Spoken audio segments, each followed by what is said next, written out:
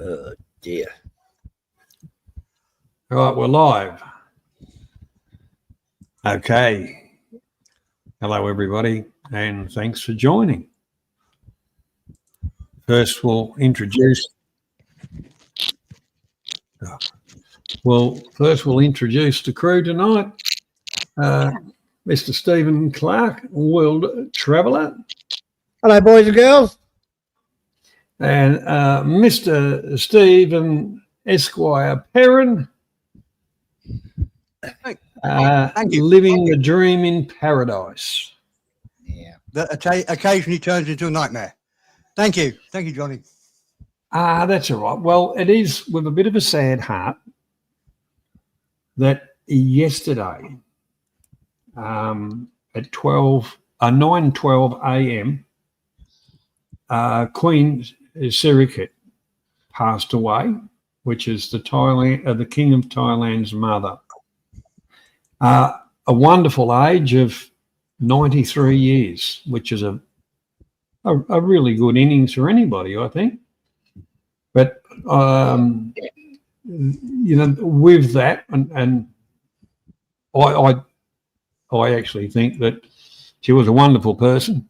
It was about 13 years ago, around 13 years ago, King Rama IX died in October also. So, but anyhow, with that, there will be some restrictions of partying and different bits and pieces like that. So I dare say to everybody, if you haven't got it, stock up on it. But yeah. I tell you what, can I interject, John? I'm shocked that it was 13 years ago he died. Yeah, around 12 to 13 years ago, something like that. Ongoing from memory. I didn't Google it. Yeah, it feels like about 5 years to me. Yeah, that's but he, his presence for the good work that he did, and Queen Sirikit, King Bumibay Adulier. Don't worry about it, John. Yeah. I bastardised a whole lot of it anyway, but the whole part about it, I was sad when he died, because I saw what he did for the people. Wonderful people. And the new king is being quietly achieving things for the people of Thailand, and he's been making sure people have got work and all those kind of things. Tim Anderson, how you going? Was 8 or 9, 13. Oh, well, I'm just guessing, like I said. But anyhow, welcome. He died on the October the 13th, I think. So that could be it. But my question would be, do you think we'll get another bank holiday out of it? Of course. There will be. Well, there will be another holiday, I'm sure. Thais love holidays. That's true. Apparently, Andy told me today, he said the Thai people have been told to mourn for a year. Mm. Same as for the king. Yeah. But she was a good looker when she was younger, guys. Oh yeah. I'll put up an image when I find out where it went. I'm having your problem. Yeah. You're right there. No. 1 minute. Keep talking. Let me play around. I'm just happy we've still got the princess going, the one that is very much like our Princess Anne, who sort of just does good work every day. Yes. I'll be really sad when she goes. Oh, she has done Which one's that? A lot. Because also,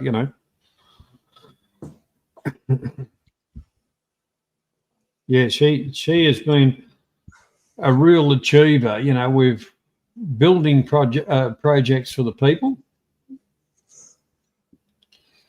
A lot of temples, a lot of schools. What what people need to, educate themselves, get going. Yeah. Very gracious lady, very gracious. God, she was a good looker, mate. Yeah. That's what, yeah, going back in the day. Yeah. Never mind. Oh, she 93, yeah? Yeah, 93 years old. As you say, a good innings. We'd all be happy with that until we were 92 and 11 months. Then I think I want an extension. Well, you'd have to apply to the hierarchy. Yeah. To see if you can get leave of stay, or stay of leave. I think so. But no, it is a good age. What am I, 68? Be another 31 years. What are the chances of that? That's a great photo. It is. Why not? Yeah, she's good looking. That's the black and white one. That's pretty old. And that's a really good one. Who's Not one of the interested daughters? at all, but the children's hospital that we took our granddaughter to for her problems is the Queen Siricat Hospital, Children's Hospital. So I bet they're all in mourning there now. Oh, they would be for sure. They would be for sure. Don't worry about that. But I think this is a Buddha day anyway today. Like she died yesterday, so it probably doesn't come into it. But there's a lot going on. I sort of pay a little bit of attention to it, but I know there's a lot of Buddha things going on at the moment. We even had a Chinese dragon. When I went into town early today, there was even a Chinese dragon going through the street. So I think I think today is a fairly important day for some reason, but no idea why. Yeah.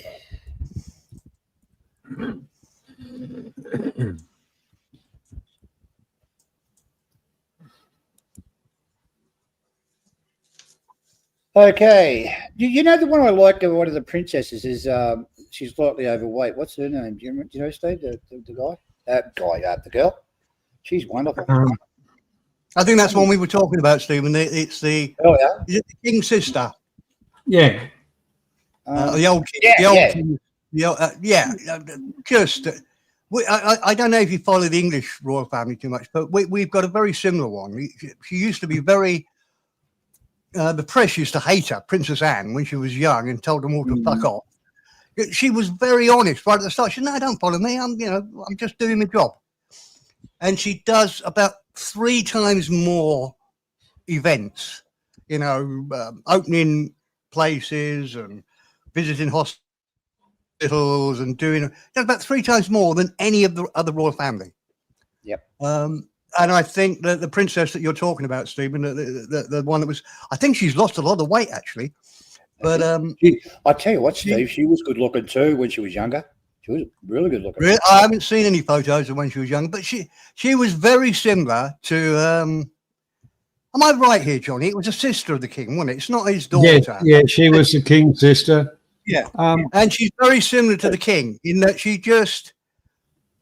You can see there's a genuine love for the people, and it's really refreshing to watch her and watch her work on the news. I think she's had a bit of an illness. She's getting on. She must be got to be 80, I would guess, maybe more. But she's not. But every night on the news, she'd be at another hospital, or she'd be visiting an orphanage, or she'd be giving out diplomas at a university or whatever. Every single night. I mean, the amount of work she puts in, very similar to our Princess Anne. I love her. I genuinely do. I think she's great. I used to love watching the news when she came on. And you had a little tiny camera, and you could tell that she talked to everybody, the kids and the people, and took a photo, and she had a notebook. And somebody would say something to her, and she'd write down a note. Now, she might have been writing, a shopping list, but it didn't matter.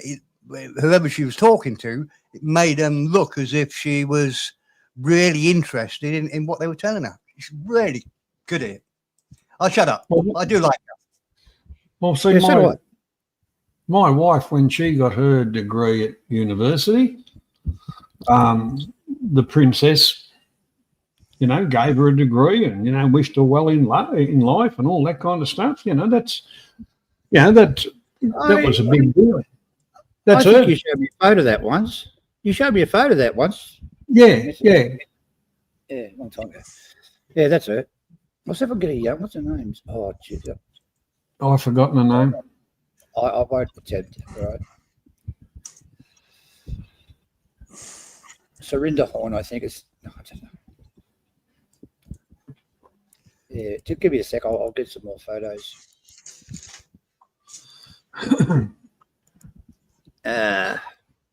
Yeah, welcome along, Howie and Tin the Man. Tin the Man. I keep forgetting I've got a microphone here. I could have said exactly the same. Hiya, Tanda Man and Maui. Maui Howie. Maui. No, Maui as in Hawaii. Maui. Right. Maui. Howie. Maui Howie. Yeah. Yeah. Sounds like you're teaching a 5-year-old, Johnny. Let's go again. Maui. Anyway, you're not. Well, you're not familiar with him. He's travelling around. He's got a Thai wife. They spend a good amount of time down in Hua Hin. And they're just enjoying life. What's wrong with that? Perfect. Excellent. Actually, I've just not seen the name before. Yeah, I'd suggest to subscribe to his channel because there's quite a few. He does a lot of walk and talk stuff, and shows you what he's seen. Not rehearsed, none of that bullshit. And he's got quite a lot of videos he's done, and some very interesting places. Yeah, Johnny, link up. I'll subscribe straight away. No worries. Kind of content. That's her when she was younger. Yeah, she's still. You're talking quite a few years ago. She's an attractive girl. Yeah. Oh, geez, I got a nice one. Hang on. One more, and I'll leave you alone. She's really nice in this one.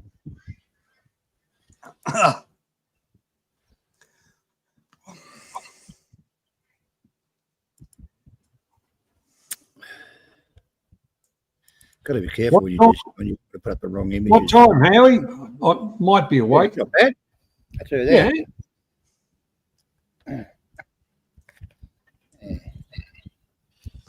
Pretty girl. She's my favourite, Steve. I love her. I used to stop and watch it too when she came on. Which one's that, Johnny? Sorry, Stephen. Which one is that?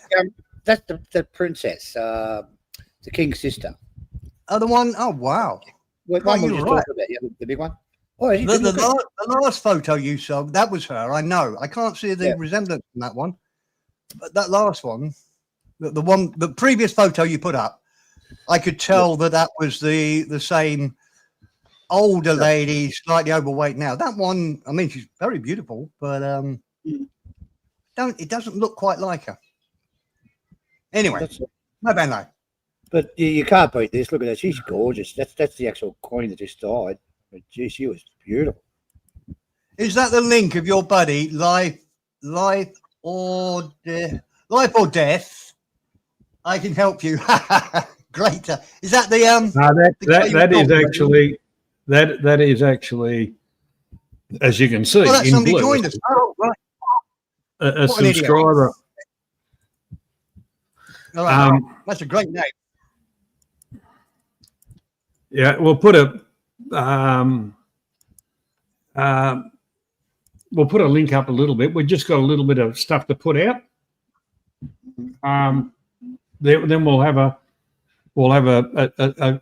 toilet smoke break type of thing, and then we'll open the panel up, and we'll just kick on from there. But okay, so I'll introduce Mr. Clark, world traveller, Yeah. for his little, or for his contribution. Caught him with his pants down, Steve. You fucking did it again. You did it again. Oh, we are so fucking professional. I'll take it with a second. When I put it to Oh, dear. Give me a second chance, Steve. The I old, think it's this one. I lost it. Okay, let's go. That's his link down the bottom there anyway. It goes for about 5 minutes if you want to have a smoke. That's excellent. Are you talking or just scrolling? No, he's Here talking. on the ground. I'm Cal, and in this update, we'll look at the current state of cannabis in Thailand. Where's Warren? And Andy. To understand where things stand today, you have to go back to 2022 when Thailand became the first country in Asia to effectively decriminalize cannabis. The move came from then Health Minister Anutin Charnvirakul, who argued legalization could create jobs, attract wellness tourism, and give farmers a profitable new crop. But after the 2023 election, the Pheu Thai Party came to power, which is rooted in very traditional anti-drug enforcement policies. At first, the cannabis industry was safe as the Prime Minister Paetongtarn Shinawatra relied on Anutin's support to govern. When its coalition collapsed in 2025, Pheu Thai quickly moved to tighten control. Officials floated the idea of reclassifying cannabis as an illegal narcotic, and it made headline news around the world. But they suffered a dramatic collapse and is politically weakened. But even when they held power, threats of recriminalization never went beyond words. A clear sign that full prohibition probably isn't on the table anymore. No matter which side wins, the most likely outcome is continuity, a controlled medical framework that keeps the industry stable but low profile. As you can see, it's in a controlled, legal middle ground. Legal for medical use and regulated just enough to appear structured, but widely tolerated and a far cry from the old days of criminalization. Dispensaries are open, prescriptions are easy to obtain. Very little has actually changed over the past 4 months. If you've opened you. Okay, this guy, it's Cal. He does his research, and what he say, this is probably one of the only guys I watch. And he really does his research. He's very, very good at it too. I suggest you, if you want to get the real story of Thailand, to subscribe to him. He's very good. Anyway, this is what I've been saying over the last couple of weeks about the tourist industry in Thailand, how the Chinese come and they got a bus load and they go to places and they swamp the area. And when you're in China, you book a trip. You book with a Chinese airline. You arrive in Thailand at a Chinese hotel. You go on Chinese tours. So I've been saying this for probably years. There's no money from the Chinese coming into Thailand, but he'll explain it all properly to you. YouTube lately, you've probably seen videos warning about the collapse of the Thai tourism industry. I made one too, breaking down the steep drop in arrivals over the first 5 months of 2025. But because the single largest decline in arrivals comes from the Chinese tour groups. Anybody who's spent time in Thailand over the past decade will definitely be familiar with these travelers. They gained significant notoriety for piling out of coach buses and overcrowding nearly every tourist attraction in this country. But despite the outsized presence, this group was among the lowest spenders. The infamous zero-baht tourism. These were ultra low-cost tour packages sold by operators in China. and they often bypassed the Thai currency altogether. Instead, tours were typically purchased inside China using the Chinese currency, the yuan, and tour participants were ferried around to Chinese-owned hotels, restaurants, and shops. Relatively little money actually entered the Thai economy. And this brings me to my final point. All the talk of a tourism collapse may be very misguided. Rather than lamenting the loss of the zero-bought Chinese tour groups, maybe this is a step in the right direction. And perhaps 35 million visitors is actually enough. And the higher revenues from fewer tourists should actually be cause for celebration. But if 35 million visitors is actually enough, and the higher revenues from fewer tourists should actually be cause for celebration.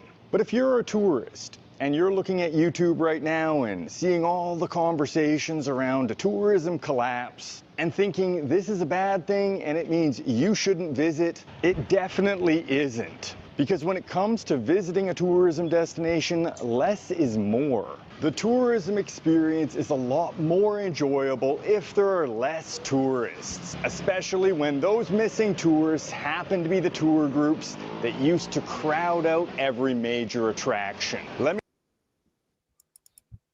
Well, there you go. He's been saying what I've been saying that, and Johnny pointed out, you know, you don't need the Chinese tourists. So I never sort of jerry to that, but I watch that guy all the time. I say, I think he's really good. Anyway, I can understand why you like him, Steve. Yeah. Sorry, mate. One thing I like about him, Steve, it's just his fucking eyes, mate. His eyes get me when he squints his eyes. Ooh. All I'd say is he's almost too perfect in that there's no thing I'm the worst at. I'm in an R in or pause in or whatever. And it looks almost as if he sort of combined his voice with AI. What do you think? Yeah, I should think exactly the same thing, but it is him. It's just the way he talks, mate. Yeah, I mean, but it's very clever. It is a bit overwhelming. Yeah. He's. I thought he was AI too, like his voice, but it's not. It's his voice. But just those eyes. I would guess if you know what you're doing, you can use your voice. And I don't know, but there's something to. Don't you think the same, Johnny? If you're there, mate, do you think the same? It's almost too perfect. Well, you know, there's not one an R in there or anything. Yeah. Well, the whole part about it, what he's done is gone out with a clear. He's done his research. He's gone out with something clear in his mind, and you know he's probably point scripted what he's going to say, and I think that's the professionalism that's gone in realism, because a lot of people do that. They now what am I going to say again? Or you know, unless they edit all that out. But I think he's a very good editor, so he might be editing that out. But he appears to me to be professional enough to put it together with his points that he wants to get across. Yeah, I'm not criticising. It just felt a bit strange. I was just wondering if you thought the same as me. But no, Stephen, you stick the link, or when we finish the stream sometime, send me the link. I'd like to watch him, because as Johnny just said, he does do his research. No question about it. When I first watched him, I thought he was AI. But what he could be doing is he's talking, then he goes home and says the same thing and gets AI to match his voice up, because his voice is never making. You're right. He doesn't say an or R or anything. It's all too perfect. No, who knows? It's noticed. I've noticed this on all AIs, and I find them a bit what should we say? Boring. Flatlining. That's almost flatlining in that although that comes into conversation, we all do it, and that's what makes us human. That's what makes it live. And I think that's why people listen. If I turn on the video now, you know, a YouTube link, and it's AI, I turn it off straight away. Don't care what the subject is. Don't care what what they're doing. What, it could be the thing that is closest to my heart. They could be talking about golf and how to play my online golf game better, or anything. My favourite football team, whatever. As soon as I click that it's AI, that's it. It's gone. Not interested. Now, I confess, we used AI on What's Up Thailand because it was a novelty. And, we're old farts, and I'm talking about myself. Old farts, this is interesting. But no, I wouldn't do it again, ever. I think it distorts from the message, and it's not live. There's no chaos there, and people are always looking for chaos on these sort of shows. All right, I'll shut up. Sorry, guys. Look, make yourself comfortable. I've got a little story here. Many years ago on a far off land, have I heard that before? Yeah. I used to walk down the market and do me videos and shit, and you get into a situation where you can't hear your fucking voice because we didn't have the microphones in them days that they got today. So I'd go home. What I'd do was I'd stop and just record the crowd. So I'd go home and do a voiceover that you could hear and put it over the top of the video. And occasionally I'd mock myself when I was talking, and it worked perfectly. But I think what he's doing, he's like talking and going home and doing it again and getting AI to match up the lips or something like that. I don't know. He's just too perfect. But anyway, I think he's a great investment if you want to watch him. Yeah. I did like his points. With some of the tourism, when the Chinese were just like a horde of ants with the buses and all of that, they overtook the city everywhere, and due to different factors over the years that has changed, but there's still the Chinese tourists, but just not the amount that there was. But it's a bit more pleasant because you'd start saying, "Oh, I'll go there and have a look," and then you pull up, and there's about 20 or 30 bloody coach buses there. You go, nah, driver, take me somewhere else, will you? Yeah. Anyway, there's a link to his page. I just stuck it up. So just click on that, and I suggest you, because he's very good, except for his robotic voice and those fucking eyes. Wow. That's what I watched, right? When are you checking it out? Have a look at his eyes, mate. They're fucking spooky.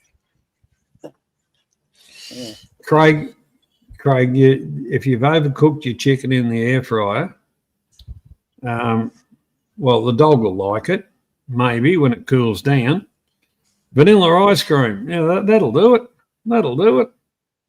Chicken and ice cream. Well, you might have started a new flavour.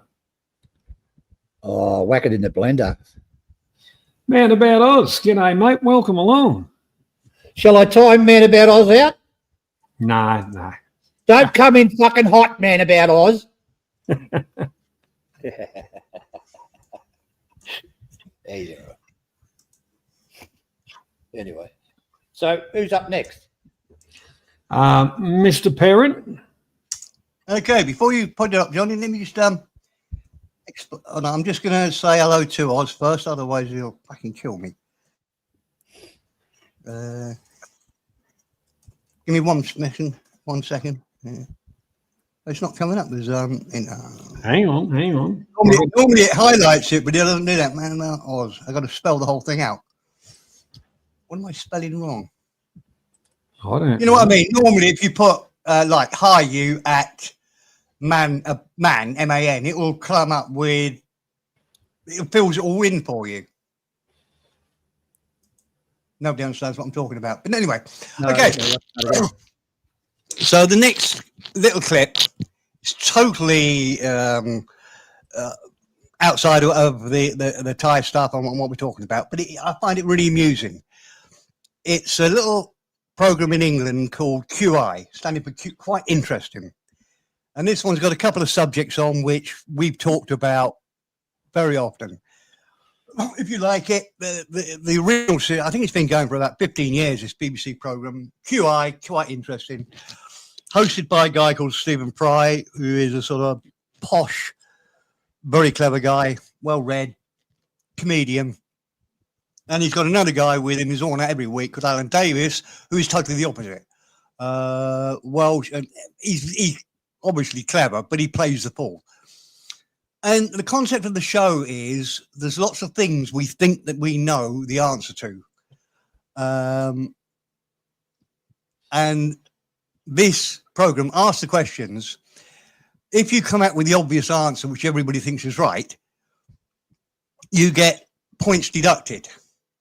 If you come out with the real answer, you get points added. So I hope that explained the concept of the show. I would say that 15 years ago when it started, or 20 years, it was brilliant. They had really good celebrities on each week, comedians who were good in their own right. These days, the program's still going. They've got Stephen Fry's gone. They've got new hosts and whatever. It's not worth watching. They have C-list celebrities on there that aren't very funny. It doesn't really work. Hold on. There's an echo. I don't think it's me. I'll just check. Do you want this played or not?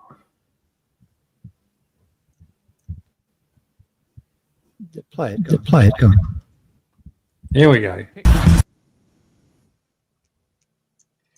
Now, ideally, we really need. I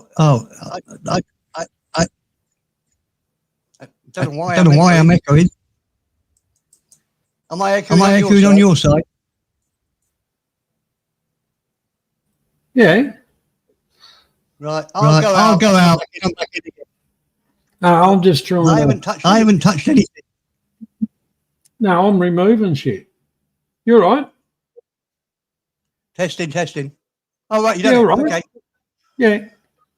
No, ideally, to end that little clip there, we need Aztec to come on and argue against. I might be being ingenuous to him, but I think he was a conspiracy theorist about landing on the moon and flat earthing and whatever.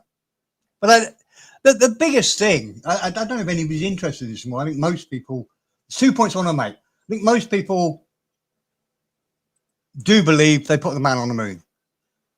I was amazed at those statistics that only 2 or 3% of the Americans simply put a man on the moon, but 25% of the English do. How dumb are we? But the biggest thing, all those things they said, the thing that gets me is, if the first one was a fake one, okay, they wanted to win the Cold War race to get the man on the moon, so they faked one to get there first. Why did they do another 6, 7, 8, 9? I don't know how many they did altogether. I'm guessing about 11. Why would they do another 11? All you would do is say, oh, look, we were the first one there. We've landed a man on the moon. But unfortunately, ladies and gentlemen, we found that it's been really detrimental to the health. The guys are not well, whatever. You'd make up some excuse. You wouldn't do any more. There was no need to do the other, however many it was. But it looks like everybody. But are you surprised at that? 25? No, you're not. You think all English are thick as knackers. Are you surprised? 25% of English think it's a conspiracy. We didn't land on the moon. Could be a bit of jealousy involved there, though, Steve. Well, I think right at the end, I don't know if you listened, because I don't know if I should have recommended that show, but right at the end where, I can't remember the guy's name, very clever guy, he said, it is getting to a point, isn't it, where if somebody can't actually do it themselves, they haven't got the intelligence to do something themselves, they think it's not, can't be true. I couldn't do that, so it can't be true. I think that's part of it. The world is sick.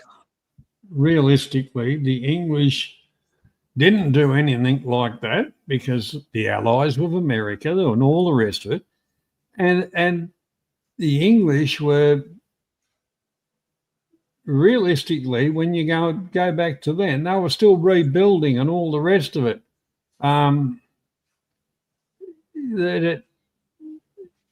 England copped, that part of the history. England was just about demolished. So that takes a lot of money, and Oz is right. the aeronautical engineers and all of that, you look at some of the wonderful space junk we've got floating around. If we could get Sims metals up there and collect it all, they'd make a friggin' fortune. Yeah. It's a wonder the Chinese haven't thought of an idea about that. Be a good movie. They'll have to have a mouth on it like a big catfish or something. The spaceship just goes and eats them up. I'm sure I've seen that in the movie anyway. Well, the whole part about it, you'd have Bruce Willis. Who else would you have? Sam Elliott. Yeah, You wouldn't have Bruce Willis Clint Eastwood anymore. Bruce Willis is really ill, but I know what you mean. But the whole part about actually, it pisses me off every time those idiots, launch another satellite into the air and all the rest of it.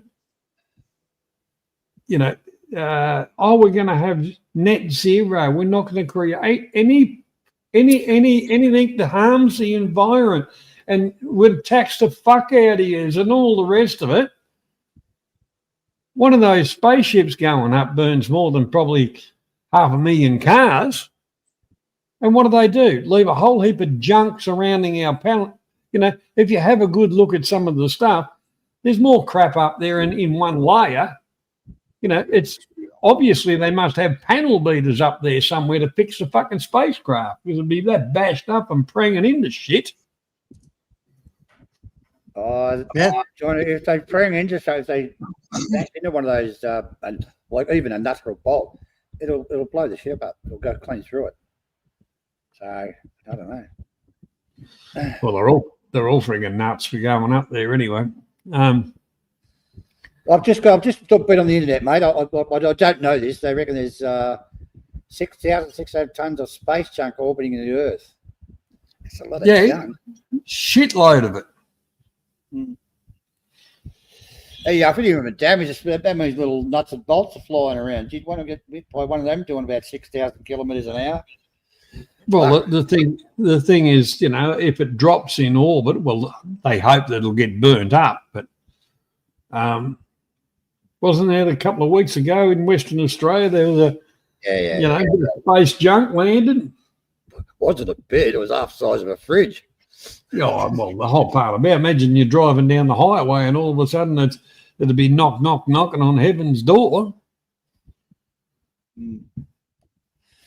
Oh, well. Oh, they reckon they've got this some sort of net they're building, and they're going to sort of try and clean it up or something. I don't know. Whatever. Well, yeah, by the time they get that done, we'll all be dead. Johnny, can I interject for a second? Yes. I wouldn't play the last one, or the second thing. I don't think anybody really enjoyed that QI thing. I love it, but I don't think it really worked. I'll when you're ready, I'll give you 3 minutes on counterintuitiveness. Whenever you're ready. Just before we do that. Oh yeah, up to you. Just before we do that, just to lighten the moment. Okay. That was extraordinary.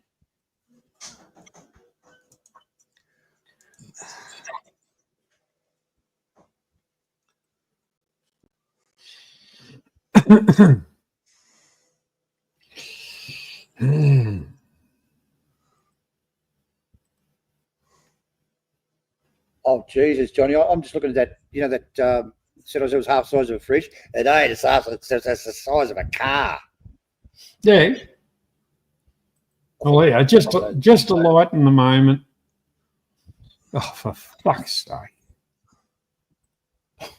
Jesus Christ! Where did this fucking thing go? Put your credit card up, Jesus. Oh, might as well. Turn off your screen, John, until you get it. I'll take till you get it. Oh, I've got it took it half an hour to get the frigging screen going. Get it up and then put it up. You're showing everything personal shit. Mate, what are you doing? This is my turf. No, it isn't. Yeah, this is my area. People on the safari come here to see me, mate. Fuck off. No, don't play. Get out of here. Take that. Killed it. Oh, He stood on it. dick, head, hand. Excuse me. Now what is he going to do? Oh, scary. A big fart trumpet sound. It's just funny. Everything about you is funny. Oh, You're the most unserious animal in the kingdom. So yeah, walk on. What? Fucked you up big time. Stop talking. You're rattled. Stop talking. Just admit it, and it can end now. oh, oh. You want it to end now? What are you talking about? I'm the one who ends it. Nah. Yes, I am. No, you're not. Yes, I am. Come on. I'm ending it. I've already... As I walk through the valley of the shadow of African animals, I will fear no big-ass elephants. Oh, really? Is that so? Yeah, maybe a lion. Come on. Lions are scary. Yeah, you're not. You're just a cunt. Oh, what about kids? Mind. Got a bit quiet. I'm over here. Where are you? Here. Where'd you go? I can't see you anywhere. Over here. Seriously, where are you? I'm right here. I was like Arnie in Predator, using mud to stay camouflaged. Can you let me get back up? Waste of time. Don't prance away. Get back here, Dumbo. No. You're not scared, are you? No, of course I'm not. Yes, you are. And it's still Johnny, that's a honey badger. They're fucking insane. true. One. Matt. Now that one. I've watched a lot of documentaries on those things, mate. I mean, I've seen them attack tigers and lions and shit, and you know, they virtually get away with it, and the lions start to walk off of their flat, and it just gets up and attacks them again. Insane, those things. Yeah, they've got an anti-venom stuff in them, so snakes don't hurt them. And when they attack, they go straight for the balls. well, why not? Yeah. I mean, I've never. That's the first one I've seen where one is insane enough, as somebody said, insane enough to attack an elephant. I've seen them attack lions. They are just crazy. The skin is like an inch thick. They are brilliant. I love them. Yeah.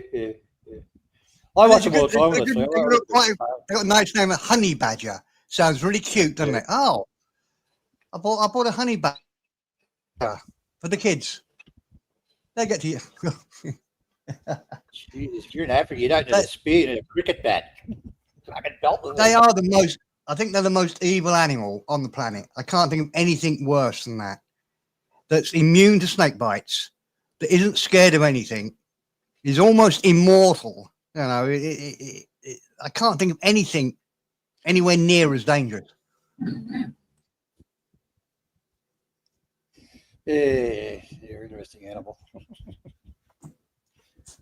Yeah. What's so, what in America supposed to be worse? Native to America. I can't remember it. Some sort of badger. I can't remember it. Jeez, that thing's insane as well. It's a little bit larger, actually. Oh, don't tell me it's an American in just an American troll. Just keeps on attacking. Quite common. Yeah. Back on Google again. All right. Well, anyhow, I'll put one up, and obviously being Australian, and share a bit of footage. It's about 11. It's about 11 minutes, which is not a long time, but it just shows about this country, how it was a celebration and all the rest of it.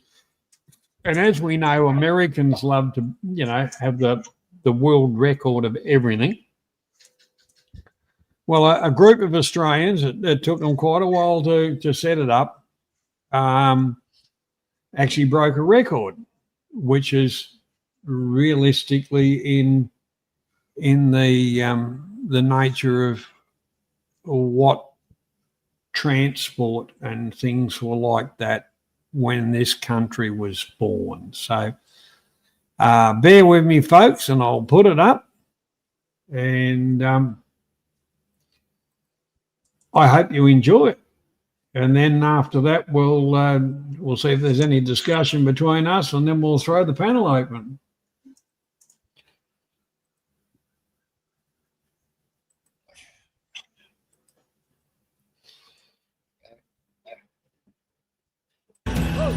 The local Country Women's Association serves up its famous scones. They sold so many last year, it was enough to paint the heritage-listed hall. We were lucky with the Clydes weekend. We raised enough money to be able to paint the outside and the inside. So for its birthday, it had a fresh coat of paint. While there's plenty of heritage on show, this year the aim is to make history, harnessing 62 heavy horses to pull a wagon loaded with wool to break an Australian record and create a spectacle to rival the biggest in the world. So the record's 50, set by Donnie Ross and Blue Bunyan from up in Queensland. So we're originally aiming to do 54 just to break the record, but we're going to go over 60 today with a 62 horse team. And that's the Australian record, but I understand the Guinness World Record is 50, and that's held by a team in Canada. Correct, yeah. So it is the world record in some regards, but I think for us we're just so passionate about the horses in Australia and the history involved. So to really knock off the Australian record and also bring it back to New South Wales is really exciting. Let's not put the cart before the horse, though.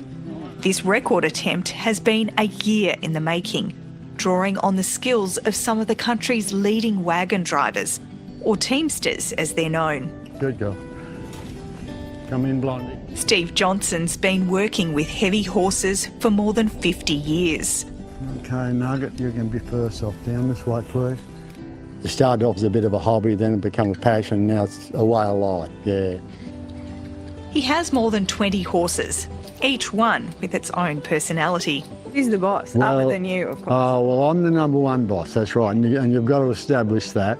But after that, I'd say Gypsy, everyone stands aside for Gypsy, she's the matriarch, so that's it. And then after her, it's Nugget. Hey. Yeah. Who's the sook, or do I not? Yeah, oh, well, that's right. This is it, he just loves it, his attention. Establishing a bond with the horse is key to training. The first thing I do is I make a friend. So I don't even start training the horse until that horse and I can walk up and it's happy to see me, and I put the feet in the feeder, and it's, it sort of puts its neck, chin down on me as much as thanks, boss. It's a lot of work to train all those animals up and to have them work off voice and just do, when you ask them to do something, they just do it. Yeah, it's a lovely thing. They're quite very intelligent. They're very, very intelligent. Before tractors, heavy horses played a key role in the development of agriculture. They pulled machines to prepare the ground and harvest the crops. The country was built by horses. They couldn't have got their grain to storage or the crops even sown if they didn't have the heavy horses to do it in the day. And I just think it just keeps that romance alive by just, someone's got to do it, you know? Get up. At Exeter in the Southern Highlands, the youngest member of the group, 36-year-old Alex Burzens, is living that history. On his farm, horses are used in every part of the process to make the hay that feeds them. Turning it over with moldboard ploughs or scarifying the paddock to knock the weeds out before we put it in. So it is probably a true organic way. It is slower. I think the way the soil's turned over with horses in general is slower, and I think it's better for the soil personally. He's farming the land in the same way his grandfather, draft horse breeder Sydney Samuel, did. Brings me back to my childhood, going out with the team and thinking about him doing the same thing, so I'm very lucky. He's very passionate about keeping horses, true to the type of what they would have been when he was a younger man. So we bred Australian draft horses, and that's the real core of the breed is keep breeding horses which can, which are suitable to doing sort of hard farming jobs. It's all good practice for tackling the world record. We've got a lot of young horses in the team as well. Yeah, it gives them the opportunity to get some work in and make sure that we get this record done without a hitch. The mega team for the world record is made up of Clydesdales, Australian Draft, Shire and Suffolk Punch horses from 4 different owners. When Landline visited Borellan a few weeks before the big day, they'd all come together for the first time. When you put them all together, they're just a mob of horses. So the trick will be now over the next couple of weeks will be to turn these horses all into one team, which will be difficult because of the sheer number, but I'm confident that we can do it. We've got some young horses there that haven't been in anything before, so today you might see a bit of just jigging about a bit, but they'll be right. They like walking along in a big team, so everything will be pretty smooth. Out on the road for a trial run with a small team. Horses that are usually out front have to take a back seat. They didn't like, because they were the leaders are always out in front, no one in front of them. Yeah, they wasn't happy with the fact there was other horses in front. But we got them, they settled and we got it all. It's just perseverance and working them. The mutual respect for the other teamsters is clear. And of course the other thing with doing this is, and doing it with people like Bruce and Alex, is I get to work with people with the same passion that I've got. And that's a lot of fun, you know. The big day has arrived and thousands of people have come to watch. So how are your nerves right now? Oh, pretty good, yeah. I'm the youngest, I can get off the wagon the quickest probably, so no, pretty good. I think, I think the preparation's been done and so I think we're really happy how we're rolling into it. Harnessing the horses is a 2-hour job. You guys right? Yep. Nugget here. Gracie here. It won't be long now and there's a quiet confidence they're going to be able to pull this record off. But even with all the planning, preparation and training, there's going to be 62 horses out here, so nothing's guaranteed. I've got my fingers crossed. They're off. Rather than being controlled by reins or being led from the ground, all the horses here are listening to the voice commands from the drivers on the wagon. I think the thing we're all proud of is that we've done it. We've tried to make them a team. It'd be sort of, you see photos where you've got horses being led and sort of multiple numbers, but we really wanted to try and showcase that we've got these horses working and that they're up for the task.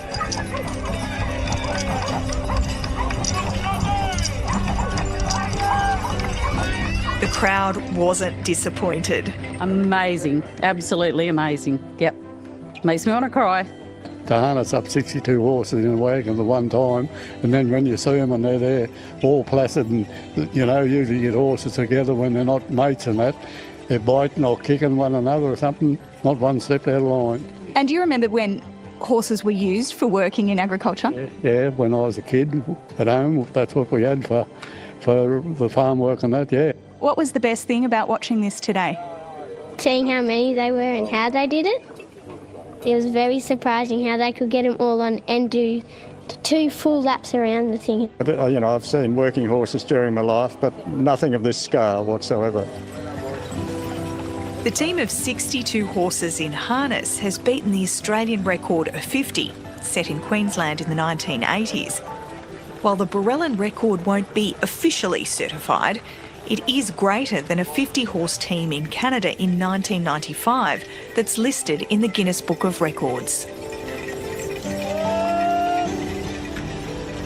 All our horses went, they all worked like one team, and that's what they were, one beautiful big team.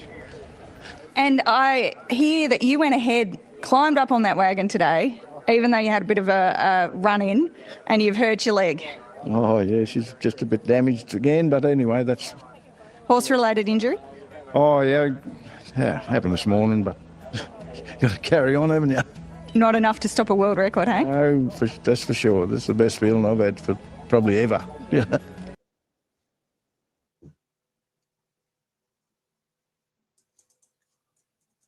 That's good, Johnny. Well, you know, like to me, to others are boring, but at the start of the clip, you saw bullock wagons and you saw camels. Now, the camels are not a native animal to Australia. They were brought in by from Afghanistan and Afghani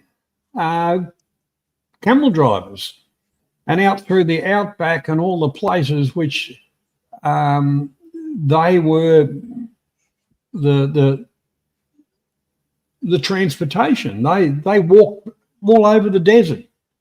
You know, it's got to the stage where when it become unprofitable and all the rest of it, you know, the Afghanis, they interbred and went off into different lives and things like that. The camels were just set free. Well, they bred up that much.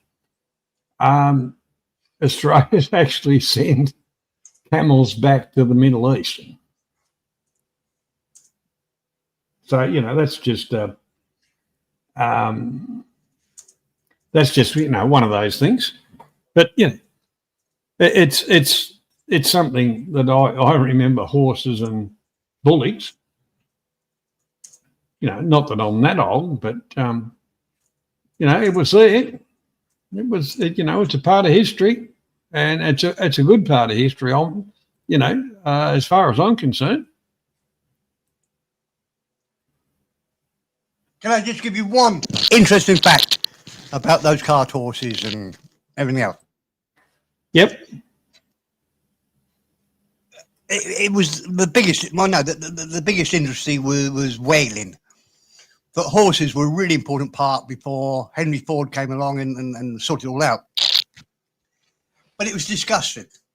And if ever you watch any old movies, especially in America, really noticeable, the houses all had steps going up to them. They were always raised. When you see anything in Queens, or we really need anybody that's been to New York and whatever, the houses always had steps going up to the house. The houses itself was raised. Yeah, and that's because the streets are covered in shit, horse shit.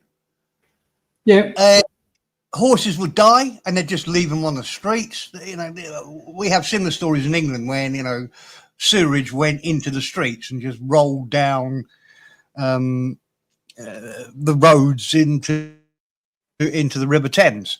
But yeah, horses were. Obviously, it was the power horse that did everything, but it was hard to live with. And when you see in lots of old music, West Side Story's a good one. You see them all sat on the steps, all the youngsters, and you still see in movies now where the houses are all got about at least 6 steps to get into the house itself. It's because the roads were covered in shit from the cart horses. I think it's an interesting fact, but perhaps nobody else does. Well, you know, like you get into towns, like if you look at Sydney, the streets are narrow, and they haven't changed. Everything's around them's changed with cars and all the rest of it. But the real, I suppose, the real part of it is, you know, you had to grow the fodder to feed the horses, so your sellable amount was down. Just the way things were, you know. When the tractor came along, you know, it saved a lot of money and made things quicker and easier and whatever. Although in the early days they were hooking up the old horse-drawn equipment behind a tractor, but yeah, as all you had to do was put a little bit of petrol and some kerosene in a tractor. You didn't have to do all the extra work, and maintaining the rigs too. That was a lot of work as well. I find this sort of historical thing, I find it fascinating that these industries, and the whaling industry almost went overnight. As soon as they found chemical alternatives to oil, the whaling industry disappeared. And the horse the same. I think it's only about. I mean, I know they still use them. Steptoe and Son still had the horse, and I think I haven't looked this up, Johnny, because we did talk about this a few days ago. I think the horse was called Samson or Hercules. I can't remember. Anyway, they still use them for doing coal merchants in England up until certainly when I was a nipper. You could see horse-drawn stuff, beer, coal. What else was there? I think that was the main two. Beer and coal still had cart horses, but the real industry where they're all used all the time disappeared in a really short time. 5-10 years, everybody was in cars. Yes, Oz. I find it fascinating that I'm sure there's going to be industries. I don't think we've seen much. Oh yeah, we've seen fax machines disappeared. You know, fax machines were a great thing for about a few years. Then, actually, the hotel I worked in still had a fax machine. They still used it. But that was 10 years ago, 15 years ago. But I do find it fascinating. So, you know, you think, oh, this is really going well. We're investing in cart horses. Oh shit! Henry Ford comes along. Oh dear! And there's probably there's other things. I mean, I don't think it's controversial. I don't think internal combustion engines will disappear. I don't think electric cars will win this fight. Just my personal view. Don't invest with me. I have no idea what I'm talking about. But I just don't think, with all the power that all the oil companies have and all the oil they have, I don't think they're going to waste it. I think if electric cars become popular, and they're getting really popular in Thailand, it's ridiculous. Almost every new car, and it's only observational, they're all electric. They all look, like the same, and they're all electric. Still don't believe it's going to work. I think very soon the big oil companies, the producers rather, Saudi Arabia, all the Middle East countries, they'll say, okay, fuck you, we're going to sell gasoline at 50 pence a gallon. Because they've got enough money to be able to do that. And they'll kill all the electric cars. It will only be the governments that will say, oh, you can't have a internal combustion engine. Right, I'm going to shut up. I've done all my bit. Well, I've just got a clip. I've just got a clip running. Carlton, you know what a brewery is the biggest brewer in Victoria, and they go worldwide with their different brands and stuff like that. That was the mode of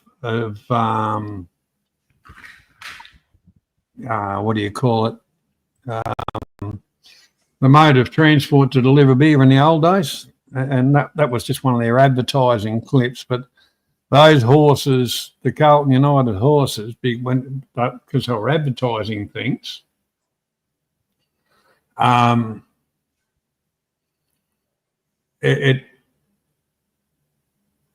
breeding, the colour of all the horses, the whole lot of it, and they were big Clydesdales. But yeah, I just saw it while you were talking. I just saw it throw that up with no nothing on it. But yeah, that's the thing. Where's Clarky? Clarky, you there? Yeah, I'm here. Yeah. Can you throw the link up, please? I don't know what happened. Something fucking happened with my jigger, and you got to do that on YouTube, John. I can't do it. I could just put it in the chat. Put it in the chat on here, and then I'll do the YouTube bit. So when I had that little glitch there before, it fucked up me second screen. Did it? Yeah. I just want to say that many years ago in a far off land, have I heard that before? We used to have milk carts with draft horses going past and delivering the milk. Now, these didn't stop till the 70s or 80s because of one reason. you know, they did have the electric one. Going back all those years, they did have electric ones, battery operated, whatever they were. They didn't like them because they'd have to get out of the fucking vehicle, grab the milk and put it up on your doorstep. With the horse, you just whistle at the horse and the horse would go to the next house. So they preferred the horses. Yeah, the horse actually, I think it was 2000 when the Milky in this town stopped delivering. And it was a Clydesdale. The horse knew who the customers were, the whole lot of it. It knew where it was going. You know? Yeah. Days of lost. Oh, yeah, yeah. What fucking arms did they ever do? Did you find that link, mate? Yeah.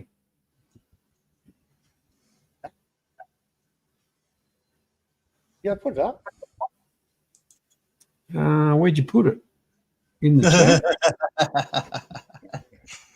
All right, I'll do it again. Yeah, I'll do it on stream. There you go. That's the one we want. Yeah. I'm gonna pin that message. Oh, yeah? Yeah, I'm gonna pin it. So if anybody You wants can do it on YouTube, stream that doesn't. Yeah, I'm doing that now. I'm doing the YouTube one, but Tree, boss, still taking the tree. yeah, you know, it's a team effort. But you know, the whole, because like I said, when I had that fuck up before. Want to put your credit card up next time? Oh no, it all just fucked up. I just no, what the hell's going on here? You've got to have it ready before you turn on your screen, mate. You really do. Well, I had half of it ready, and then it fucked off when I wanted it, like normal. Yeah. Anyhow, I don't mind what was there. They didn't want to have a screen catcher and go through that. Well, fucking years ago, Adrian was pissed. Johnny, I don't want to. If you look on your StreamYard stream, yeah, next to where it says plus, it's not on mine, but on yours it'll say invite. Hit that.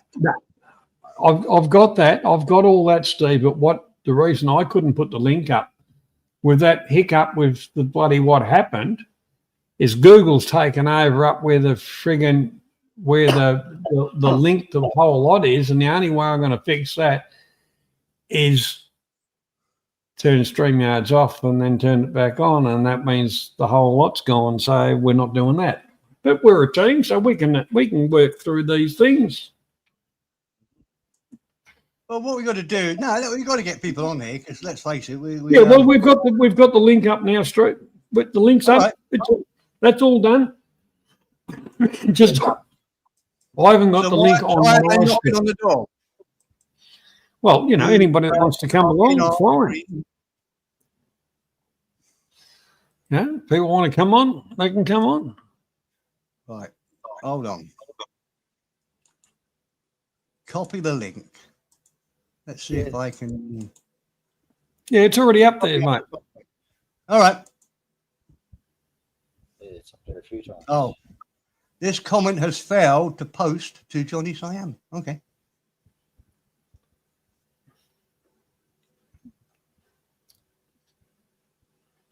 I don't know why. Well, I don't know what to tell you. JG, I hope you know I'm fighting in your corner. I'm trying to get you on board. Well, if JG wants to come on, as always.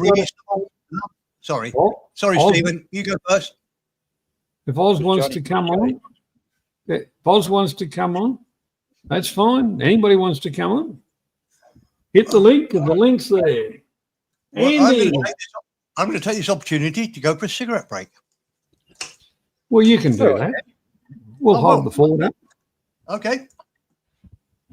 I remember years ago, Johnny, on Global, Adrian was pissed and he was doing the pokies. Oh, yeah. He pulled his fucking card out and showed everybody. I thought, oh, fuck, man. He turned it over as well. And, oh, gee, I think we stopped the stream and I rang Adrian. And, I'm pretty sure he changed the card and everything. Yeah, deleted that one. Yeah. Oh, look. We had to delete the stream. Look, none of us are saints. We've all done a little bit of stupid stuff. but we're alive to tell about it. Yeah. And you know, that's the thing, because it wasn't totally stupid. We just did a few stupid things, not totally, you know. But yeah, that's what life's about. That's memories that are, you know, if somebody wants to hack this computer, they'll never get my card numbers or anything. Yeah. They can't hack your Surface. Well, you know, I've got that protected. I can't even get into it half the time because I don't remember the password. Haven't you got the thing on it? You just look at it, it turns on. It's got. No, when I turn this thing on, it looks at me and runs and hides. Yeah, get a fingerprint scanner. They're about $20. You plug them in and you just use your fingerprint to turn it on. No, I just use the middle finger and yeah. He's Andy at a swingers party. What's doing? Are you there too? Hey, who's there? Is he at a swingers party? Really? That's fantastic. Well, you know, there's nothing wrong with that.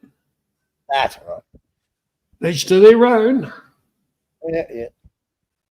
No, just Andy's put a message. You know, he's you know, he's kind of busy. Yeah, but that's okay. He's cool bananas. But that was an interesting thing. Did you find that clip yet?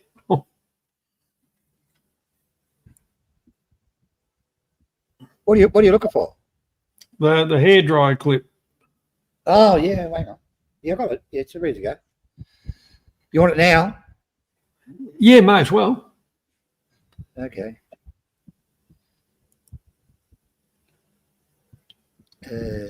Hairdryer clip. Is that one there? And to sell cheap and sometimes dangerous goods here in Thailand, which has been blamed for the death of a 10-year-old, Consumer Protection Police tracked and traced multiple appliances said to be potentially lethal. The 10-year-old girl was electrocuted by an air dryer earlier this month, and this week has seen raids on supply houses, netting nearly 14,000 reportedly substandard appliances. It's easy to blame the buyers, as in this case the dryer sold for a mere 89 baht. But reality is that amount of money is significant in many households. This week's raids saw hair dryers along with curling irons and hair straighteners, all seized at 4 different storage locations.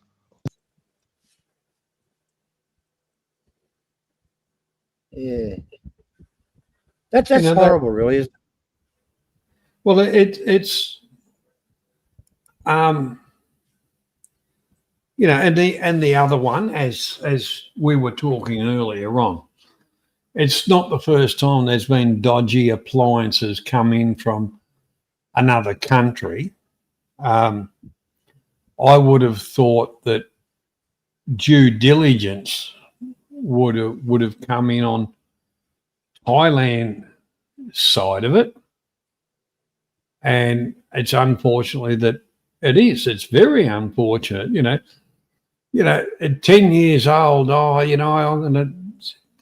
can start to style my hair and whatever, girly type stuff. And look at the bloody thing. G'day, Jurgen. How you going? G'day, Jurgen. The only thing also, John, is the battery charges. There's a lot of movies on films, clips on YouTube. You know, they catch fire in the baggage, you know, above your head, where you're checking luggage. No, you carry on luggage. There's a big fire. Yeah. There's battery charges catching on fire and shit like that. It's just cheap products coming from China. It's ridiculous. Hello, sheep. You can turn it off. Yeah. G'day, Sean. Hey, how's it going, buddy? Thank you for letting me on. What's the crack? What's the crack? It's 4:30 a.m. That's what I mean. What's the crack? Damn. You're still going, Sean. Steven, JG, my friend Perrin, Mr. Perrin, all you guys, yeah, thank you. I had to come on and yeah. Thank you. Well, we're happy to see you, John. Thank you. I It's appreciate been a it. while. Been a while. It has, yeah. It has, yeah. Thank you. Hello, Thanks John. for Hello, JG. Welcome, gentlemen. Lovely to see you here. We were lacking a bit of confrontation and arguments, so wow. Oh, don't worry. Yeah, me and JG, you come to the right place. Yeah. I know. Don't worry. I would guess. Have you, JG, have you got a list of subjects you want to argue about, attack people over, or anything like that? Or We could argue about fucking StreamYard. Well, the whole part about it, Jürgen, and I'll explain this. With the free StreamYards, it is limited and it limits what we can do and whatever. But to be at the level we used to do, which was a couple of bucks a week, it wasn't a hell of a lot. Everything's bloody doubled and tripled. And you said about Restream, I reckon Restream's for fucking retards. It's you can't have the interaction. You can't do the stuff on the free version that we can kind of do on StreamYard. And the other thing about it is, we got used to StreamYards when it first came out. I tried Restream and gave it the arse after one stream. There's Prism, which a lot of people do. Free version, that's very, very limited. It's all right if you're IRL streaming, yeah, they're fine. But when you're doing what we're kind of doing, having guests and interactions and stuff like that, not so great. Yeah, you can do that on Restream. Yeah. How many hours do you get for free?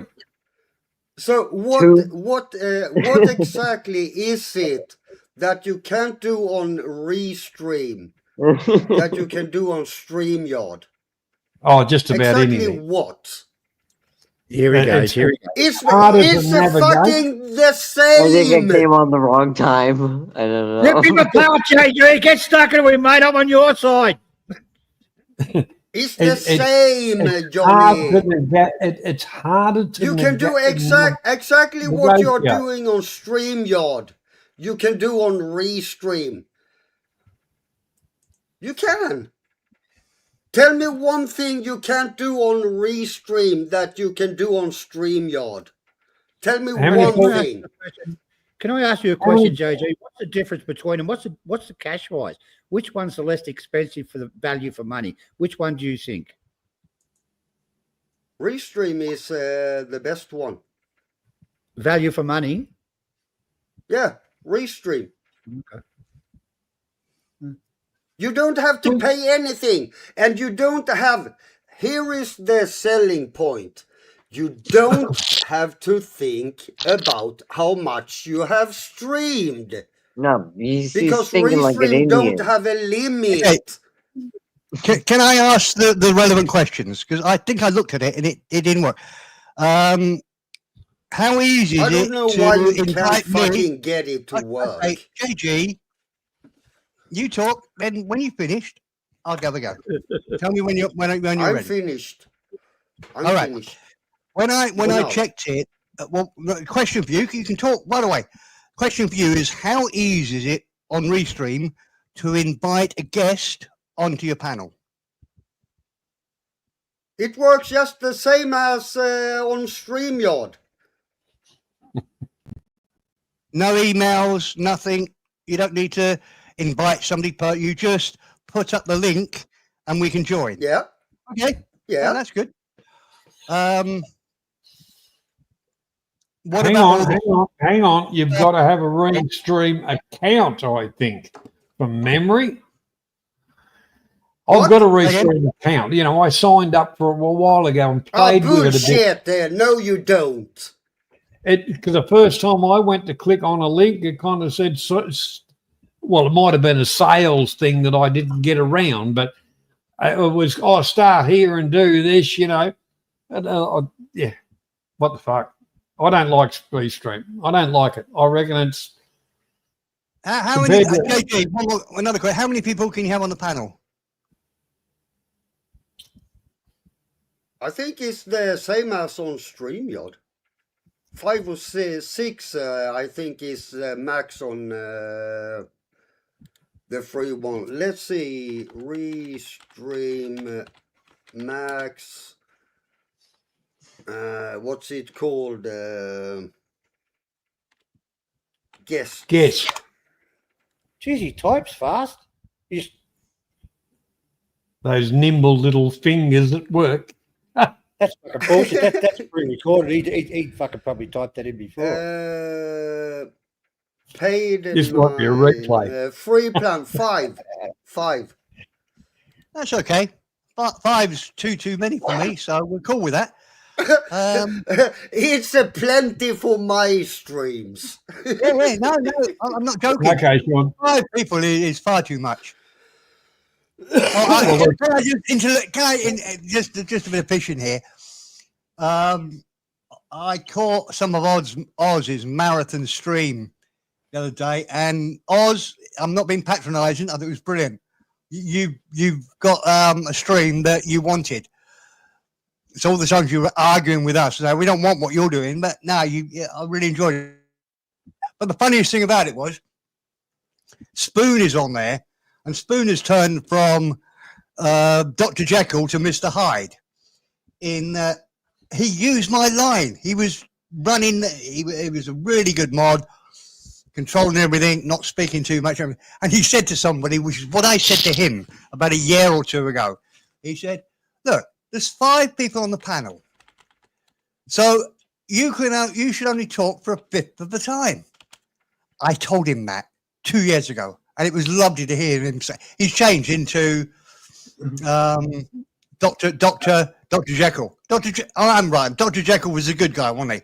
Mr. Hyde was a bad guy, I think. Hang on. What you're saying is Spoon has turned into a mini-me Steve Perrin. That's what I'm getting from this. I wouldn't be. I'm much more humble than that. But I always fell off the chair when he said it. He used exactly the same admonishment that I used to him. Look, there's lots of people on. You know, if there's 4 people on, you speak for 15 minutes out of the hour, not 90 minutes. But he did. I really like Spoon. He was very honest. What he said was, when I came into it, I thought all my stories were the most interesting stories anybody had ever heard. So I'm going to tell you all my stories because all you cunts are boring. And he said, I've slowly got to realise that my stories aren't that great. I mean, he does tell really good stories. I like Spoon being on a panel. But it was so funny. It was almost word for word what I had told him a year or two ago when we were on a stream. It's lovely. Lovely to see Oz. And it's not on. It was a fucking compliment. I'm saying I enjoyed it. I didn't watch all the 44 hours of it, but I did enjoy it. And it was really good because you sort of, I could go away, come back, and you'd had about 5 minutes. No, I'm joking. But no, it's good. And I hope you know, Oz, I don't lie. If I thought it was shit, I'd tell you. I really enjoyed it. I think you even had Johnny Siam on for a bit. That was a bad bit, but apart from that, it was good. Oh, thanks for the fucking compliment. I actually over the last couple of streams, Oz and I have covered quite a few of the subjects and put them, well, basically put them to bed, but you know, the usual bullshit. But Oz does a good stream, you know. Yeah. I try and keep, we as a group trying to keep this to, you know, Hossel, welcome. We're trying to keep the drama out a little bit, but the whole part about Oz just says, you know, fuck them. I've got my armour on. Come one, come all. You know, and good luck to him. And she's the new DWP, if I may say. Yeah, she'll just she's only here to flip. we knew Hostel. We know Hostel. Good one, Sean. Good one. Now Well, I like Hustle. Don't get me wrong. I like Hustle. Yeah, there's nothing wrong with her, but she's out to. She thinks that she's gonna clip and bring up, embarrass someone or do something, and it's like, yeah, all right, fine. But Sean, if you say stupid shit, Yeah, you deserve to be clipped. true. Well, you there's many clips of you, and you get upset So about that. I wouldn't even care if G'day, Hustle sir. would clip me when I say stupid shit. I would take it as a I wouldn't even compliment. be If you're mad about that. if you're gonna get Because clipped, we all know what Hustle is about. So Hostel, the link's there, Hostel, if you want to join. But the She thing will. is, Jürgen, in honesty, I think Hostel has a file just stashed away, just a JG file. yeah, probably. I bet she have a folder. I think she's got a file stashed away about the global days when Stephen Clark was Gupta. Yeah, that's my opinion. Yeah. Maybe so. Yeah. But I'll be honest. The first time I kind of come across Hostel and had a bit of a look, and I thought, oh, here's another prick, just clipping shit out of whatever to give themselves whatever. But the whole part about it, what she puts up is really exposing the ones that really ruin what we used to have, which was everybody come on and told a few stories, had a bit of laugh and a joke, and what about this, what about that? When it was a relaxed community, and then along come half a dozen fuckweeds and fucked it really. And Hostle's the one that's really, got a ducks in a row and really putting out there what kind of ass wipes these other pricks are, instead of us having to tell everybody again and again and again and again. Yeah, no, I totally agree. Yeah, but sorry, Sean. Can I just say I'm astonished that she sort of understood the whole setup. It seemed like in a week or 2 weeks, and there's people that have been here for 5-6 years and still don't understand what's going on. Yeah, but she seems to have understood very clear, very early, very quickly, exactly what it's all about and who. Now I'm not going to use the drug terms, but anyway, I never spoke to her. Love you to come on the panel just to say hello, but JG will over talk you. Joking, mate. Sorry. I don't know if you know JG too well. JG will argue even when you're agreeing with him. That's a great thing. I'm saying, JG, I agree. Everything you say is right. You cunt, Perrin. No, you fucking. I'm joking, JG. But you do. I've had so many arguments with you when I'm agreeing with you, and you're still fighting me. I'm not that bad. Come on. You are, JG. You are. You're horrible. Oh, actually. shut the fuck up, Claude. So many times you turned on me at the end of it. It goes on for hours and hours and hours. Jesus Christ. I really don't think JG's that bad, to be honest. I think he's just fucking around, to be honest. Sure, I mean, sure he's for what reason? Claude, show your pensioner card and you have a say. That's not very nice, JJ. Yeah, that's a little bit off. That's a little bit rude. Come on. We all know. discriminative. That's discriminative. I, No. I have Come a feeling, you on. know. I No, thought it's that horrible. was funny. I thought it Well, was nobody funny. else does, but kick him off. That was the. I'm hurt. I'm a, you guys are.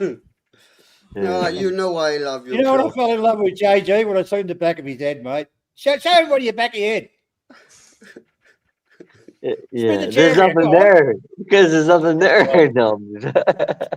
No, there's nothing there. Yeah. Yeah. What was the song? What was that song? I've been rubbing my head on the pillow on the way to the window. Nobody knows that song except for you. So stop talking. Yeah, what the fuck is that?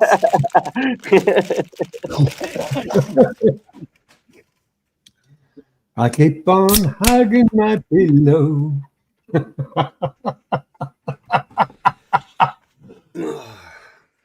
That might be the Jewish skullcap thing. This is why I hate morning streams. Oh my god, but it has to be done. JJ, did you pick up everything from the floor? Did you get everything off the floor then, JJ? No, I wanted to mention something to Johnny individually and to JG individually. Go for it, John. Go for it. We're all friends here. Yeah. So first of all, Johnny, I have heard you in the last 2 to 3 weeks, briefly. You know, people think I watch a lot of shit, and I actually think I do, but apparently I don't. I'm in and out of things. I do hear you, and I've heard you say your own opinion on certain people, and it's not sides or anything like that. And I just want to say, good on you. Oh, I thank you. I thank you it's for that, very- Sean, because Yeah, the whole part about it, Sean, is it's only a few people that ruin something that was wonderful. Yes. Yeah. And there's very few people that are willing to have the balls to come out and say that. And when I heard you say, say whatever, I'm not going to go into details with names or any shit like that. I was quite surprised. I was like, oh, wow. Oh, sorry. Okay. Sorry. Yeah. Yeah. No, you're not. And no, and seriously, I was like, oh, okay, Johnny Siam. And then that's why I'm like, you know what? I'm going to go on Johnny Siam's panel, and I'm pretty sure he'll let me on. Probably. Maybe not. And if not, who gives a fuck? I've got Because no problems with you, Sean. Never did. Yeah. Yeah. Sean, no one here is against you, just so you know that. You are always welcome. Thank you. I appreciate that. Yeah. You know, but realistically, there's one person I would love to come on this stream, but he's too gutless and he won't because I've got the control of the buttons. I wonder who that is. Well, actually, there's more than one of them, but anyhow, but they won't do it. Yeah. So I don't care about it. If you talk about winning the war, well, I've already won the war because I've said the arsewites from fucking day one. They have a jealousy complex, and they have a few other complexes they haven't even got fucking drugs for. But Mr. Smith, Mr. Weston, Mr. fucking Winchester, and all that have. You know, simple as that. Sorry, I'm trying to get my heat going right now. I'm fucking annoying as fuck. Sorry. You know, but the one thing about it, Sean, I have more fun. Like the stream last week. Oh, well, this one hasn't finished yet. You know, the whole part about it is, you know, we had fun just talking in general conversation. The other day on Oz's stream, it was general conversation. Everybody was, you know, that's how it should be. Yeah. talking like I normal had that the people other talk. night. Yeah. It was general conversation. It was me with one person on the panel. It wasn't on necessarily anyone on the Thai side, but it became a mix, half Thai and half those TTC guys, and it was 6-on-1, and I don't like doing that 1-on-1 or whatever. And I said, "Can you just kick me right now?" And the host said, "No, I don't want to kick you." Why is that? Oh, because there's an argument going. It's getting the views up or whatever. Well, so That's I don't fine. do that. I don't do that, Sean. I never have. If an argument breaks out, I just silence everybody and just say, "Hey, respect everybody else like you expect to. You expect to be respected yourself. The whole part about it, if you got a problem, do it some fucking where else. Exactly. Our group is about conversation, entertainment. You can talk about rubbing your head on a pillow all the way to Amarillo. It doesn't matter. Me and Steve Perrins here and there once a year on Zounds. All we would do would talk. There was never any talking about anybody else. He probably doesn't remember because he was always having like a beer or two. That's fine, but Sean, I am in the room, mate. I got my mic muted, but I'm here. I can still hear you. yeah. But I'm being very honest. All we would do was talk, and you said this is like going to the bar, and people would give you a hard time. I thought I got given a hard time around in the YouTube universe, but to be honest, they tended to give you a little bit of a hard time, and I just kept quiet on that. And but I said, hey, you know what? But I like talking to the guy. As long as he enjoys talking to me, I'll talk to him, because we could talk for hours on end, Right, and there Tony? doesn't have to be any drama. There doesn't have to be any bullshit. There doesn't have to be any this person said this or that person said that. It can just be about whatever the fuck you want to talk about. Geopolitics for the most part. That's what we would talk about. But Yeah. Sean, I appreciate your comments, and but at the end of the day, most of it's my own stupid fault. I came in here very naive when Global was going. I mean, the only computer I know about computers, but the only sort of internet experience I had was playing a golf game where everybody says, "Hello, sir, have a good game," and we say, "Oh, good shot, well played, sir." Well, and it's that sort of very gentlemanly style of conversation. Mm-hmm. And to show my naivety, who would come on here giving them the real name? JG. Real name here since. No. What a fucking idiot. So look, I came into it very naive and just thought it was exactly what you're talking about. Don't misunderstand me. I think I love a good argument. Yeah. But we all do. I would never dream of doing the horrendous things that people do. I don't care what you look like. Don't even think about it.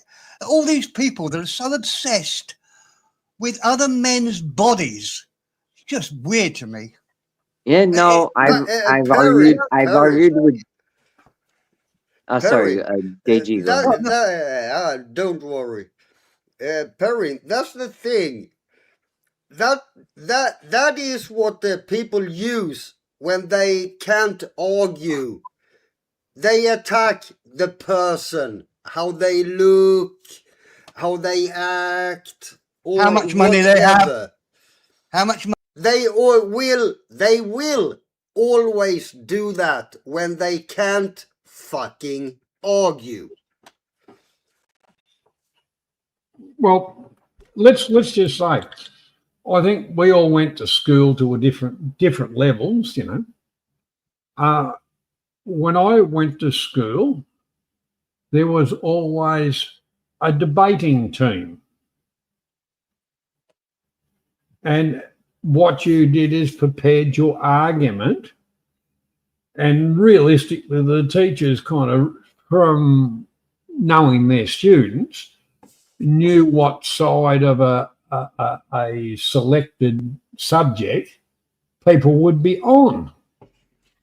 And with that, usually the teacher gave you right, you're debating on the positive for one thing and you're debating for the negative. You always ended up with the negative, or if you thought it was positive. So it made your brain work to do your research. And there was no computers in those days. It was hit the library. So as far as debate, I love debates. I do. I love them. Because, you know, if I've got a week to study for a debate, I'll just do it point stuff and putting on sources and shit like that. And that's not computer done. That's the brain. But the whole part about the thing is, if I'm going to debate JG, for instance, and say, "Oh, you're a retard. Your works, you know, your works this." Well, hang on. That's not necessarily a debate. That's the truth. No, I'm just. No, but the thing is, Sean, the whole part about it, that is not Good one, Sean. Good one, Sean. That's not a debate. That's a character attack or whatever. The thing is, you got to keep. If you're going to debate somebody, it'll be on something that they said, and can they back that up? And what are the facts behind it? You know, not my dick's bigger than yours. Well, hang on. You haven't measured. Well, yeah. Well, hang on. Steve Perrin, is that true? Or I should say Stephen Clark, or I don't know. When people come on here and they go, "My dick's bigger than yours," I always sit there and I go, "Come on, guys. Can't we all just admit that we're all average?" Put it this way: to get on the stream, you have to go over the 6 foot tall pole. Oh, good God! Yeah. Anyways, yeah. No, this is fun. Yeah. Stephen Clark. I got nothing against you. Rumors going around or anything like that. You've always had my back during COVID, so I just want to maintain it at that. Just that's all I want. No problem with you at all, Sean. Never have. And the reason they don't like you, Sean, because you like to debate, and that's why you're not liked. And you're not a yes man. And that's what I like about you. End of story. Well, no, you had my back at one point. I'm not gonna go into details. I still got during COVID, and yeah, I did some horrible things to you, Sean. And I wasn't fucking going to put up with it. No, anyway, that's what makes me go. You know what? Whatever people say about Steven, or whatever they try and use about Steven, or anything like that, I'm out of that situation. I'll keep it to myself. That's been out of years, mate. Yeah. Can be fucking bothered. And I like the shit that you did with Taz, to be honest. Yeah. When you'd roll up to Taz and go, "Taz, fuck off." You know, because you and him lived in the same area. Yeah. So. Yeah. Oh, he was about 4 streets up, something like that. Yeah, he's a good guy. Yeah. I've been to the pub a few times. He's a good guy. He's the man. He's the man of the moment. G'day, Oz. Welcome. G'day. Oh my God! Now we're fucked. Why would I be Yeah, the man at the uh, moment? Come No, we're talk, not fucked because talk. he's a sook. You know why, JG? He's a sook. Who's a suck? I miss sucking back Welcome, today. Oz. Welcome, Oz. Thank you, Jorgen. Good to see you, mate. Yeah, Yeah, well, I same. tell you, I actually miss your voice. Of course you do. It's special. You miss your you should, you Your, miss his your Jurgen, AI is trained on my voice. Jurgen, record Yeah, it I and you bet can you use it do. for an alarm clock. Yeah. He's gonna in the morning. It comes on. Oh man, about Oz. Anyway, g'day. Wake up, you fucking idiot! You wake up. G'day to Johnny, Mr. Perrin, Clarky. How are you? We've had a couple of good talks on this trip home for you, mate. Buddy, you're Th- doing thank well. you. You're doing well. Thank you for saying good morning to JG and me. I appreciate that. Well, it's evening Yeah, here. Sean, I will tell you something. Now, basically the people that I consider friends are actually on the fucking panel. Johnny, Clark, Perrin, Oz. Well, I don't like Perrin. Everybody. It's not compulsory. Sean, it's not It's a compulsory. matter of opinion, right? It's a matter of opinion. What's not But to like? those guys, no matter what I have said or done, at the end of the day, we still are friends, no matter what, right? Yes, and this is So and those are the people I consider friends. and you know what? I jumped on Johnny Siam's panel. He doesn't need to let me on. It's been like a year. And what does he do? Takes 2 seconds. He goes, "Hey Sean, how's it going?" Why wouldn't he let you on? I'm making a point because he knows that hey, I think Sean's is just generally just a good person that just wants to have a conversation. In my opinion. Well, yeah. And you like to have a good gossip. We can't hold that against you. Same with you. No, I let you gossip while I listen. Women first. There's a difference there. That's my excuse anyway. But no, Johnny's a good bloke. I mean, he's never hurt anyone. Yeah, no, I mean he's great. And I've heard him in the last 2 or 3 weeks. There is some gossip shit. I'm not gonna bring it up, but I did hear him, and I thought, wow, okay, good for him. Anyway, That's all I'm gonna say. Steve Monash, none of us have seen in years, but I did watch a couple of his hotel reviews. They were very good, Stephen Monash. I just wanted to tell you, very good reviews. Nice hotels he stays at. Can I just correct you, Oz? Sorry, just a very quick one. You said Johnny's never hurt anybody.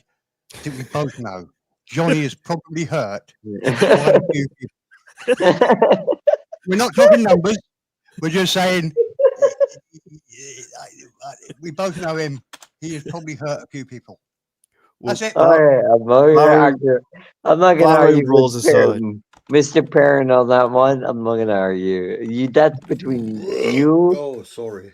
That's between you, Johnny, and JG.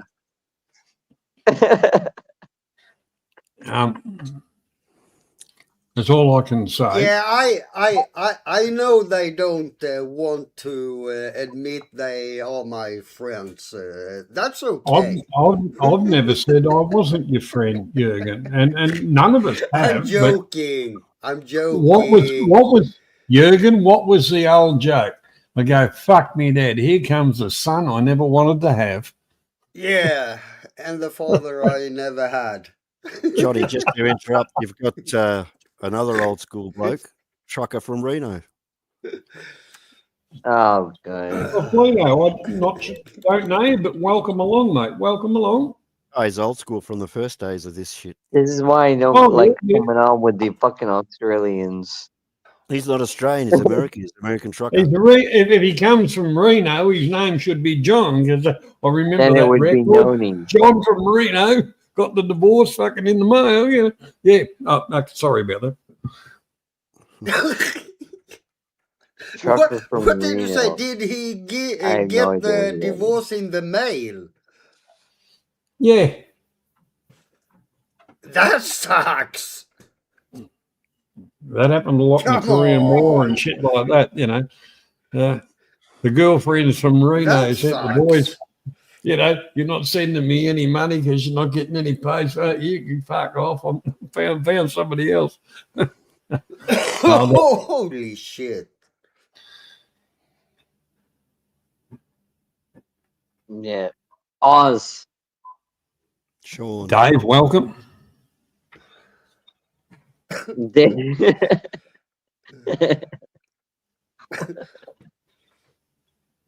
Yeah.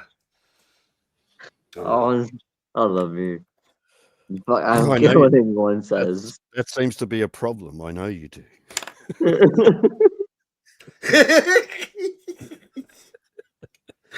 Nah, you're That's right. always a problem, man, about us when people say, "Oh, I like you."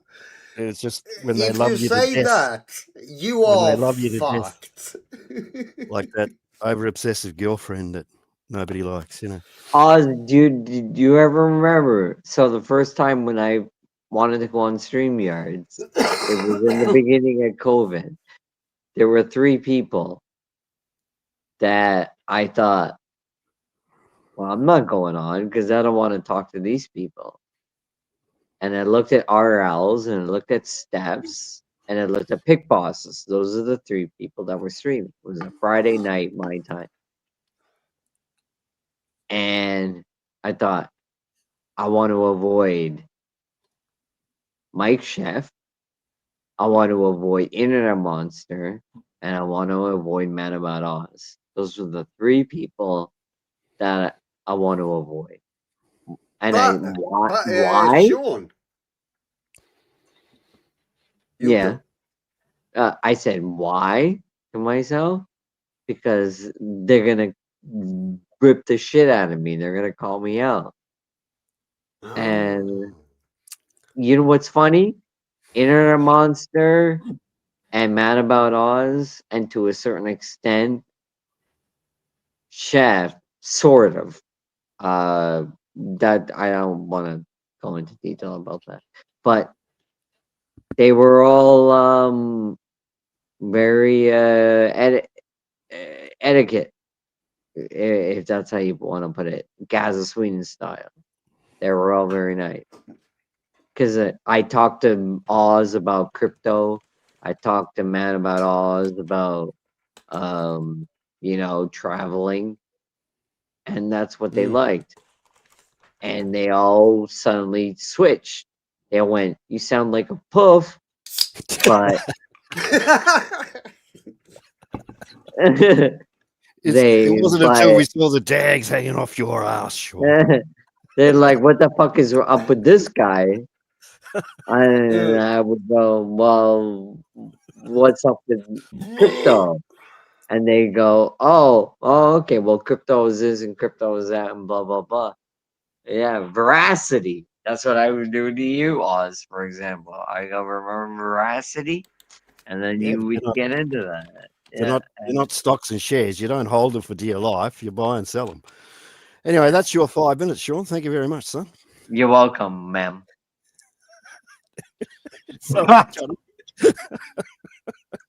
Spoonie, g'day, mate. He's the man. Yeah, Sean, I just have to say again, no one is against you. When you go to, let's say, other channels, you don't talk shit about anyone. I'm not taking sides. And when people so say no one gives a shit where you go, what you do. At least from our Yeah. standpoint. What do you think You can about do Ron at this whatever point? you want. You can That go to yeah, that whatever type of shit. channel you want. Yeah.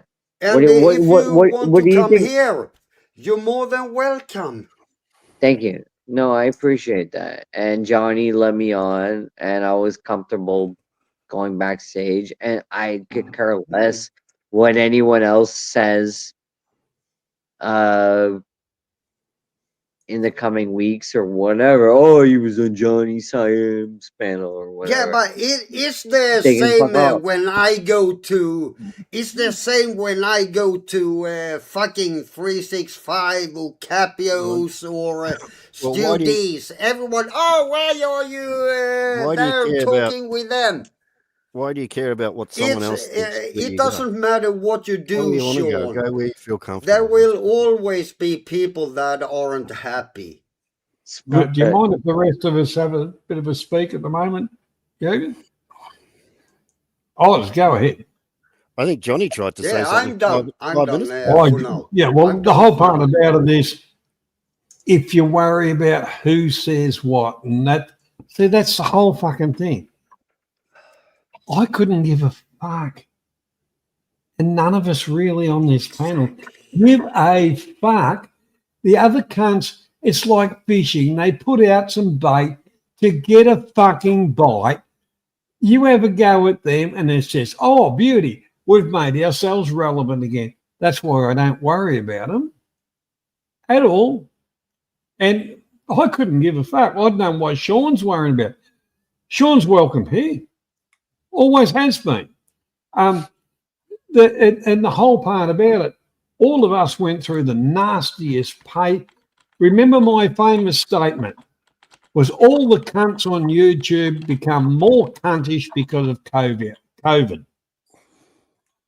And that they haven't moved on. They still think they're whatever they are. That's their mindset. It's not mine. My mindset is about having a place where people can have a decent conversation. And that's our group. It's about conversation. It's about having a laugh, having a joke. The entertainment is both sides. You know, we open it to entertain you to a certain extent, then you entertain us. But it's called conversation. Without conversation, you may as well go and fucking cut your throat or whatever. And I want to say something to Stephen Clark, if you're listening. I got nothing against you. I know you have my back. You said that, Sean. It's okay. Yeah, Sean, stop trying to turn it into a drama stream, mate. Shut up. Shut the fuck up, I just want to address Mr. Aaron for a minute. You are the biggest sook on Yeah, I this can. panel right now. All right? Yeah, I can be. Yeah, that's why you want Spoon here. That's why Spoon is here. All right. Mr. Perrin, it's funny that you mentioned about the shit on the streets, the horse shit, the human shit, the feces and everything else. And the Thames River was turning into a soup of human and animal shit. It's funny that, hang on, Sean, and it's funny that you mentioned that, Mr. Perrin, because just a couple of days ago, I watched a documentary on one of your engineers that found fault in a lot of your wells. People were getting sick, babies were dying. And he come up with the grand plan of your sewage system 200 years ago. That's still in effect now, of course, with add-ons and subtractions, but it's still there and still working to this day. And why they did that was because Parliament was built, and Parliament was built on the shores of the Thames. So if Parliament wasn't built on the shores of the Thames, you'd probably still have that problem up until today. Why are you talking about the English? Because Mr. Perrin brought up something interesting earlier. What do you care about the English? Sean, we don't have to talk Do you really about care about the English? Yeah, but I was addressing Mr. Perrin, Sean, not you. That's fine, but you're bringing up the English. Yeah, because it's Sean. Right? Sean, let's not be racist in any way or whatever. There are good English, there are bad English, and there's pathetic ones. Okay, so let's just, let us. I thought it was interesting that Mr. Perrin brought that up because I just watched something a couple of days ago. Sean, I know you're not really with us intellectually or what we're talking about right now, Sean. I know you're a little bit hungover or whatever the fuck's wrong with you, mate. But, yeah, you're waking up in the morning. I'm sure sober. Yeah, but you want to talk about drama? We haven't you noticed? We really don't want to, Sean. Read the room, son. Read the room. Mm-hmm. You're the one who's fucking been encouraging people for the longest time to get on panel, going, "We're pirates. That's an order. Get on panel." Huh? Who says that? This is not my stream. This is Johnny, Mr. Clark, and Mr. Yeah, Perkins. but you're ignoring the question now. They didn't ask me a question, Sean. I asked you a question. You didn't ask me a question, Sean. You made a statement. No, that was a question. Well, what sort of fucking question is that, cunt? I'm trying to tell you, don't turn this into a drama shit stream. Sean, can I just interject, gentlemen? Sean, you're quite welcome here.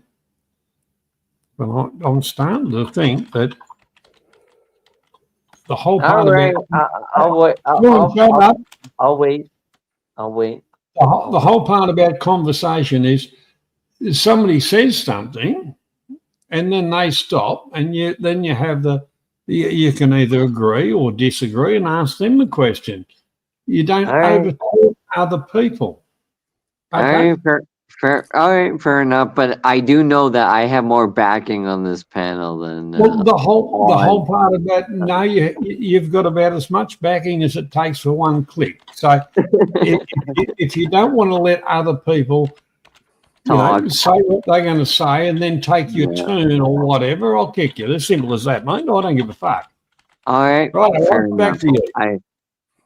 I don't know if you've noticed, Sean, but even JG's... I agree with you 100%. Sean, even JG's behaving, mate. I don't know if you've noticed that. See what he's doing? I like Sean. I like Sean. We're not saying we don't like Sean, JG. Don't confuse shit, JG. Well, I don't give a shit if you don't like him. I like him. Nobody said we don't like him. The fuck is wrong with you, you Swedish fucking cunt? What the fuck is wrong with you, Aussie? I'm going to put you in the same bracket as the English in a minute.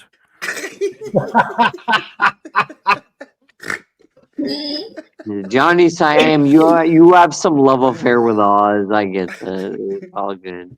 Anyway, I just thought it was funny that 2 days ago I watched a documentary and then Mr. Perrin was talking about it today.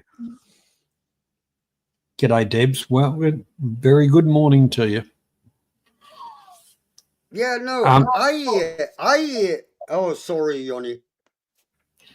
I was just going to say, the old mate that I started watching Shorey, he's could I kind of introduce you onto the stream? And he said, well, the time zones for the streams are, this time in Australia, this time there, this time there. And in Sweden, it's such and such a time. See, you technically get a mention every time he streams, Jürgen. Yeah, that's it. And that's really how the community works. Good people follow good people. Yeah. You are what you fucking eat, aren't you?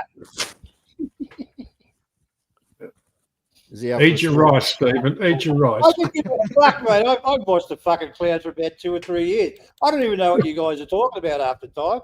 Really. Because it doesn't matter. It's all the same shit. I don't watch fucking any of them at all. I haven't for fucking years, mate. They don't talk about me that much because don't give me any fucking private information. They go fuck themselves. Fuck. Have you got a life to sit there and watch that fucking stupid shit? I mean, seriously? Fucking hell. I'd take up fucking knitting or something. I've said that forever, haven't I? Can I just redirect Perrin? No, not yet. When Stephen says he's going to take up knitting, I'm going to give you a little bit of history about Stephen. It was actually taught when he went to school. So he does know how to knit and crochet. Right, way you go, Jürgen. Yeah, you would have done it too, Johnny. Yeah, that's fucking true. Johnny, I'm reading the chat. And typing, Johnny. Typing was the was Yeah. an elective too, And wasn't it? okay, so now we take it. Perrin, how does your brain work when you think about changing from smoking cigarettes to smoking weed instead? Because that in some imaginary reality would be better.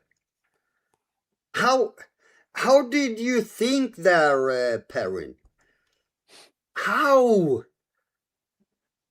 is smoking weed better than just taking a fucking cigarette? JG, can I answer you? How? Have you finished the questions? Yes. Okay. You know nothing about my medical history. I'm not going to give you any information about my medical history, but I'm sure in the chat here, there's at least 6 or 7 people who will say cannabis, weed, is far better for your body than cigarettes. And I won't say any more. Yeah, sure it is. Sure it is. Also crack cocaine. Yeah. Fight my sure battle. It is. Are you fucking retarded? I asked you as a friend. I asked you as a friend. No, stop. That's a stupid thing to say. You know I'm not retarded. No. Why would you ask? I didn't say. I didn't say, Perrin. I asked you. Are you retarded? I didn't say you are. Ladies and gentlemen, Mr. Perrin has lit his fuse. Go, Steve. So, Perrin,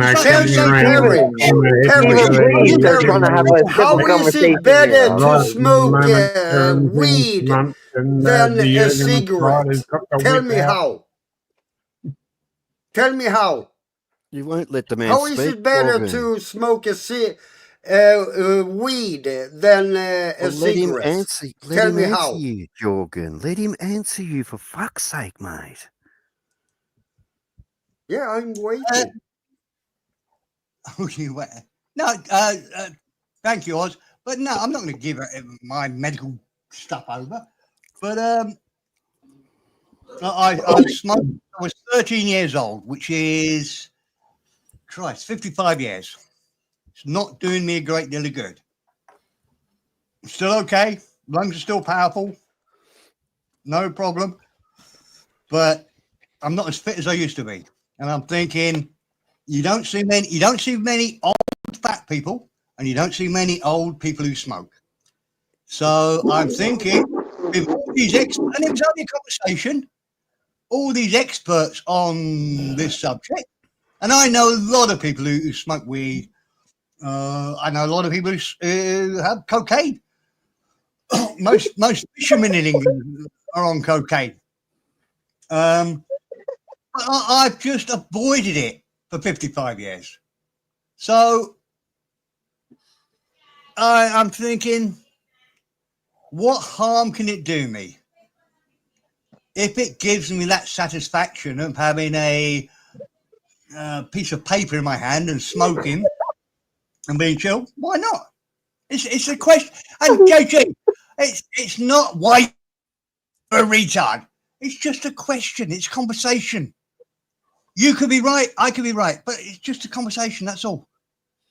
But it doesn't make any sense, Perry. He's giggling like a bitch. Can we just... No, I just want to admit that Stephen Claren does cocaine. It doesn't make any fucking sense what you are saying. Yeah, even though giggling is interruption. Sorry, JG. I got to correct. I know many people that use cocaine. I've never used any. I've never. Look, I was born. My best mate was Hell's Angel when I was growing up, or turning to Hell's Angel. Was his name Oz? And for some reason, I've never been involved in drugs at all. Maybe I'm just a nerd. But Perry, that wasn't the discussion. The discussion was you replacing, just taking a normal cigarette like this one and smoking weed instead. And I said, well, it's still fucking smoking. And how is smoking weed better than smoking a normal cigarette? I'm not sure. The issue. I think Spoon will have the detail, but I don't think all the shit. I don't think you got all the shit in cigarettes. I think it has medicinal things for arthritis and things like that. Yeah. Oh, for fuck's sakes! Oh my god. Anyway, JJ, I'm sorry I brought it up. I'll agree with you. You're right. I shouldn't do it. Let's move on to something else. Thank you, Perrin. Thank you. Medical fucking oils and that are very beneficial health-wise. And out of the hemp plant is a very strong fiber, which clothes can be made for. So as a plant, it is beneficial. It can also make you take poop. But Johnny, if you are going for the argument that there are beneficial things, then Perrin has to have one of those things that it can help with. And as far as I know, Perrin don't really have any fucking problems. Well, that's what he was saying. You don't know his medical problems. Well, do you know his medical problems? Well, he's not telling us. And if are you his nurse? Well, then don't interrupt. Even if I knew, I wouldn't tell you. You don't need to know. Come on. Where's Nurse Ratchet when we need her? I say this. I can take that private and talk with Perrin about it. And I can come back on another stream and tell you all that you are fucking idiots. Please come back on another stream. Please come back. No. Goodbye. Bye, JJ. I'm just saying. Oz, knock it off, okay? You'll make some space for some interesting people. Yeah, exactly. Nothing like Oz. Like Sean's brother. Well, you and him would get along very well. He would call you. We would. So I know. We would. Your mother told me we would. No, that would be my second mother and your third mother.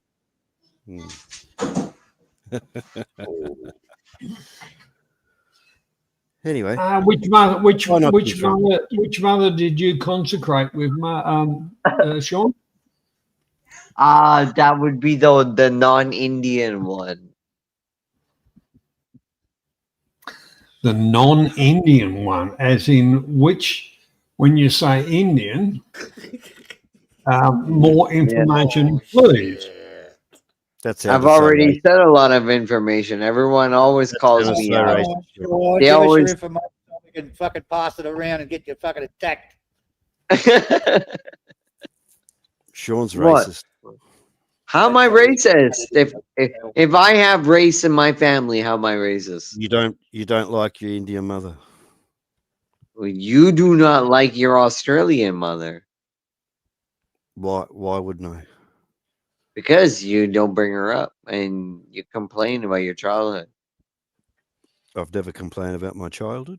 Yes, I had a great childhood. We live in Australia. Sean. You live in the middle of nowhere. The land of milk and honey, son. Oh, Sean, you want that statement? That statement's gonna fucking hang you because. All right. We live in the land of milk and fucking honey. And the area. You're getting help. Me and Oz live in the same kind of area, and I tell you what, this was where fucking squillions of years was where all the fucking work was. What fed all the rest of the cunts in the fucking country? That's right, Sean.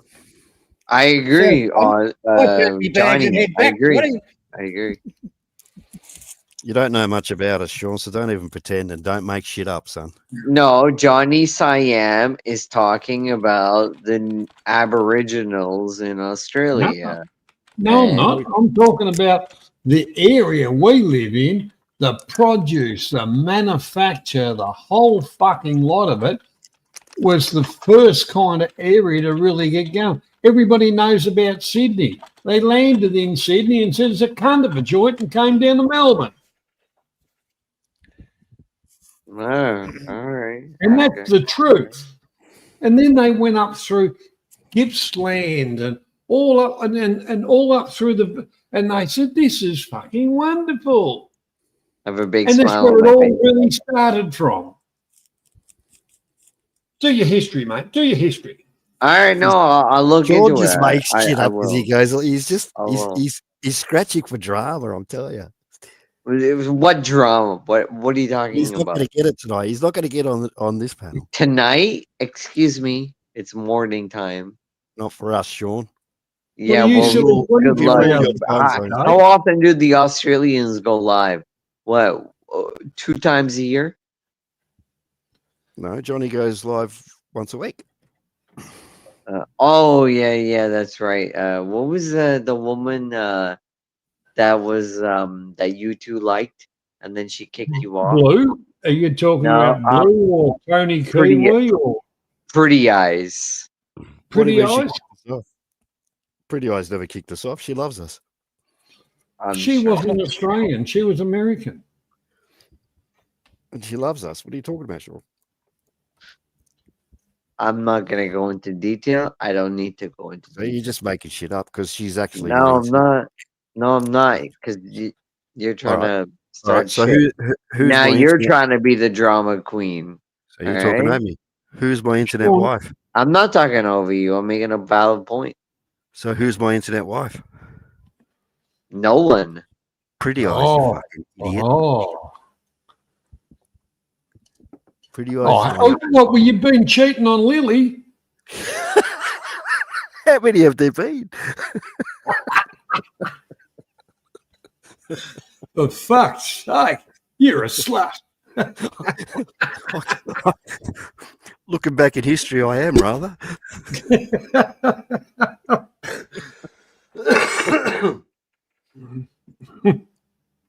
Yeah. Mr. Perez been awfully quiet.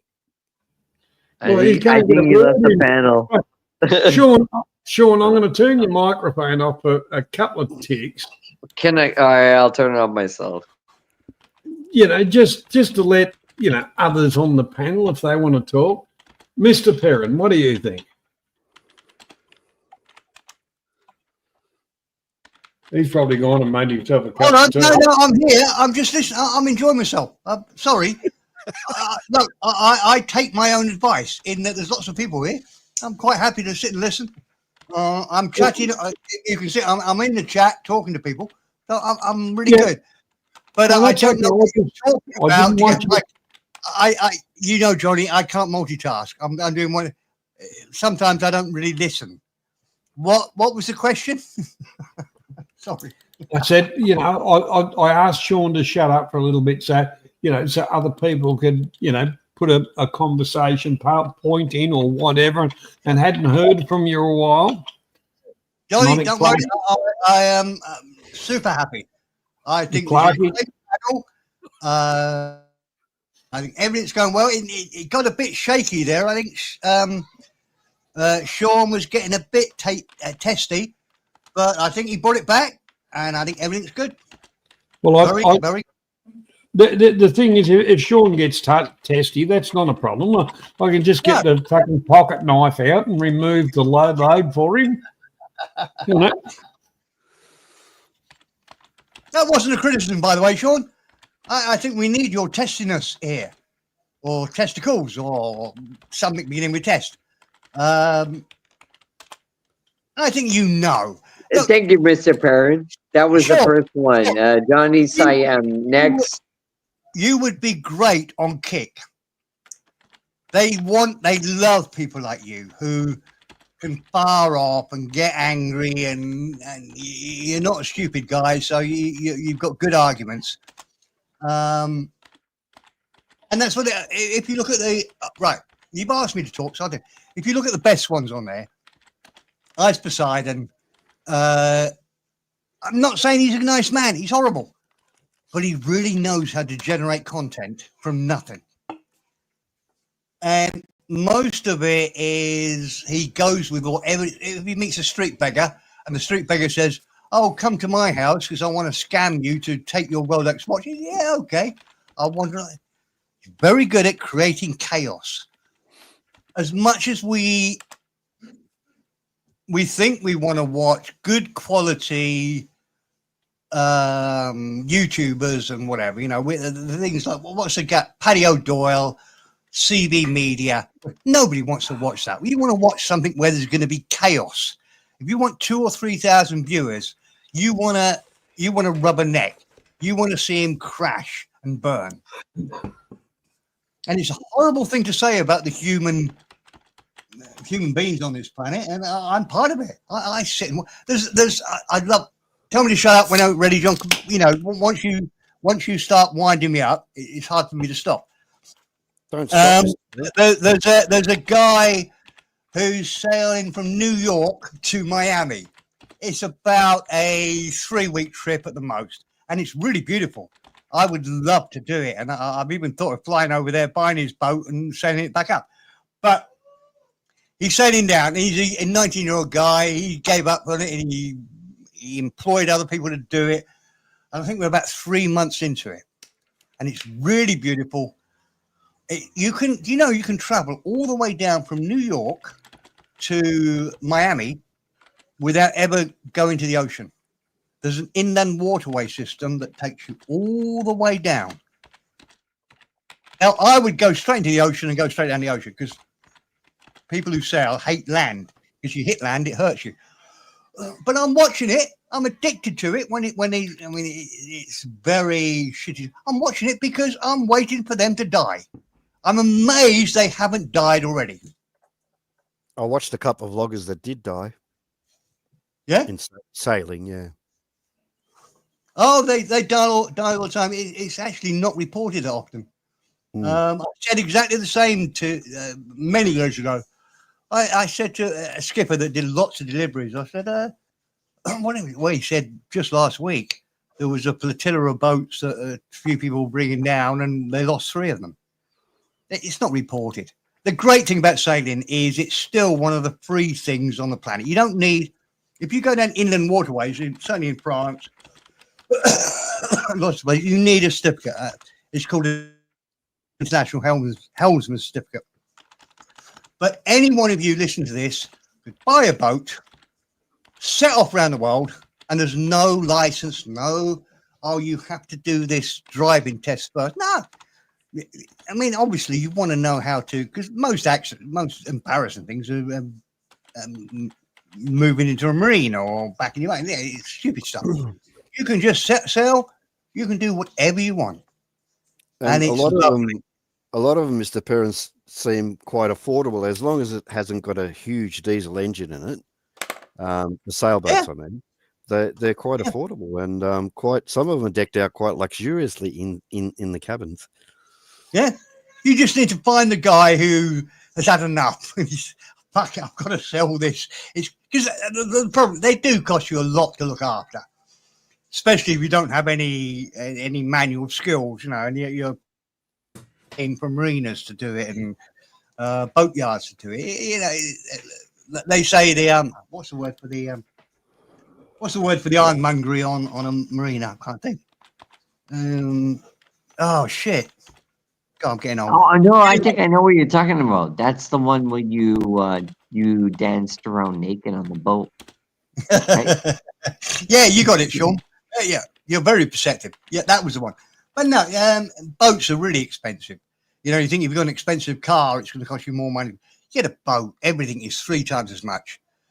Oh, I'm so embarrassed. I can't remember the name of the fucking boat store on every marina, every shipyard.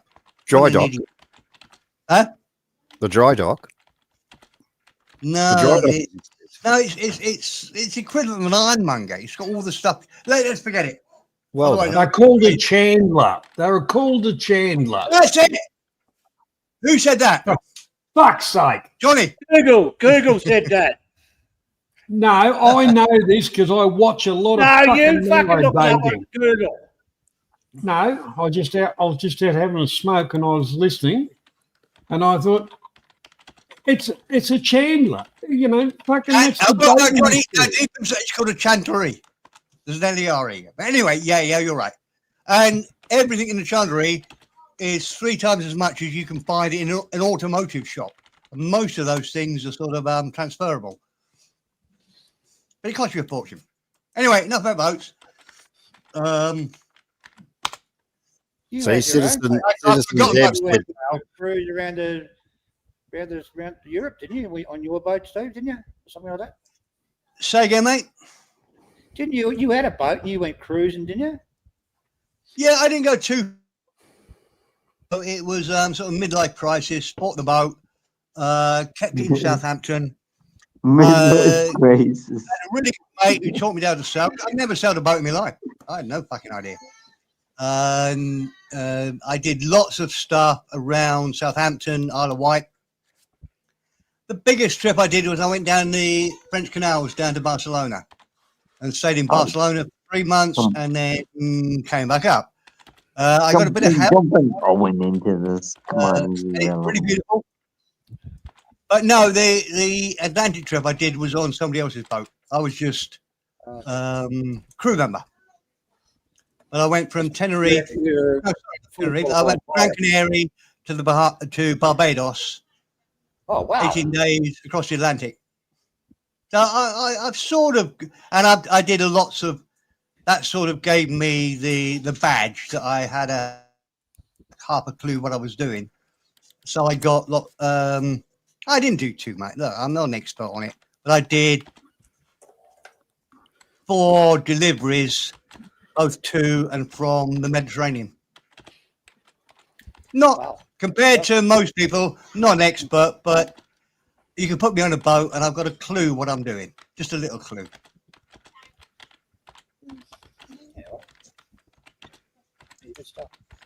JG, stop arguing with the people in chat, JG. They're making you look silly, son. I don't give a shit. They are fucking idiots. I'm sorry, but they fucking are stupid. But it's better to smoke. It's better to smoke pure marijuana or weed or whatever than taking a fucking smoke. What the fuck have you been smoking?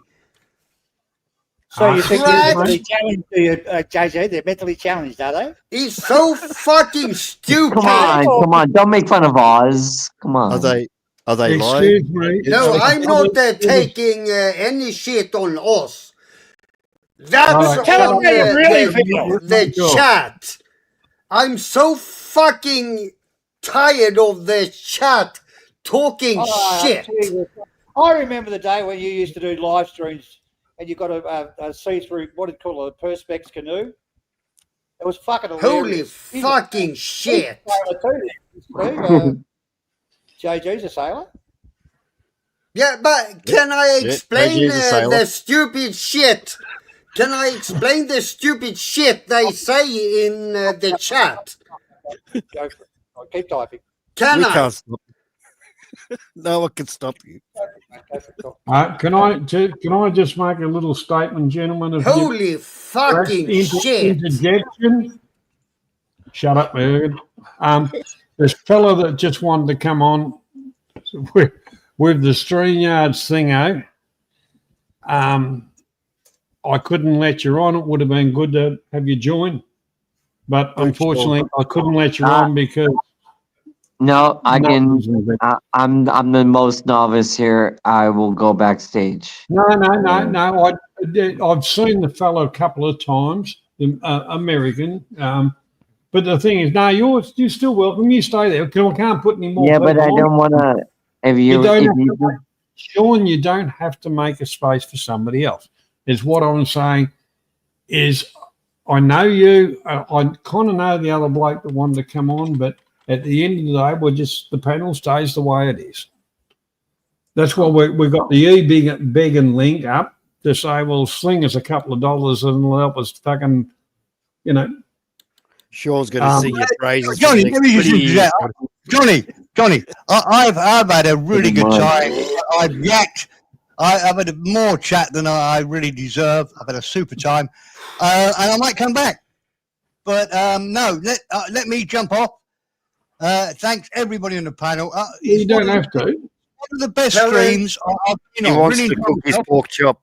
If your guy doesn't come on, I'll come straight back. But if he jumps on or somebody else jumps on, and I'm staying listening, I'm not going anywhere. I'm still in the chat, but I'll just jump on the panel. whole point about it. No, I'm just going to say that's why the e-begging link's there, and that's what I'm going to call it, because we do this for fun, and cost have gone fucking stupid a little bit.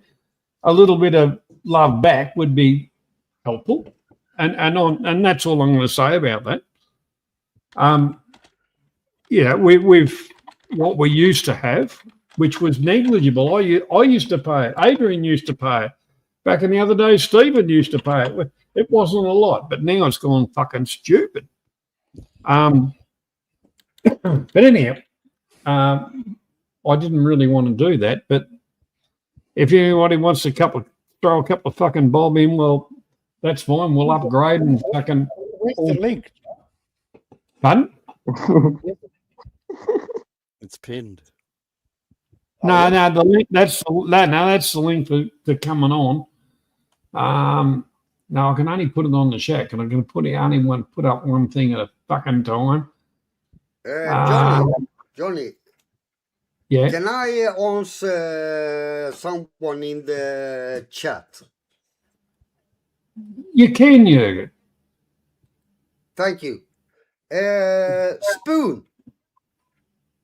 You say JG smokes 30 cigarettes every time I smoke one joint. Spoon, everyone knows that's bullshit. So, Spoon, first of all, start to tell the truth. Don't make up shit. Okay?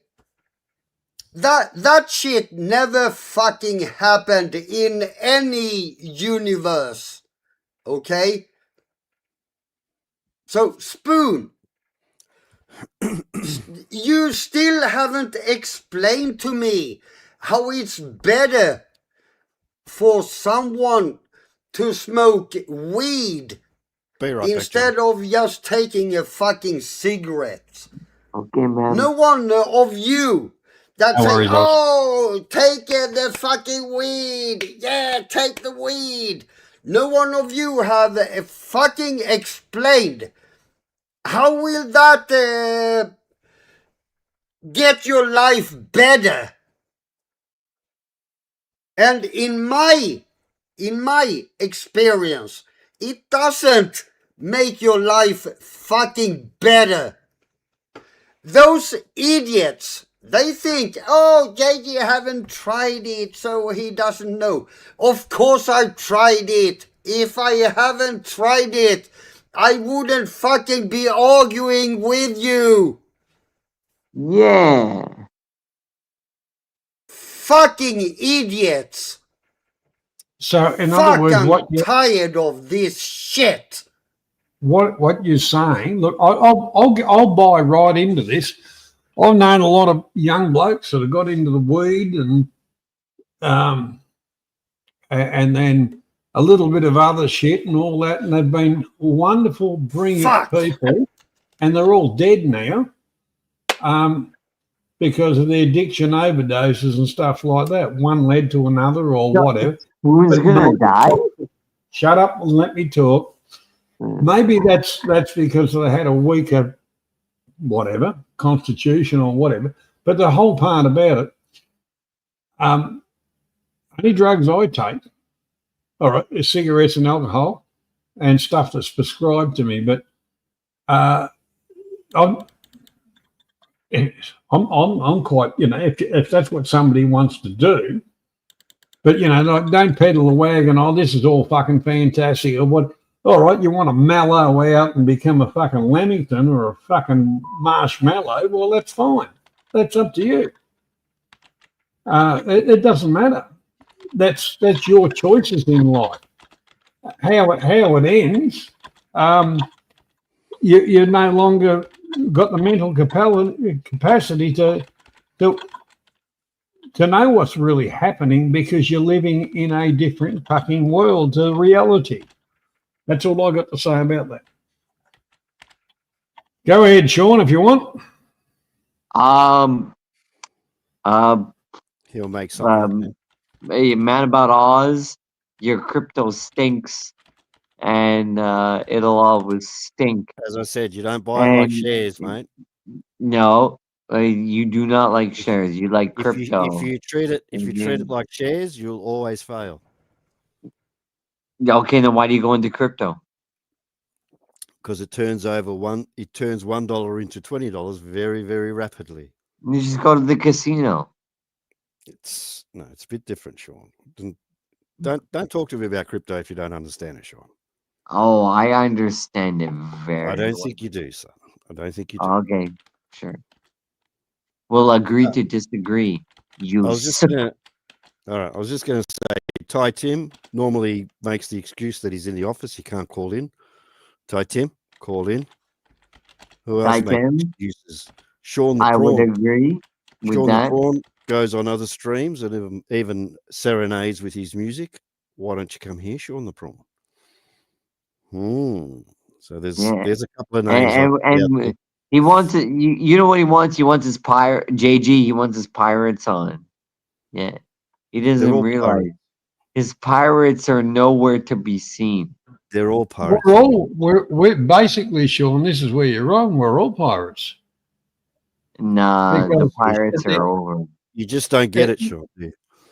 At the end of the day, the one part about it, the pirates were formed by Oz for fuck the other fucking wankers, and we all wave the banner, just in different fucking ways. We have a common goal. They were telling us we couldn't go here, we couldn't go there, we couldn't talk to this person or that person, we couldn't be friends with this person or that person. So I thought, you know what? Fuck you, I'm a pirate. I'll fucking go wherever the fuck I want, speak and talk to whoever I fucking wish. And that's how it started, Sean. Yeah, and who was the first pirate? It doesn't matter who the first or the second or the last is. Pirates, you idiots. If an individual in the chat right now is going wherever the fuck he wants to go and speaking to whoever he wants to speak to, that makes him a pirate. No, it doesn't. No, it doesn't. Because then stop bringing up fucking Capio and fucking Ron. I didn't bring up Capio and Ron or anyone. And Ron's yes, you do. I've heard you, and I've heard you and right now, you've heard me bring up Capio right now. You're bringing on other streams earlier in the week. You're bringing up Capio. I'll bring up Capio whenever the fuck I want because I have free speech. Sure. You bring up Simon Leach. I can bring up Simon Leach too whenever the fuck I want because I have free speech. Why do you call him Simon Leach? Because he is a leech. What do you think he's fucking done over the years? He's leeched off people. Look into his hard drive. It's full of fucking men. Us men. That's a bit of a strange obsession, you know. That's leading towards the gay side, isn't it? Mm-hmm. Absolutely. I would agree. But Sean the Sheep brings their names up more than anybody else. So, well, we realistically, if we talk about them, it publicises it. And they think their words hurt us, which they don't. We don't need to publicise them. Our group, realistically, is very supportive of each other, a hell of a lot more than you might think. Right. And our group is going back to what it was in the days before these fucking maggots came along because of their jealousy. And they thought, well, we can steer this the way we want to go. And if you talk to that one, I won't talk. What is it, a fucking girls' school? And they all got their fucking rags on? Fuck off. Exactly. I agree. And I don't know why JG keeps interrupting, but I agree. Definitely. What the fuck are you on about, Sean? I've been quiet for a fucking 20, 30 minutes.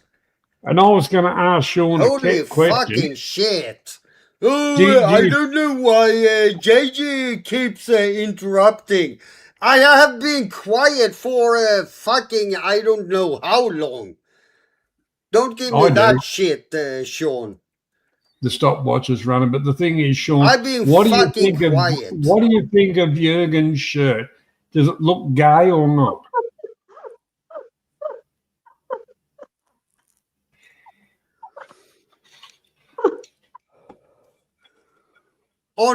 Be honest. I can take it. There's one reason a Thai person would never wear that shirt. Can anyone find? Does anyone know the reason why a Thai person would not wear that shirt? That's a tourist shirt. That's the kind of shirt you wear. It is, Johnny. It is, Johnny. No, I'm just. It is, Johnny. It is, Johnny. It is a tourist shirt. Can somebody tell me why they wouldn't wear that shirt? There's something about the elephant. There's your clue. There is one. What can I say?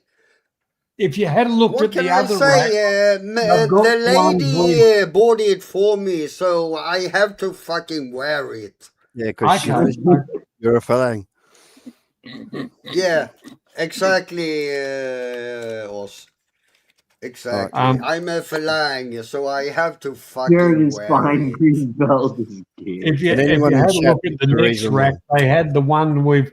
They had the same kind of thing, but it was one elephant mounting another one. I bet nobody picks it. I tell you what, the amount of times I've come home on the fucking aeroplane, because I'm flying back to colder weather and all the rest of it. So, a dress for Australia, and you see these people. Yeah, you see these people. They got the Thailand or fucking wherever, buddy, touristy type stuff on, and they're freezing their tits off on the plane. And you go, I just kind of, did you lose the bet at the pub? Did you, mate? The trunk. It's all to do with the trunk. You see on JG's shirt. Could you imagine JG going to or Southeast Asia and he's wearing that shirt? And he walks into the bar and he goes, "Hey, how's everybody come doing?" On. Okay. Sean, don't forget, he walked into that bar. Everyone in Thailand would love me if I did that. Everyone. Besides Phalanx. They would think I was a fucking idiot. But Thais, they would fucking love it. The trunk is down. The trunk should be up for luck. A Thai wouldn't wear that. Everyone knows that Phalanx are fucking idiots. I'm sorry, but... the whole part about it, and I mean this, I was... very, very lucky. And I met a wonderful woman. I'm not saying every day of the week I think that, but 9 days out of 10. And the family, the whole lot of it, and I mean the extended family, is a case of they all crack the shits if I don't go and see them. So I'm travelling length and breadth seeing people, which I don't mind, and then we go out and see other things and whatever, and see other things through the eyes of ties, which has been very good to my education. The whole part about it is, yeah, I might have an Australian passport, but I'll leave that in my fucking bag and open me mind, open me brain. Oh, come on. And if you don't believe that, Sean, you're dumber than I thought you were. Oh, I was trying to mimic JG, but fair enough. But it's called respect. It's called integration to a certain extent. But you're never going to be tied. But if you're going to be JG's tied. Look at his shirt. Well, the whole part about it, if he had his elephant pants on as well. I don't. I could have. I was close. They do make good pajamas, though. They do. I've got about 20 pair of the fucking things, and you're right, Oz. I virtually wear them like pajama pants. JG doesn't know. He just walks around naked. The Indian cotton. What Susan was that? It was on panel. Perrin. Oh, great. That'll spruce things up a little bit. I'm sorry. Can I just read? Can I just read out a stupid comment from Spoon? Sorry, I know it was bad. I know. Here we go. What did it? Sport athlete smokes weed, not cigarettes, JG. Explain me that, Ein. Are you fucking retarded? Why even make that post? Well, the whole part what about does it mean? Spoon. What does it mean? The whole part about it means most people, when they make their mull up and that, they mix it with tobacco, so it goes a little bit further. Yeah, no. Come on, listen Johnny, up. Listen up and it makes it at the burn rate.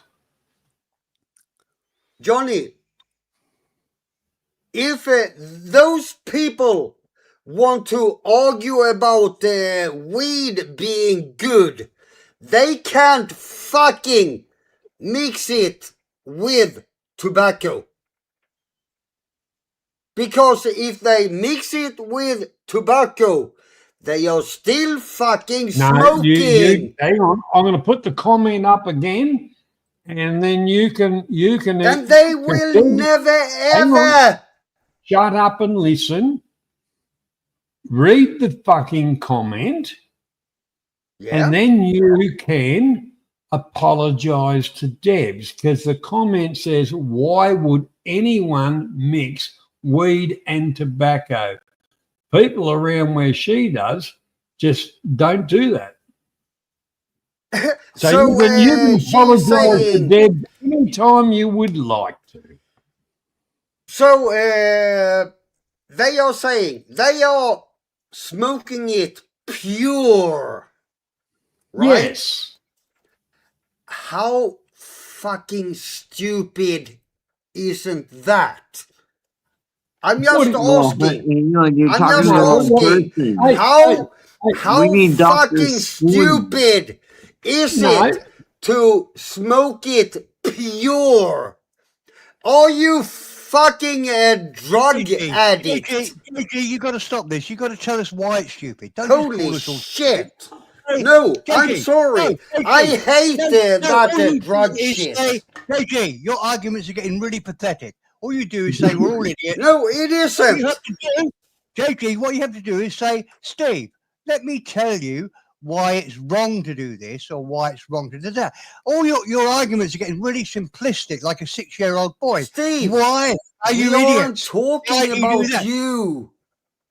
Well, you've got to Steve, explain it, JG. we You aren't can't call us talking JG. about JG, we all you. like you, but you can be a fucking idiot at times. You call us all names. He's too far gone. Perrin, When you Perrin, should- we when you aren't should- talking about you. What you should There's, do, there's JG, an what you old should song We do that's called aren't Good Night, talking Sweetheart. about. Right here. JG, you should tell us why you think what you do. Don't just call us idiots. It's stupid. It's a pathetic argument. That's the only reason I get angry with you. It's ridiculous. He latches onto something like a nutter and he doesn't let go. Anyhow, I took him off, Steve. You know, the thing is, Deb's a lovely lady. And you know, he was saying, "Oh, what kind of idiot are you?" You know, with the mixing up and whatever. Well, the whole part about it. I think he should be given another chance. I'm just saying. Shut up, The whole- Sean. Just listen. The thing is, that I know he likes to get argumentative and he's getting a bit pissed at that. But at the end of the day, remember when you're wrong, and remember, Debs is a good friend of mine, so I treat those statements as crossing the line, you know. But he didn't say anything about that. I was reading the chat, Johnny. They all made sense. He didn't. Yeah, well, the whole point. I could fully accept that my thoughts earlier could be totally wrong. I could be a total idiot. But you don't win an argument by just saying you're a fucking retard. You're an idiot. You got to say, well, Steve, I've looked into it, and this is why it's bad for you. This is why you shouldn't do it. I agree. You don't have an argument where you just call everybody in the room a retard. It's crazy. Yeah, exactly. That's the worst thing about you, JG. I doubt if you're listening to me. You're not a fool. I mean, the stuff you do on AI is absolutely out of this world. That's exactly how I won the argument between Oz and Johnny Siam when they tried to fight over Pretty Eyes. Hang on, what the fuck are you talking about, Sean? He does this, Johnny. Ignore that comment. He's looking for an angle. I don't chase down other. I'm not a person that goes and tries backdoor anybody else. Never been like that in my life. Why would Pretty Eyes was? I'm just saying. She went and got the Oz tattoo the day after they met. But you guys were in love with her. A pounding for 8 hours, Sean, you fucking idiot. What are you talking about? You don't know what you're talking about. In your dreams. Not in my dreams. We fucking had it out for 8 hours, Sean. That's a terrible thing. That's even worse. She stood toe to toe with me, mate, for 8 hours. That's a lady, right? How many? You couldn't do you that. pay her. You couldn't pay her $18. You run away after 5 minutes. You don't know what you're talking about, Sean. You just fucking bring up shit and you make up What shit are you talking about? Like what you just fucking said now. What, that you paid Pretty Eyes $18 to shag her? 18 what? What? What did your hearing aid in? Are you right in the head, Sean? I'm just wondering if don't he's acknowledge it. I'm Plain and gonna simple. ignore this cunt now. He's just he's. I'm just wondering. You ignore by taking your hearing aid out. You know, he's a fucking idiot. I know what he's doing. the whole thing about it, Sean, is you're using the wrong bait for the fish you want to catch. Because the fish on this side bite. Back home. Fine. I will say one thing. And one thing only. Johnny and Perrin and Oz and even JG, love you or everything. Pretty Eyes had her birthday on the panel once, and this was on Zounds. And we all said, hey, Pretty Eyes. Let's all go over there and we're gonna have her birthday. and it was Johnny Siam, Shaun the Sheep, and Oz. And I'm like, who the fuck is Pretty Eyes? All right, let's go over there. And so we went over there, and she said, "Oh, thanks for coming, guys. Oh, by the way, yeah, I'm not having my birthday. I'm going somewhere else or whatever." And then you guys came back over to Zounds, and I started laughing. And I said, I'm like, you guys are like the two old guys that showed up at the door. And the young girl said, "Thanks for coming, but there's no party." And Johnny Siam kicked me. Well, the whole part about that, Sean, what you've got to remember is Pretty Eyes was a part of Global back in the days. She was a good yeah, she was right in with the whole lot of us. And yeah, we went across there to wish her happy birthday. It wasn't whatever. Sean's making it out to be something that it fucking wasn't. Was she part of the old Gupta or the new Gupta? The new Gupta. She Both. was made of Gupta. Yeah, see, the new Gupta doesn't mean much. Yeah, No, it doesn't she was matter. old. She still had was- buttons. She had buttons to Global and not until I turned it off. You know who talked to the owner of the new Gupta for 2 hours? Why the is he other bringing night? up Pretty Eyes? I got to ask. Why is he bringing up what's his Well, why angle? do you keep bringing up Spoon? I haven't brought up Spoon once. I said hello to Hang him. on, Yes, Sean, you did. Sean, where's your positive input here instead of history according to Sean, which is pretty well fucked you keep, anyway. Johnny, you keep bringing up Mike Chef and Capio, and I don't understand that. So that's why I'm trying to go on. Selectively, I talk about the fuckwits and the pommy German drop kick. He's a disgusting human being as well. Every now and again, but I don't do it on this channel, and it's not my claim to fame that I want to go toe to toe to them, which I've got no problems with, and I already fucking have done that, and they all run away and fucking hide the weak, pathetic cunts. Yeah. So unless you've got something better to add, Sean, you're gonna I'm not. I don't need anything to that statement. I think you put it perfectly yourself. To a certain extent. And it's your channel. Yeah. But it's not my channel. Yeah, it is my channel, but I am supported with supporters, friends of the channel, contributors, the whole, all of that. That's we try and put something together for entertainment, and that's the whole part about it. That's what we're trying to do is get back to what things used to be. Sean. It's called entertainment. You were still backstage typing. Oh, he's I'm back on the video. Yeah, Oh, well, thank shut you. up. Hang on. Ferret, come back on. Come back on, mate. Oh, thank you for letting me on again. No, I just let you cool down for a little bit. I just had a mate that wanted to come on and say good day. Good day, mate. Which one? No, you don't even know him, but I do. But Is he one of those? Like, did you see him naked? Oh, Sean, keep your fucking. I'm going to kick you if you keep on making stupid fucking statements. I'll stop. You won't stop. A friend of mine who's actually The a driller. store is open in 2 hours. If you shut up, I'll tell you who he is.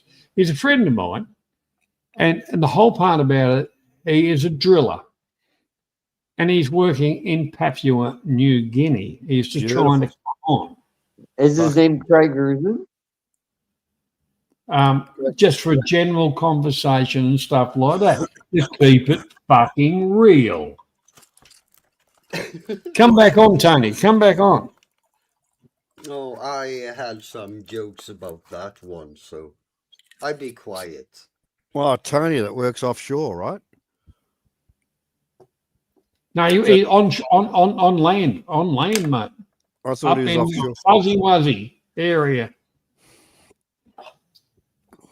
The dodgy, mate. The real dodgy. Working in a compound. In full protection. Oh, well, yeah, like you'd They need it, believe man. that. They need He's it. been doing it for a little while. Yeah. If he's I land don't want to. based, Yeah, he's on land because he's drilling.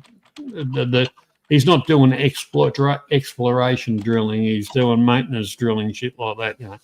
But at the end of the day, no, not Bougainvillea. Up in Fuzzy Wuzzy land, Dave. But the whole part about it is hell of a nice bloke. Very grounded.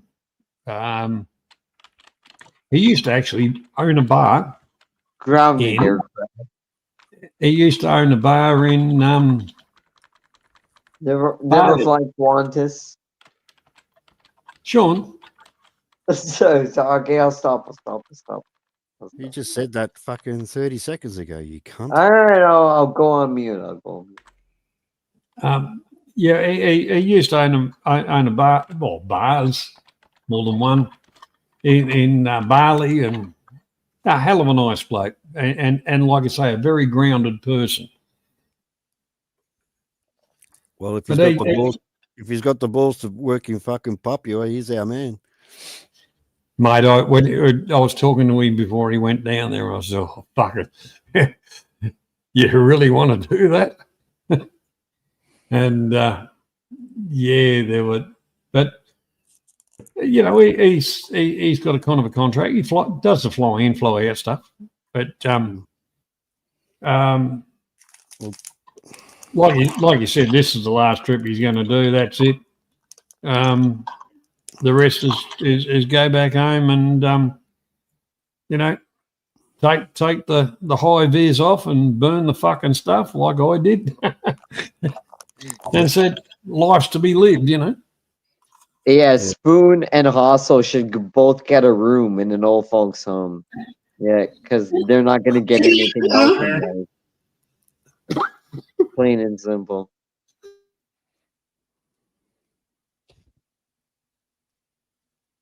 Yeah, by the way, Sean, Hostel, do you want to clip that? I'm pretty Go ahead. sure Hustle and all those, they don't get the whole picture, so to speak. Yeah, Hostel just turned up out of nowhere and acts like she's like a part of the picture. She And doesn't it's act like anything, and she is part of the picture now, so get used to it. No, you get used to it. That's what you did with That Spoon. wasn't my point. Well, the whole part about it, That Sean, wasn't my you're point. you're way behind the fucking. You know, you must get late mail. We made her a fucking pirate a while ago. Yep. Excuse me, Johnny Siam. Sorry, JG, but excuse me, Johnny Siam. But I recall about a month ago, you went at her on Mike Chef's panel. So now did you I. don't like. So did I. Yeah. Now you don't. Now you don't like Mike Chef, and you called her a Nobody said Davy that. Bumboy. Nobody Now said suddenly you like her? Yeah, no. Nobody said that. Hostel. Here Hang on. is Quiet for a the minute. JG, shut up. Hostel, you have become the first person to use the buy me a coffee thingo, and I am very, very appreciative of that. There you go. Thank you. Hang on. That's what it all comes down to, it, everyone. History in the making. Thank you, also. That's fucking awesome. Yep. Thank Hang you, on, I'm Hustle. going to kick somebody. Remove. And when it comes to Hustle, Shut up, Jurgen. Ferret's on. I had to kick fucking Sean off to let him on. G'day, mate. How you doing? Yeah, good, mate. How are you? Oh, look, I'm living the fucking Australian dream, mate. Yeah, I've just I've got to concentrate for a minute, Johnny. I don't know if you can see the rig I'm on. Can you? Yeah, I can see the rig. Yep. I'll put you Okay, on. I'm just gonna. I'll put you on. Don't show too much. Hang on. Put you Don't on show- solo, Tony. Oh no, Don't- that was parent. Don't show Yeah. company names and stuff. Hello. Yeah, you should be there, mate.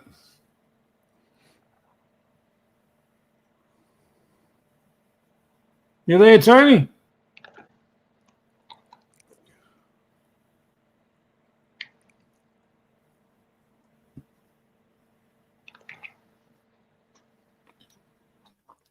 You there, Johnny? Yeah, mate. Hello. I don't know if you can hear me, mate. Well, I can't hear you. We can't Very hear you, quiet. Tony.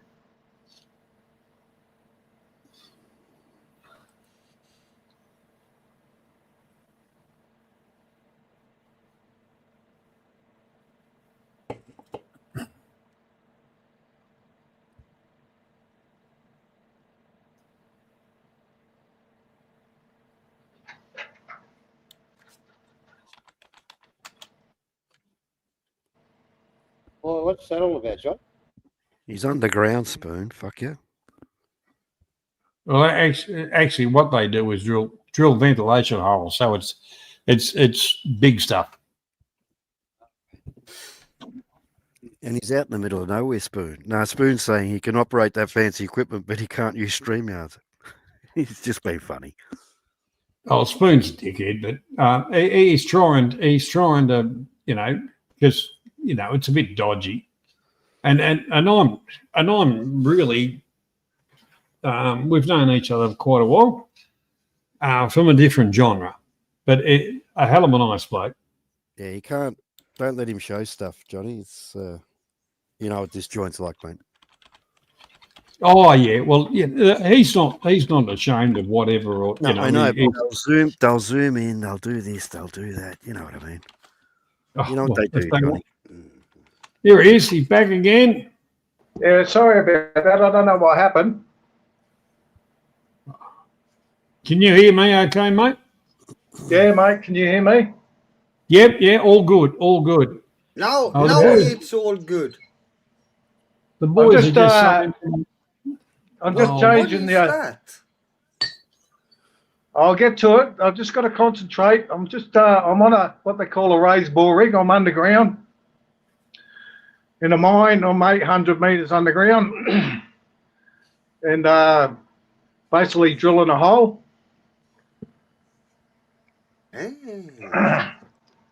I'll just run through this. If you want to get bored, if you get bored, start talking to each other. But I'll be about 5 minutes doing this. I thought I'd. No, you're right, mate. You're right. I'm appreciating seeing it. Yeah, okay. So I'm about 800 meters underground, drilling a hole 200 meters deep, 13 3/4 inch pilot hole. Yeah, about 200 meters, and then we take the pilot bit off and put a reamer on. There's the outsider with his self-rescuer on his belt, hard hat, doing a bit of greasing. So just bear with me. I've got to concentrate a bit. Pretty. If I break something here, it's a fucking lot of money. You know what I mean? But exactly what are you doing?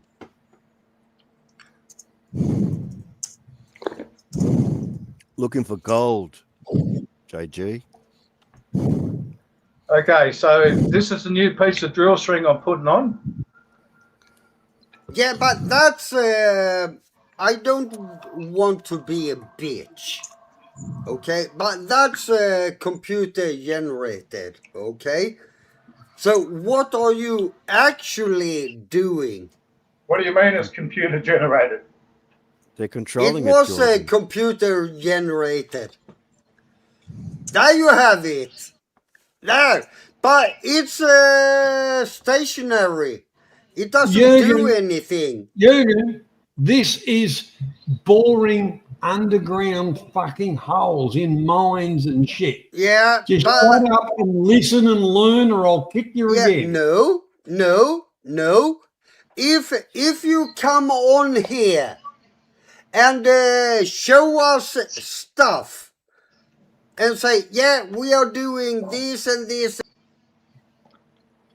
This is the You're best in the thing we've back- seen all year, JG. Shut the fuck up, cunt. He's in the backstage, argumentative little cunt. You can fuck off. I'm fucking sick of Yeah, this shit. I don't know what that was all about. But anyway, what I'm doing is I'm screwing onto the top of the drill string. Yep. Okay, so just bear with me. I've got to try and be careful. You see those blocks, those silver blocks? Yep. I've got That's to your line timing, them up. Yeah. I've got to try and line them up with some what they call wrench flats. Just takes a while. So I'll see if I can get those blocks in. I'm not going to, so I'll have to readjust it.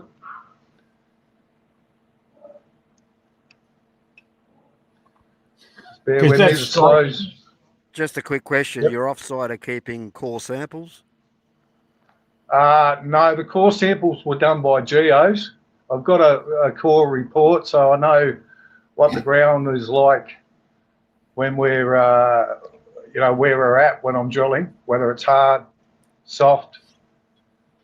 Fucking, this is a pain in the ass. We had a guy from the rig who manufactured it over here a week ago, and ever since he's been there, everything's changed. So we have to sort of adjust. Yeah. What's the temperature down there? Well, the guys will break into a sweat outside if they work too hard. They don't work very hard though, the locals. I'm actually in PNG. Yep.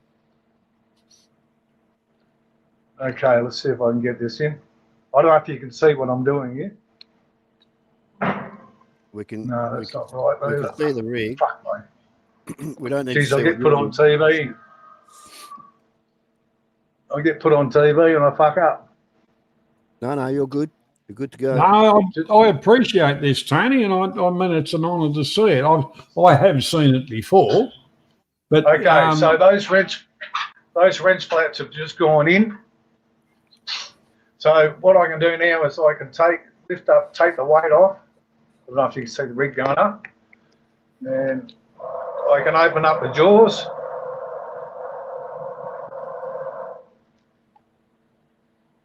Bring the rod handler out. Yep. Fuck that off out the way.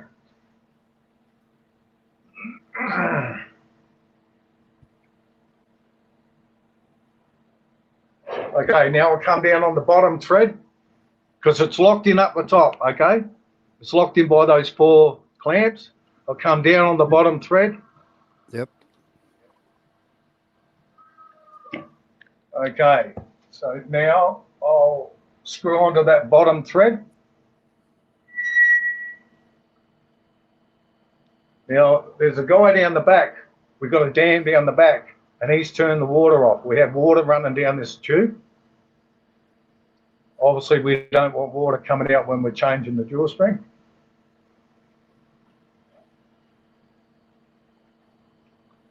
So that's come to the face down the bottom, and I'm going to torque it up to 420 kilonewton meters. That's a lot of Still power. torquing up. Okay, so that's torqued up. Now I open up those top spanners. You can see them going up. Oops. I don't know if you can see them going up there. Okay, so now I can screw the top onto the top, torque that up.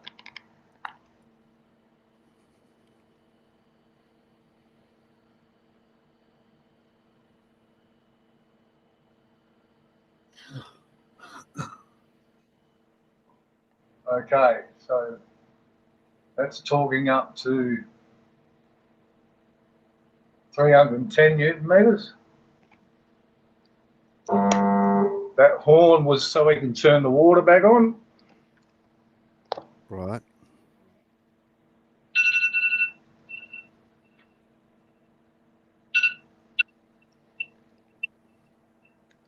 I'll just lift it up a bit to take the bottom spanners out.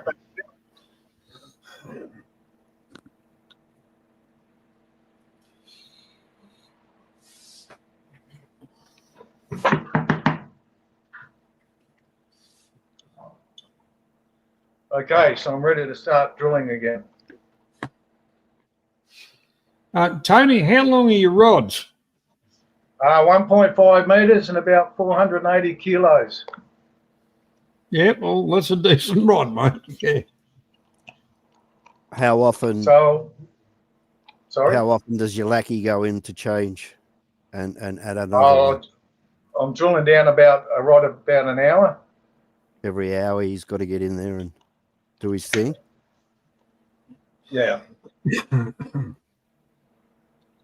Sorry, mate. I'm just trying to concentrate here a bit. We're loving it, start the Tony. rota- We're loving it, mate. Start the rotation up.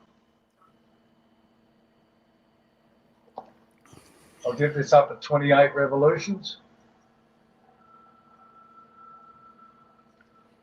Come down to the face. Whoops.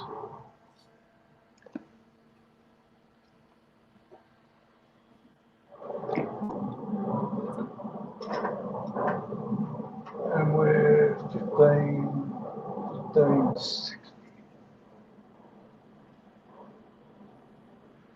So there I am, I'm back drilling again. And let's see if I can get it for you. That's the computer I'll be looking at while I'm changing the drill string. Yep. This console. And of course, we've got all the luxuries. We've got a fridge, microwave, tape.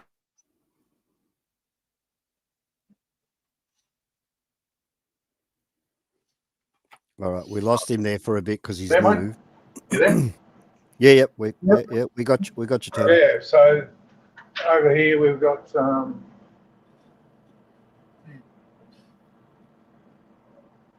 guys out there. Down the back we've got some power packs. This machine weighs 68 ton. It's a fair bit to move around.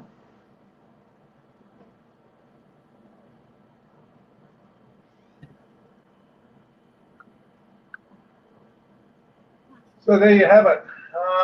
You guys want to talk amongst yourselves for a minute? I'll jump back in. I just got to do a bit of paperwork. Okay, mate. Good on you. Well, you're still going to be able to hear Tony? Yeah. I've got the speaker on, mate. I've just got to do some paperwork.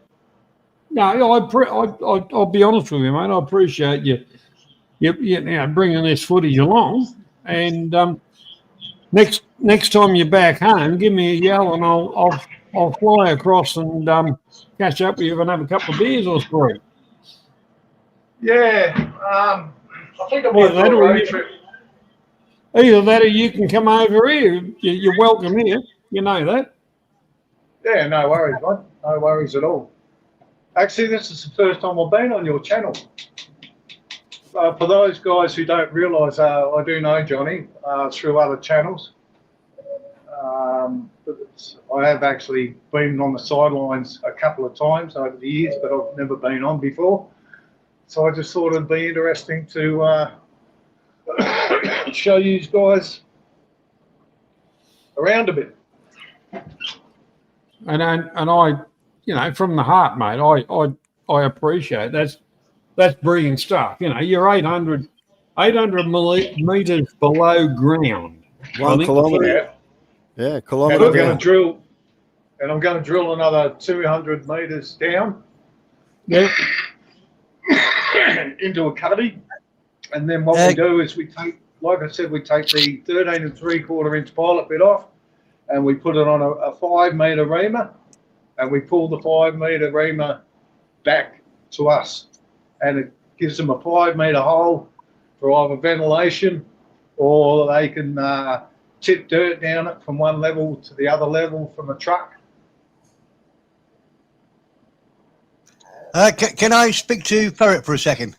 Ferret, my name's Joe. I don't know. I'm as transfixed by it as everybody else here. However, whenever you see these sort of videos on YouTube, there's always an accident.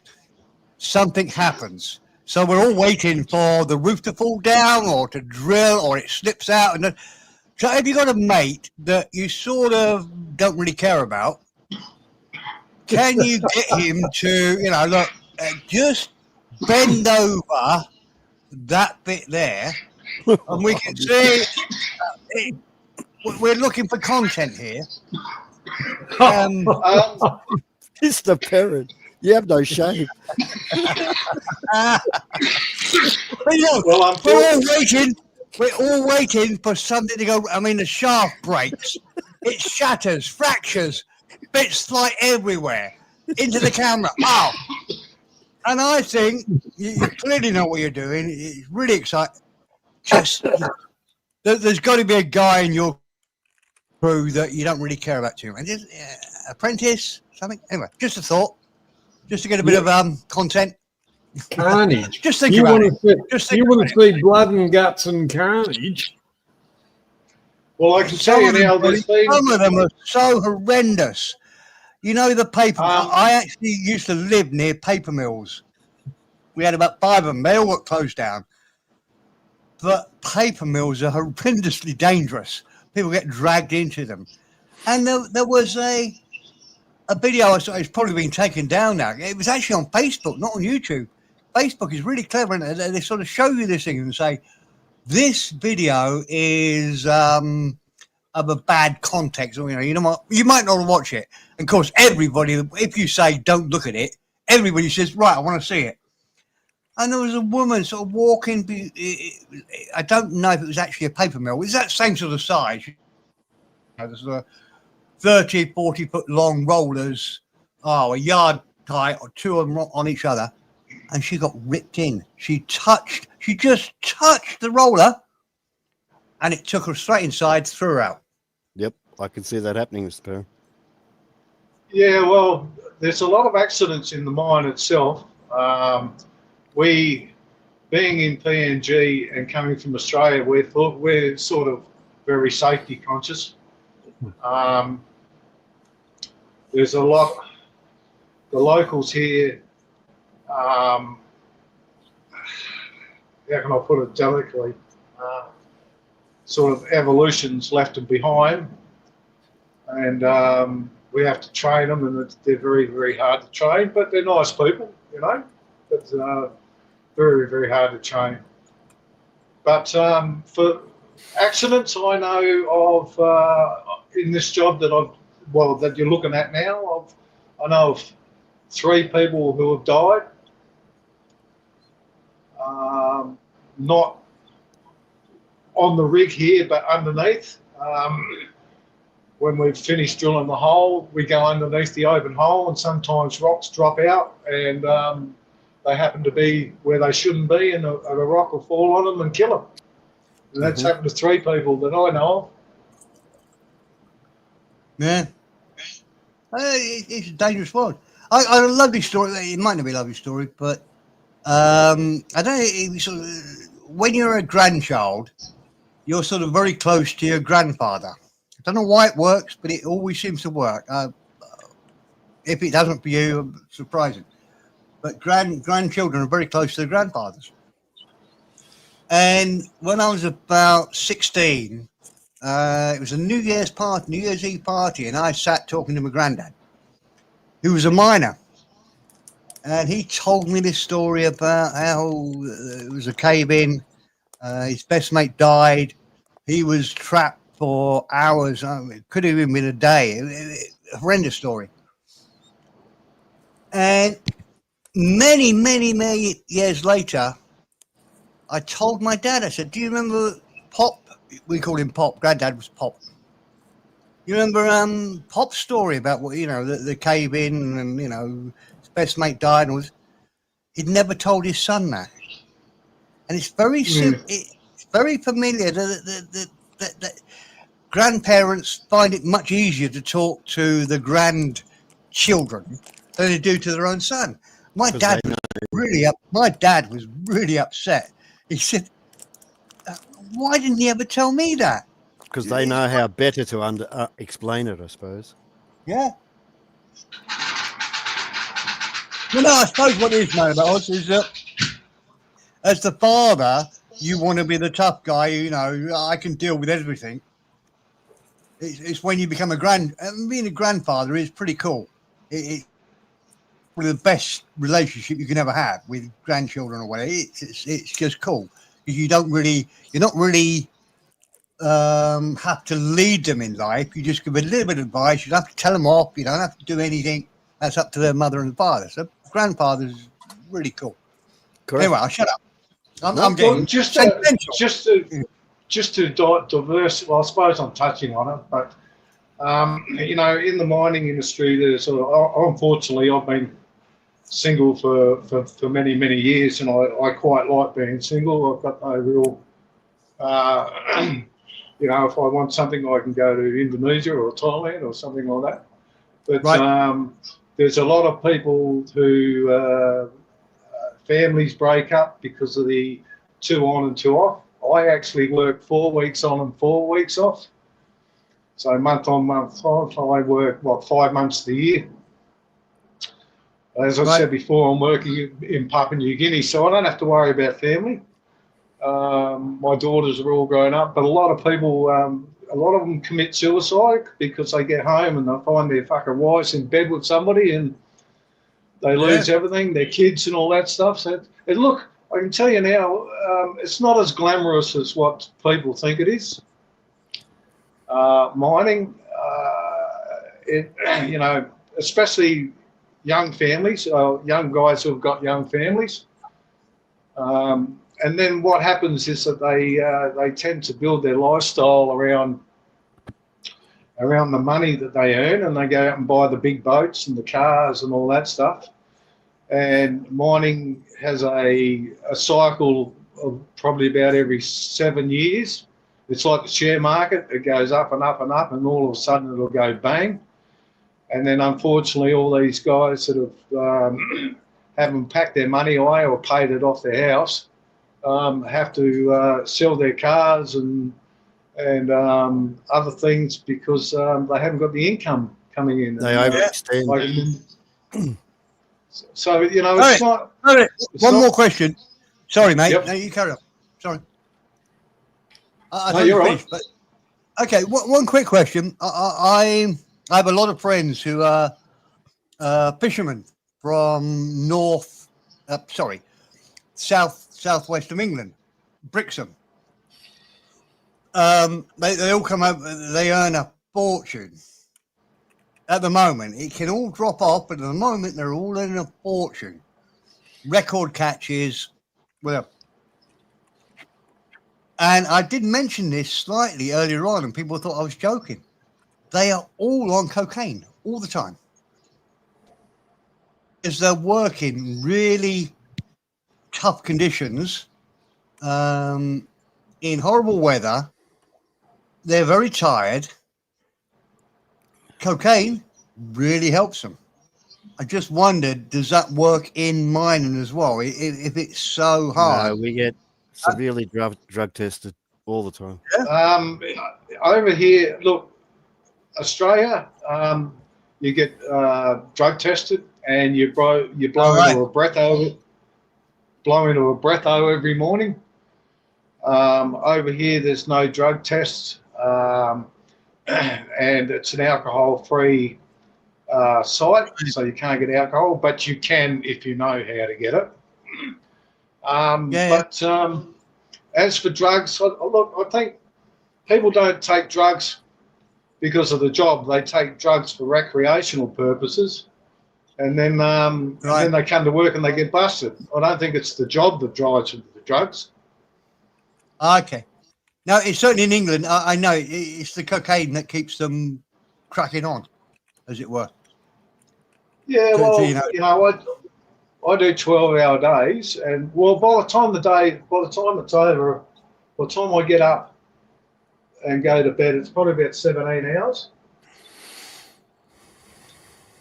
So, you know, Long day. Yeah, and that's just to get up and go to work and go home, sit down for an hour, and then go to bed. You know what I mean? Yeah. Ready for it. No, call me. It's a very it's not a glamorous life. You know, I haven't done drilling, but I've done underground with extraction. But the whole part about it, it's not glamorous. Like, I chose to work night shift permanently, and you'd say, well, it doesn't matter. It's dark in the mine. But the thing is, if you work day shift, by the time the bus picks you up, takes you to where you're going or whatever, it's dark. You go down in a dark hole and you come out and it's dark again. At least in night shift, it was, you saw a bit of sunshine. But what Tony's doing is very regulated. It's very regulated, and not by necessarily where he is, but by his company as well. Drugs, alcohol, shit like that, because you need to be on your A game all the time in that industry, and it's very stressful. Very stressful. And it is, Johnny, because like as soon as I get up from underground this morning, because I'm on night shift. Sorry, mate, you lose it. Somebody will say to me, "How many meters did you get? How many meters did you get? How many meters do you get?" And you get over it, you know, because like I've gone to mine sites and we're unloading trucks. And they're saying, why aren't you drilling? It's because I'm unloading the fucking trucks, mate. We haven't even set up. You know? Yeah. I know what you're saying, Tony. It's all about production. They don't give a fuck about people. They don't give a fuck about machinery. It's all production. Exactly. And this mine here is that I'm in is fairly. It's probably a second tier. It won't be long before it's a first tier mine. In other words, yep. The amount of gold they get out is very, very good concentrate, and also there's a lot of it, a very lot. No, we'll say you're doing good. Yeah, it's payload per tonnage is very, very good. Yeah, exactly. Yeah, that's what it's all about. It's all about the money at the end of the day, Tony. But I know you're not. I know you love your job, but you're not doing it for the money. You're doing it for the dollars. I think, you know, everybody. Look, I've only got probably a year left to go before I retire, so. I can retire now if I want, but I just want that little bit of extra coin in the bank for when Trump ruins the world, and the stock market shits itself and all that shit, which I think it's going to happen shortly. But getting back to working, you've got to remember I'm only working 5 months of the year now. I'm not working. Well, if you add up the hours, it's a normal working year, but it's broken into 5 months. 5 months, you know, month on and month off, with a month holiday. So it's 5 months, but nobody takes holidays. What do you need holidays for when you have a month off every month? Yeah, you know the whole part about it. You've been in the industry a long time. You're in and out because you got hurt. The whole part about it is you got back in, you're doing what you are very, very good at. You're earning a couple of bob for it. But realistically, and I think you got to agree, there's a lot of stress factor in the whole lot of it. You fly in, you fly out. And like you said, everybody that's got in the hierarchy is how many meters, how many this, how many that? And why can't you do it quicker? Well, you don't want to break equipment. Yeah, and well, you're exactly right there, Johnny, because I've been pushed before, and I refuse to get pushed because at the end of the day, let's just say this pilot bit on the bottom of this rod here, right? If I go faster than what I am, I'll end up fucking the pilot bit. And if you do that, then we've got to pull all the rods out of the hole.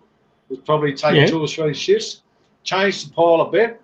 There's $18,000, and then another 2 or 3 shifts to go back down the hole, all because somebody wants an extra half a fucking metre a shift. It's not going to happen because basically I'm lazy.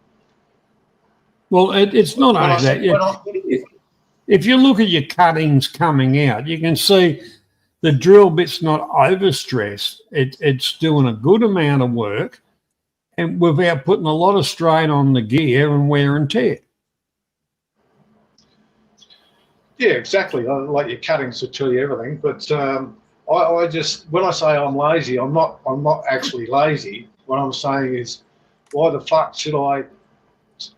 Like, they want an extra half a metre a shift, but if I fuck the pilot bit, it's going to cost them a week in downtime that they have to pay for.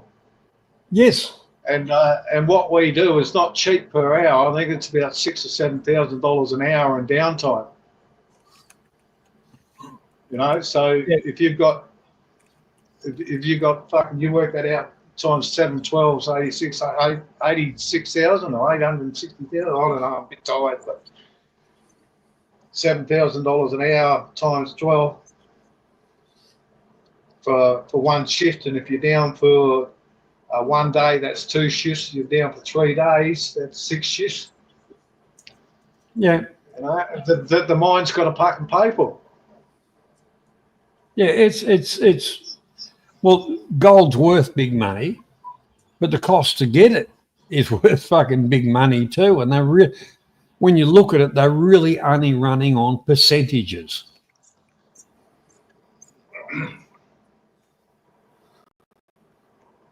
Yeah. Sorry, mate, I'm just concentrating. Look, I appreciate you showing us this, mate. I really, really do. And yeah, make sure the stuff's right before you worry about us. Yeah. Listen, I'll leave the camera on. I'll just get back to you in about 15 or 20 minutes. All right, buddy. No worries. Unless I'm taking up somebody's space. No, you're not. Camera off. I couldn't give a fuck about anybody else's space. I'm enjoying this. I'm loving it. All right, I'll get back to you in about half an hour. If you're still on, if you're not, you're not. But I'll be listening in the background, but I'm just going to turn the microphone off. I've got a bit of work to do. All right, buddy. No worries. Take care. And I hope it all works out. Okay, mate.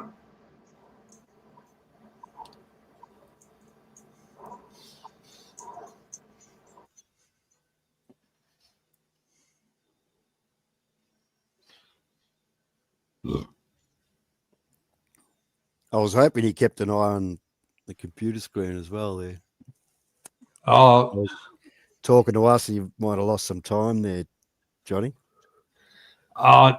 Tony is very efficient. He's been doing what he's been doing for a long. You know, because he's concentrating on us as well. I didn't want him to do that. You know, just concentrate on the job.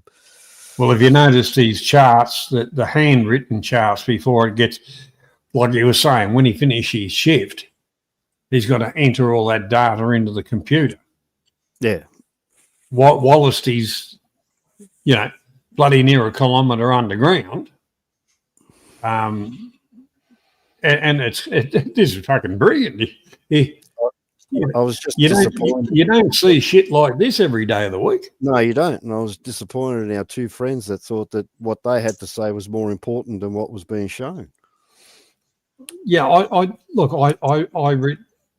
understand that they wanted to worry about their relevance, but it's when it comes to relevance, this is very relevant. It's happening right in front of your eyes.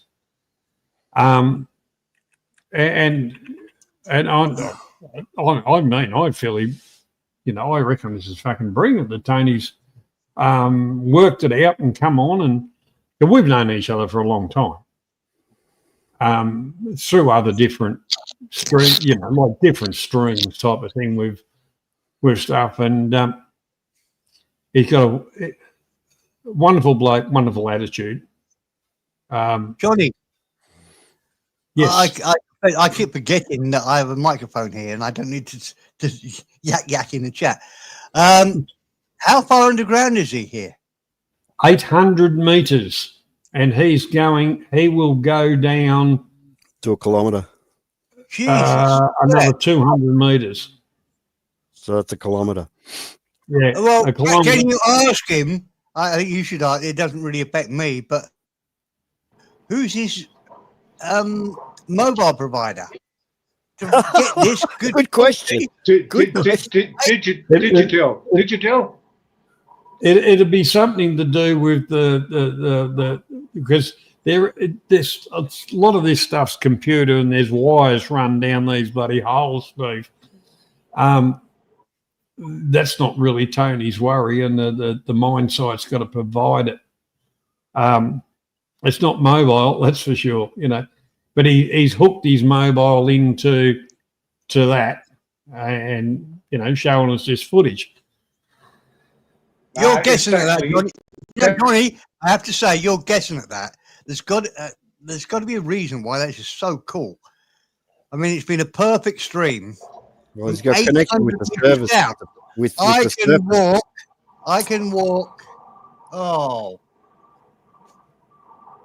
20 meters away from my Wi-Fi router thing.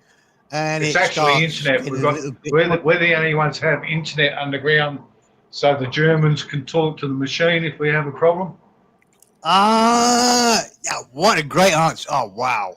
If you notice the name on the machine. I like the fact that it's a German engineering. Well, yes. Didn't you see the name on the machine, Mr. Perrin? This machine is made by Hearing Connect, who make the tunnel bore machines. In actual fact, what we're doing here is the same principle as a tunnel bore machine, except we go down at 90 degrees and come up at 90 degrees instead of going horizontal. Yeah. It's so impressive. It really is. I have when we're back reaming, and we're pulling the 5 metre reamer up, I can have 500 tonne of weight on the face of that reamer, which is nearly a jumbo jet, just to cut the rock. Right. Mr. Perrin, you forget that your country was doing this 200 years ago under the City of London. Yeah, that's very true. By hand, though. By hand. Pick and shovel. By hand. Yeah, by hand. Yeah, I'm always impressed by stuff like this. I think it's fascinating. Well, that's where they learn. I'm more fascinated by the fact that, as I say, I walk 20 meters away from and I love the fact that it's Germans. They can talk, and second, I'm talking about personal experience. Their engineering is. My buddy got. Spot on. Yeah, my buddy got a job on a super yacht, and he was a engineer, first class engineer. And the way he got that was a bit iffy. To be an engineer on a boat now, you go to university, study, whatever. He was a fisherman and a cook, and an engineer on a relatively small fishing boat. And this is going back to the 80s, maybe even late 70s. And they said, oh, we'll go down to Plymouth and we can get an engineer's thing. So we've got a certificate. He went down and told them what he did. He got a class 1 engineering. So you need one of those on yourself on any boat. Where was I going with this story? I don't know. Well, I could I tell have you. no idea. He could come and work in Australia and earn a fucking fortune. Yeah. Well, unfortunately, and actually, it's one of the saddest moments of my life. He died last year. Oh, I'm because sorry to he hear was a cunt. that, sir. He didn't go to the doctors when he should have done. Sorry to hear Trying that. to save a few pennies. I'm still angry with him because he had a minor heart problem, slow heart. Could have been cured with a few tablets, but he was a typical man. That's it, Dave. Well, that's Anyway. sad. Yeah. There was an end to my story, but I can't remember what the fuck it was. Oh, that's all right. You know, the whole thing about it is we are pretty well blessed with, you know, Tony showing us this, because it's something that he wouldn't normally do. But yeah, the whole, you know, these companies set up, you know, their own internet, their own whole lot of it, so they can monitor their machines and you know, they know what they're doing. That's why they charge big bucks. Oh, that was it. Let me just finish it. It was exactly the same. He was an engineer on a super yacht, but he never had to do anything. If something went wrong, I mean, he oiled and watered it, but apart from that, anything went wrong, they phoned up the supplier, you know, the designers, and they sent it straight out to them and they replaced the part. That was it. It wasn't a great story, but I just remembered what it was. It was exactly the same. It was just flown out to them. Yeah, although he was a class one what you meant engineer, was, he didn't have to do anything. It was just fit this new bit in. so you would just try and tell us he worked his way up to that level. Well, not really. No, he was still yet to the day he died. But no, he was my best mate. But no, he was just given the class 1 engineering certificate because he was in the right place at the right time.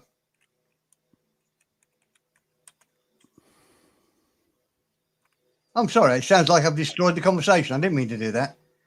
There wasn't any real conversation, but you know, the one, you know, what people actually do to make the world go round. That's the real part about it.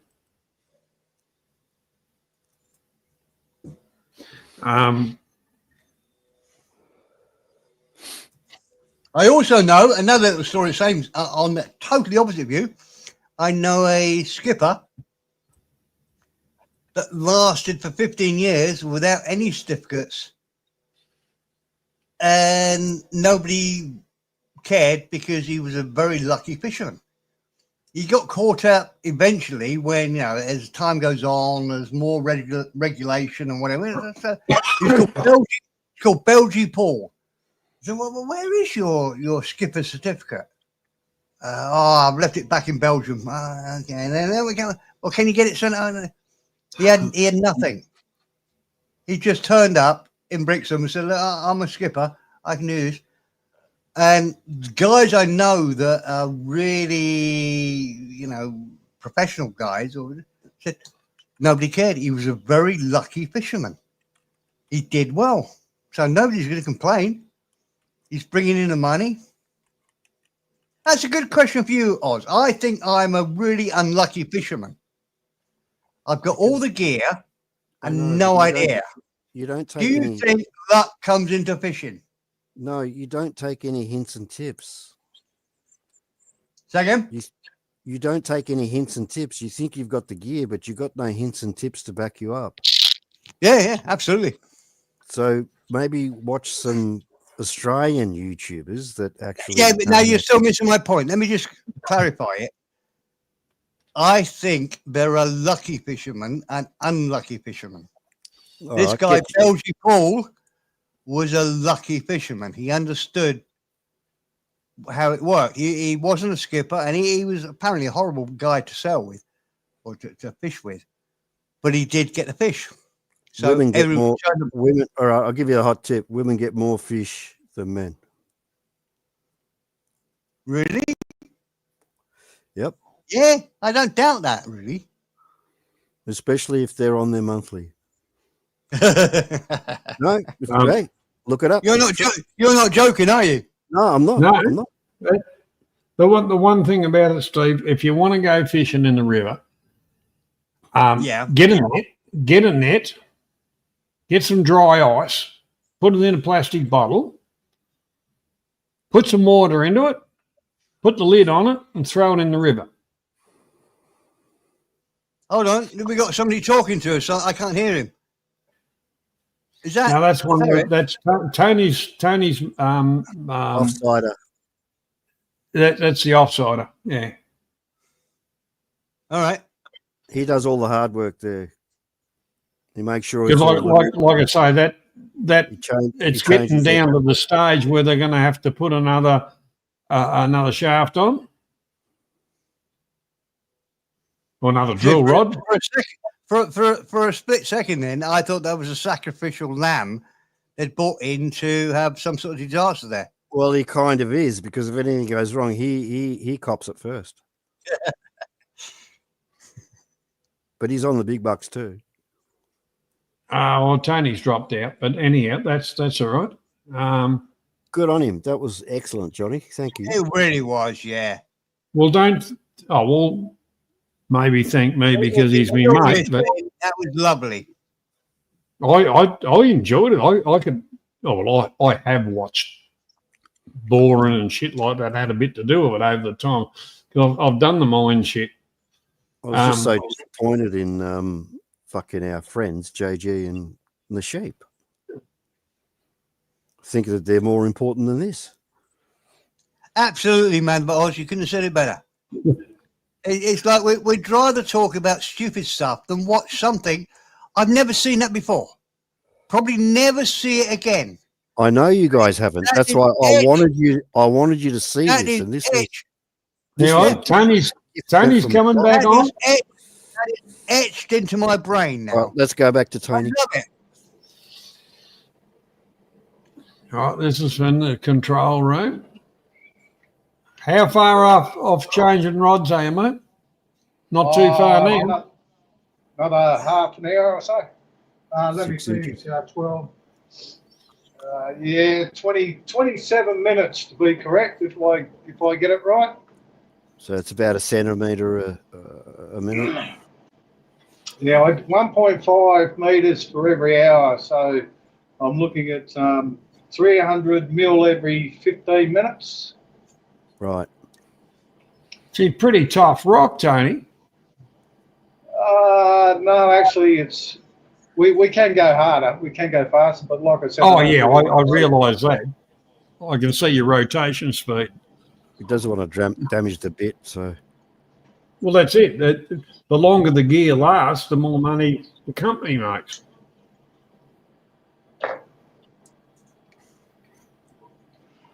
And actually, that's why they employ people like Tony that looks after the gear and does the job. Did you see? I don't know if I broke up or not. Did you see outside when I walked outside? Yeah. Saw the skid with the rods on it, and your handsome girlfriend there. Yeah. Don't go down that track.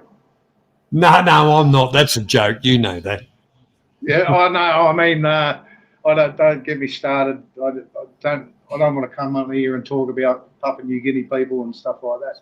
So, No. The whole part about the people need training. They've lacked education for years. It's a small country, but it's so fucking isolated. It's incredible. Yeah. Yeah, but Johnny, the problem we have here is, like I mentioned earlier on, that evolution has left them behind, and like these guys can't even put a drill in a drill bit. I have to watch 3 times a night or 4 times a night. They just go to sleep. They will go to sleep standing up if they had half a chance. Yeah. Because they're not trained from birth. We're trained from birth to sleep for 8 hours a day. And these guys, when they go home, they go back and live underneath their trees. And there's not, time means nothing to them. So if they're awake all night and sleep all day, it doesn't matter. But when they come to a place like this, where it's time driven, they can't handle it. They have to get used to discipline.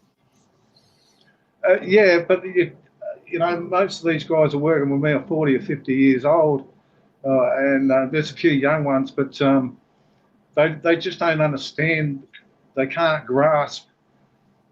No, that's not what I'm saying. What I mean, they've never been trained or taught. They can't comprehend the concept. Yeah, No, and it's frustrating. It's frustrating that every time they go and undo a bolt, you tell them to undo a bolt, they're always going the wrong way. You can tell them they just can't get it. They don't get it. You know, that's. I understand. But anyway, I'll leave it at that anyway. But yeah, we can't go into it deeper, Johnny. Well, the whole part about it is the hunter-gatherers. Yeah, but they've had rascals to deal with and that sort of stuff all through. Oh, there's been a lot, but the thing is, it's going to take generations for everything to filter through, where they'll be doing what Tony's doing. Generations, and governments and all. Yeah. But the thing is, I remember the first time I went to the Philippines trying to do stuff. It was like, how dumb are you? But I got a crew together that I didn't have to second guess. When I disbanded the crew, they all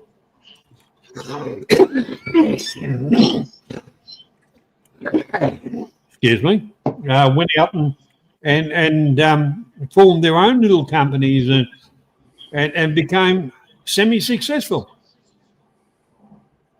because it was taught to them, but they weren't so backward, without being discriminative,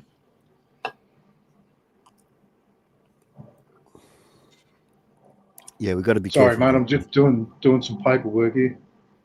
Yeah, well, the boss wants the figures, mate. The boss wants the figures, Tony. Correct.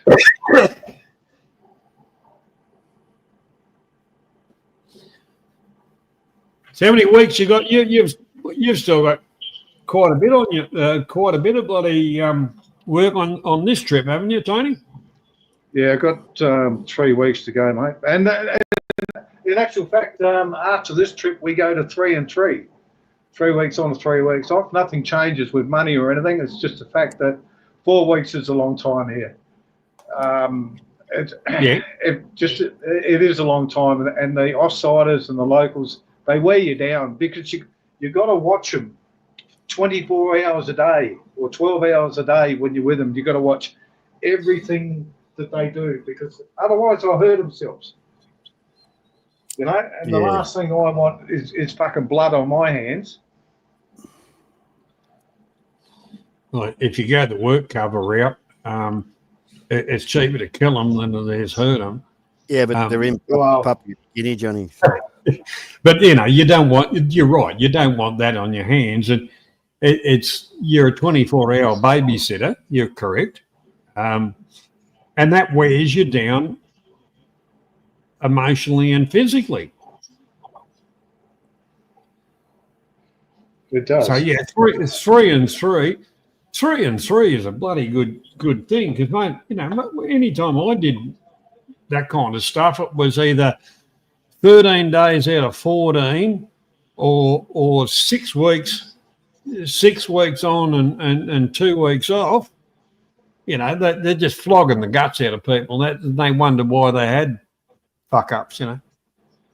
Well, another thing, Johnny, is the fact that I don't think, like I said, I've got probably a year to go before I retire, but I couldn't go back and work in Australia now. There's too many rules. It's too hard to work. At least here, there's like, I've never seen a safety officer underground, even though because I'm from Australia and we've been taught to do things the right way, so we do them the right way. In Australia, they have safety officers walking around here every 2 days just to pick on something that doesn't need to be picked on. Like here, for an example, I wanted to do some hot work, so I got on the two-way and I said, we're going to get a hot work permit, and the guy, another expat who's a ship boss, he said over the radio, he said, hang five, I'll come down there and see you. So he come underground and he come up to me and he put his hand in his pocket and he had one of those little pocket pads and he ripped a piece of paper out and he's already written on it, I authorise you for hot work permit. And he said to me, don't ever mention that over the two-way again. We don't have paperwork here. We just do the fucking job. It was classic. It was, you know, so you don't get hindered by shit. I knew we were going to get a bite here, Tony. Dave the Dasher. You know Dave the Dasher. He's a safety officer on oil rigs. Yeah, but there's nothing. Yeah, but well, what I'm saying is I've got no problems with safety and all that stuff, and we do it the right way. But I've never seen a safety. The mine. This is why people get hurt in the mine, because there's not enough safety. Well, you're right. You know, like my years, you know, construction, mining, the whole fucking lot of it is. We never did anything that would endanger ourselves or others. And then we got into when Longford went bang, Longford gas station went bang, all of a sudden it was the rise of the safety officer. No shit on you, Dave. And it was drop kicks that weren't any fucking good in the trades. All of a sudden come along and told us old fossils how it should be done when we fucking did it the first time round. That used to piss me off. But the one part about it, I've always believed in safety because I want my workmates to go home alive and I want to go home alive, you know. And that's why our work crews were very selective. And I know working with others to a certain extent, you're watching your back all the time, because when we had our work group, which had been together for 10 years, everybody knew how everybody else thought. Everybody knew what was going on, processes, whatever. It was fine. And then you started to get the influx of newer ones come in. And you say, well, hang on, I've got to babysit this cunt. Well, you tried to bring them on, and half the time we were the ones that got hurt because of fucking idiots. And they say, oh, well, you didn't train them. Well, hang on. My job wasn't to be a trainer, nor the safety officer. I was just looking after myself. It pissed me off. Like I say, what ruined my career was getting run over by a truck with a dickhead in the company I was fucking working with driving it. That wouldn't listen. Dumb fuck.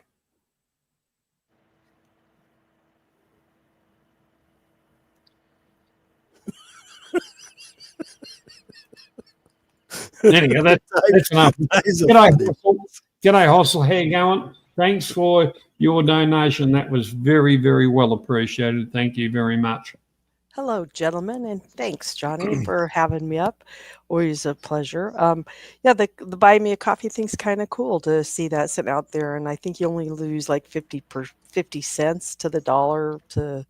Yeah, I didn't even know Johnny had one, to be honest. Yeah, well, I did it. I did it last week. Of running out of hours. So if this stream drops off, it's because I've run out of hours, and you can't do the stuff that we're normally used to. And friggin' StreamYards has jacked the prices. Do you say, do we really want to do it? Now, real quick on the StreamYards, what you're running out of is their hours of recording your live. YouTube also records it, and YouTube is free to record it, right? So Yes. I don't pay for the extra hours with StreamYards because I don't care if they record it. What it does to help you is if you lose your YouTube channel, you can always get your content from the StreamYards recording. But the way I see it is if I lose it, I lose it. I don't give a shit. So I'm not going to pay StreamYards for that extra storage. and I suggest No, you we don't do storage or anything like that. Yeah. When all us blokes sort of started off, you know, we'd been doing it for years, and I'd just say, oh, that's a couple of $100, you know. Hurry up, Johnny. We're at the end of the fucking call.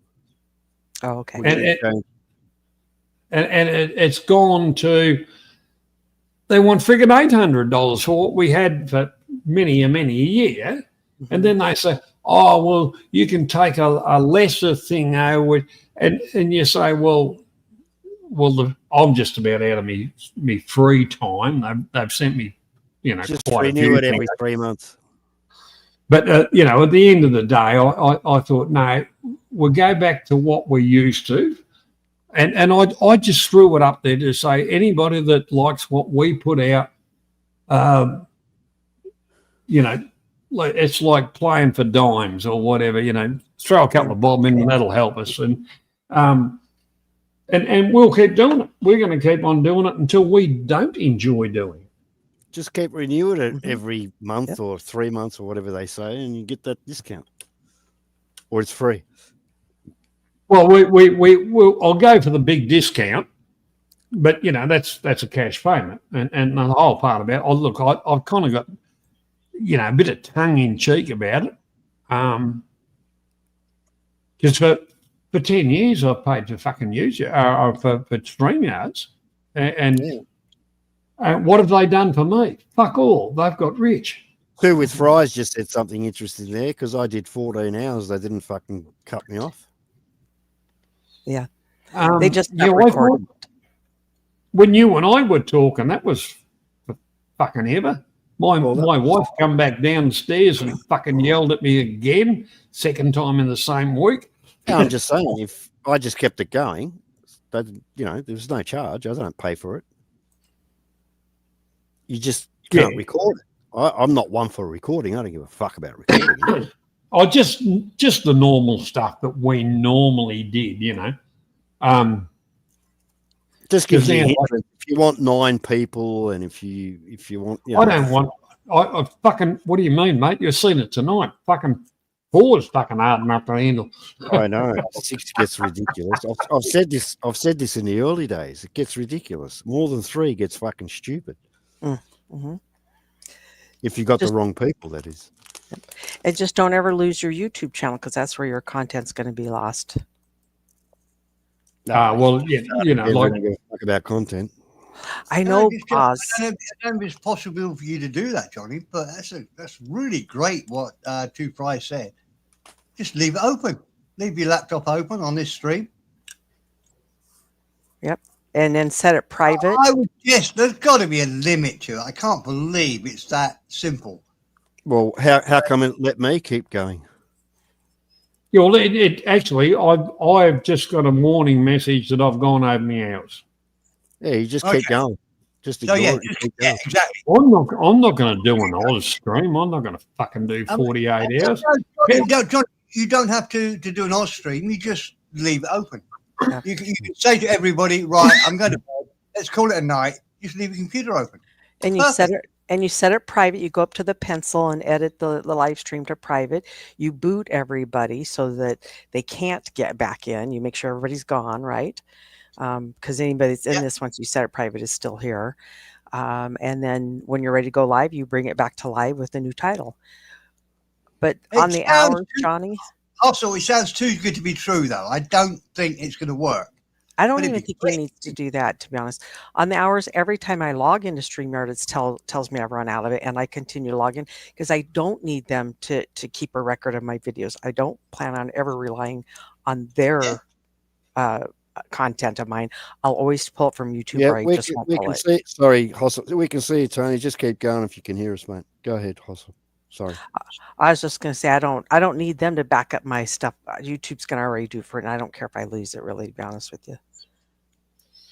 You know, in honesty, Hossel, in a group, we've talked about, you know, the whole lot of it, and you know, Steve and Stephen are the ones that have done research, you know, for what's with our group, like what's the best for us.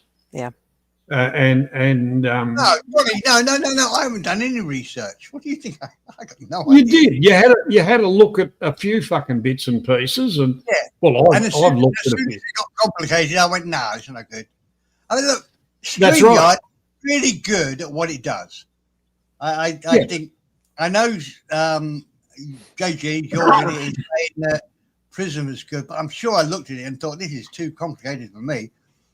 StreamYard is very easy to work. It's intuitive. You don't need to work too much. It says you do this, you do that, and it's so good. Now they're charging far too much for it, and upset lots of people. And I would guess their income has gone really down from what it was before, because they're just being so mean. Anyway, I shut up. Did you guys know you can share your StreamYards? Like if you trust each other, you give each other they call it the key. I suppose that means the password to log in anytime that you want and go live. You just have to coordinate your live with the next guy because you're sharing this platform. Yeah. Also, I just have to tell you, we only pretend to be friends. We don't trust anybody. I don't blame you. Nobody here. These three, that's Hostel a is no-go. lying. These three trust each other. Johnny Siam, Stephen Clark, and Mr. Perrin trust each other. Hey, Oz, you said you don't care about your content being out there. Listen, you guys are the meeting of the minds when you get together. You guys have the receipts in your clips. Me as a clipper wants to find those receipts. Okay, when people say, hey, there was a live once where so-and-so said something and now he's contradicting himself. We want to come to your guys' live and find those. Yeah, but we've had clippers doing dirty on us, Hustle. You got to understand how we feel about clippers. Doing dirty on you by clipping you? What, yeah, did you do your research in the last 8 to 9 years? No. Well, maybe you should, Hustle. Have clippers been around that long? Yep. I got to see some of those old clips. There's some nutters in that chat, Hustle. There's some nutters that I can't even explain to you what sort of nutters they are. Oh, I know. I'm one of them in that chat, aren't I? No, you're not. You are mild. There's some absolute fucking degenerate nutters there that should be certified as fucking nutters by your government, by ours, the English government, the French government, the Canadian government. Right? They are fucking absolute nutters. I feel like with the COVID, they are like being COVID. nice. YouTube can babysit all the nutters now with COVID. Just give everybody free Wi-Fi and a device that can pull up YouTube, and all the nutters were babysat through YouTube through COVID.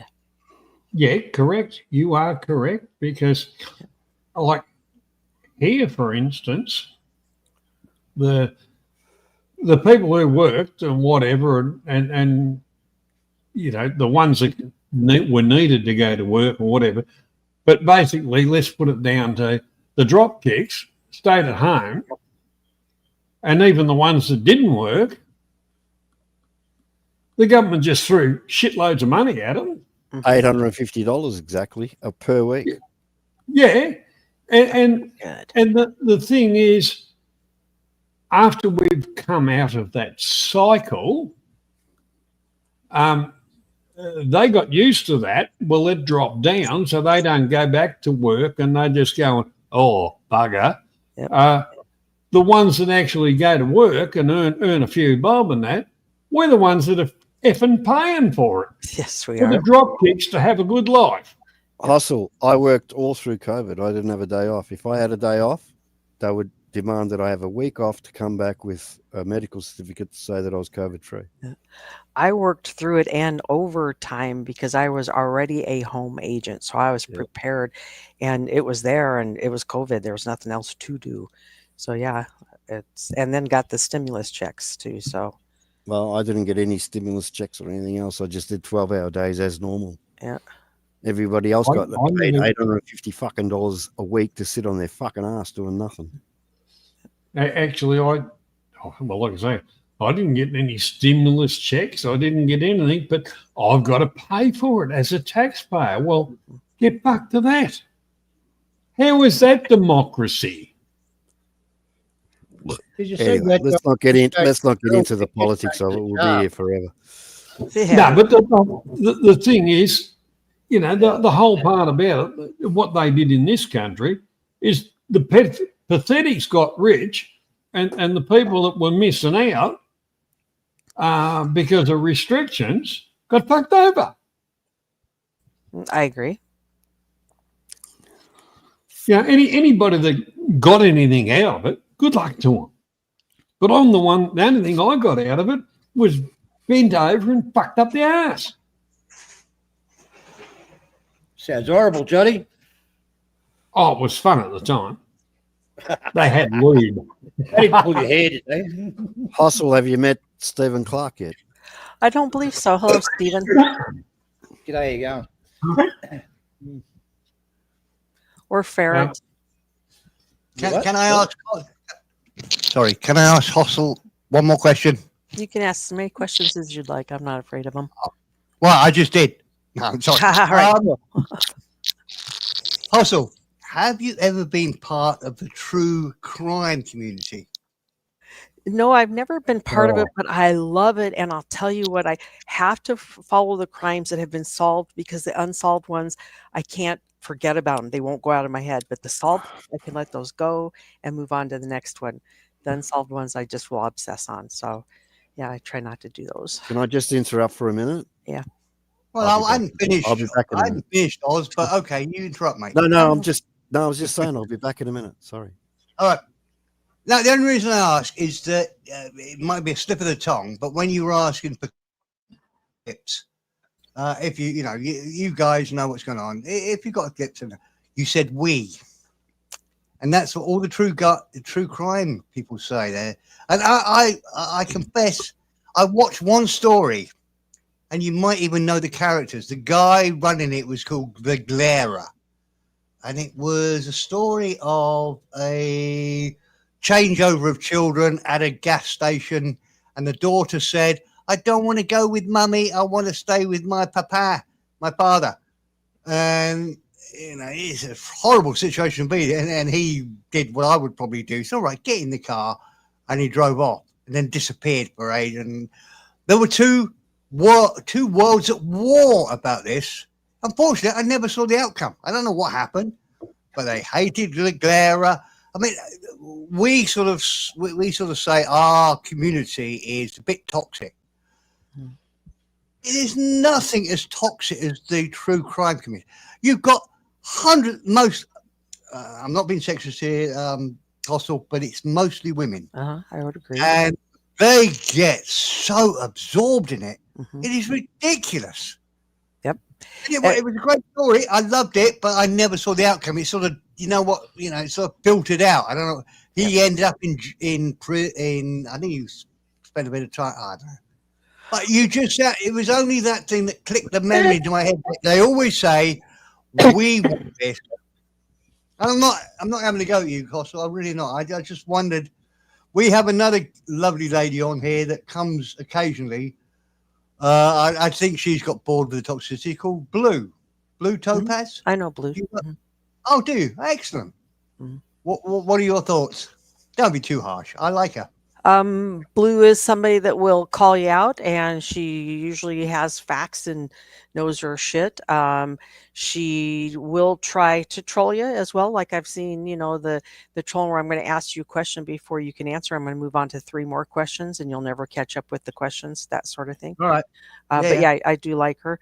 Real quick, when I say we, I mean the Clippers. We want to find those receipts easily. So, but yeah, I like Blue. Actually, on that, if I can cut in, on that line hustle, there was a beautiful girl, lady, beautiful girl. Her name was Beezy. And, the maggots hounded her because she took a little bit of a shine to one bloke and, a little bit of whatever, or not whatever happened out in their private world, and that, but just online. But the maggots that rejects from everywhere. You know, the only bit of love they'd get is a kick in the fucking guts. Right. The fucking mongrel dogs, you know. But the whole part about it, they even picked on her, and she was a darling. Mm-hmm. I used to say to her, you know, when you go to the when you go down to the, what we call them a pub in Australia, or you know, down the bar, you know, and the old Brooks and Dunn, boot scoot and boogie, and so yeah, play that, and she'd, you know, put a little thing up. No, I got that played for you, Johnny, and they'd be doing boot scooting, and you know, the maggots ruined that too. Yep. I fucking love to put them in They one room. They fuck up things and they get off on it. Oh yeah. I'd love to get them all and put them in one room, pour a heap of petrol in there, let it get the fumes up, and then drop a match in. If a troll can get the host to stop what they're discussing and focus on what the troll wants them to talk about by responding to the troll has done their job. That's what they want. They want to derail that.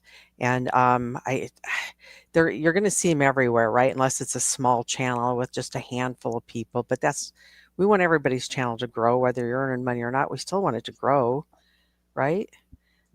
Oh yeah. Oh yes. You know, look, the thing is, I don't know if you've done your homework about us. Stephen used to run Talkback Thailand, and a lot of us joined Stephen, and that was probably the biggest. You know, I don't like using the word community. Right. Thailand community type channel for a long time, and jealousy came into it, and the trolls and all the rest of it. Are you talking about Stu D? Stephen Clark. Yeah, Clark. He didn't want him. Oh, Stephen Clark. Okay, I thought you said Stu. He's talking about me. I'm getting excited. Keep going, Johnny. I like that. Keep going. Oh, look, I'm not parting your fucking ear anymore. Do it yourself, you bastard. I haven't got any left. Cameras off. Can I ask this question, Stephen? On your Talkback Thailand, were you inviting everybody to participate, or were you being exclusive? Like I see, Capio and Stu D, do they start right off letting you know that no duds allowed, only the good guys?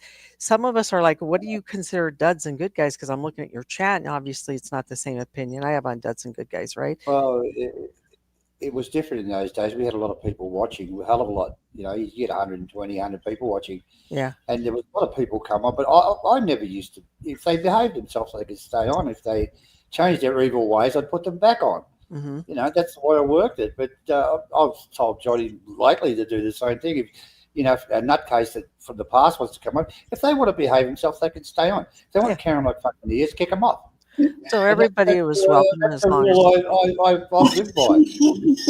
Yeah, as long as they followed decorum on panel and such. I agree. Some of it's just ridiculous. It really is. You know, do you want to sit there and watch fucking baby talk for 3 or 4 hours? I don't. No. Fuck that. No, and what I noticed for a good 2 years, even in my own genre, which is the drama community in the United States, the over talking and yelling, and it was almost, well, who's going to be, whoever is the loudest, only their voice is going to be heard, and it's such a waste of time and truth for everybody. Because I just, you know, I've been doing it for a lot of years. I was one of the first people to do the live stream shit, and I can't handle like over 4 people on the channel. That's why I sit back and don't say nothing sometimes, you know. It's not that I don't want to talk. It's just you can't get a fucking word in half the time, and everybody's an expert. You know that. Right.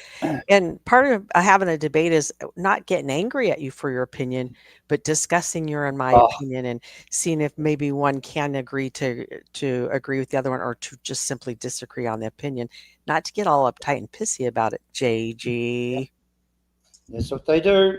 I know it. You know, I've not really had arguments. I've had discussions with people. I disagree with them. I do it with Johnny all the time. But I don't get nasty with him. He doesn't get nasty with me. We can talk things. Oh, I reckon. But exactly. Love it. Oh, they're going to blow your house up. Well, whatever.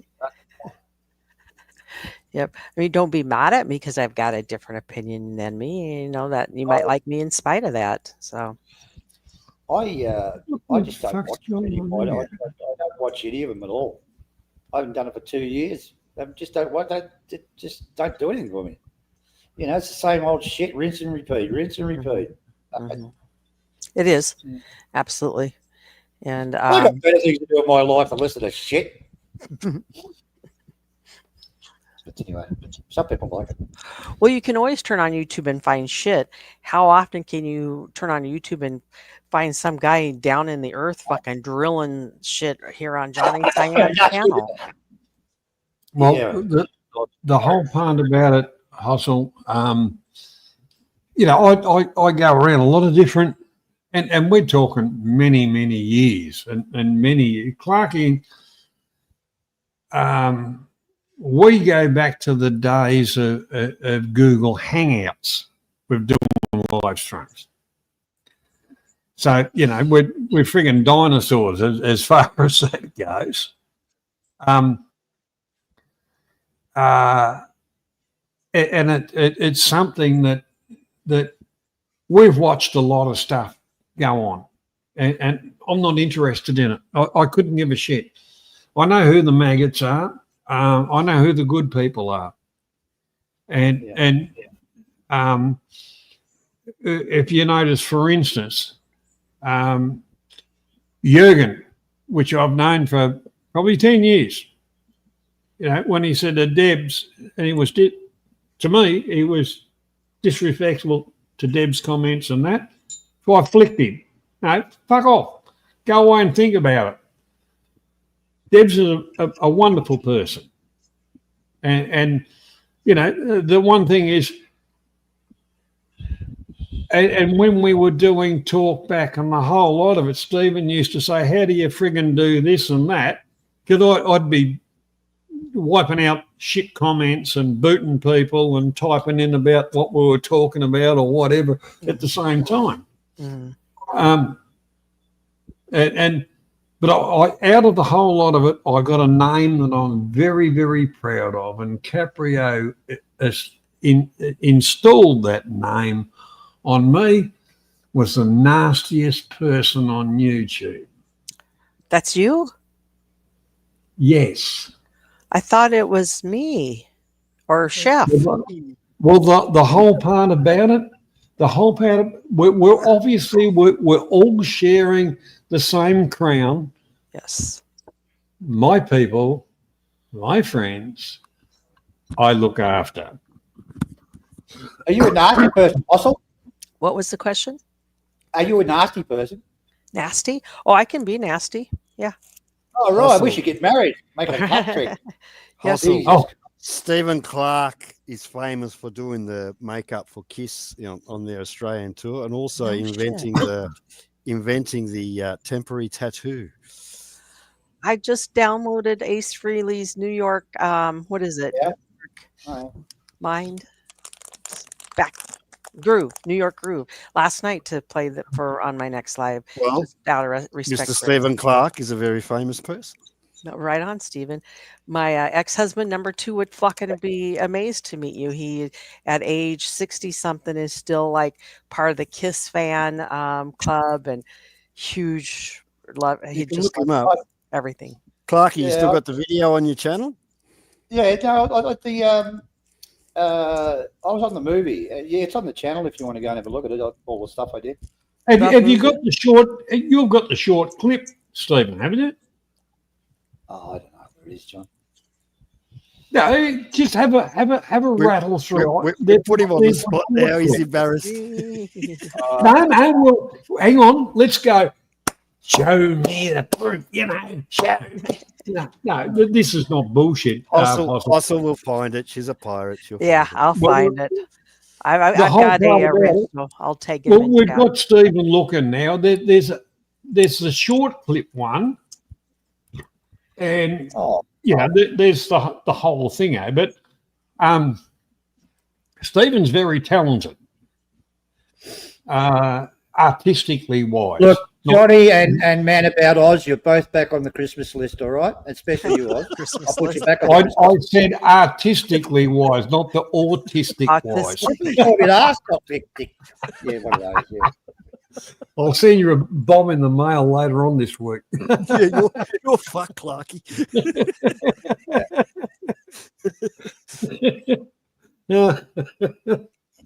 Oh dear. So when you guys Also, refer, look it up. You'll find him. yeah, I'll take him if he types something in chat. I'll just take him and go to his channel and stalk him for a while. Say nice things about me? What was that? You're gonna say nice things about me, aren't you? Well, I don't make clips about you yet, but I want to see your kiss video that or did you hear the tone of that? Yet. Yeah. Oz, that's exactly why I was laughing. I love that. How many clips about you? Yet. Yeah. Look, I never thought I'd be clipping Sean the sheep, and then just holy shit, just night after night, I've got boom, boom, boom. I've got some I haven't even got to show yet from 2 weeks ago because I got a community strike and lost my privileges of restreaming on this channel and then forgot about him until just this minute. But he went up against Chef and then went over to Be More Ron's the same night, and it was the chat going in at Sean the Sheep that night.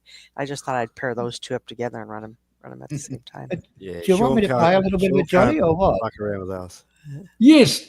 Yeah. Look, do that. I'll put Tony on normal screen because we've got he is we've busy. got a whole meter and a half of Tony. All right, I'll yeah. Yeah, well, you just what do you mean? You've got the buttons. Fucking do it yourself. I haven't done it for ages. Do you know, gentlemen, there's something called, I can't know the word for it, but where you can look at a photo or a shape or whatever, and you can see what you want to see in it. If I look at this photo that Tony's with the drilling, on the right-hand side, I'll put it back up, Johnny. No, come on, give me two. Oh, fucking hell. It's in the bottom down the left. Have a look on your screen. No, okay. My pen eye. Cool. Football stadium, huh? Soccer stadium. Yeah, Aussie rules football.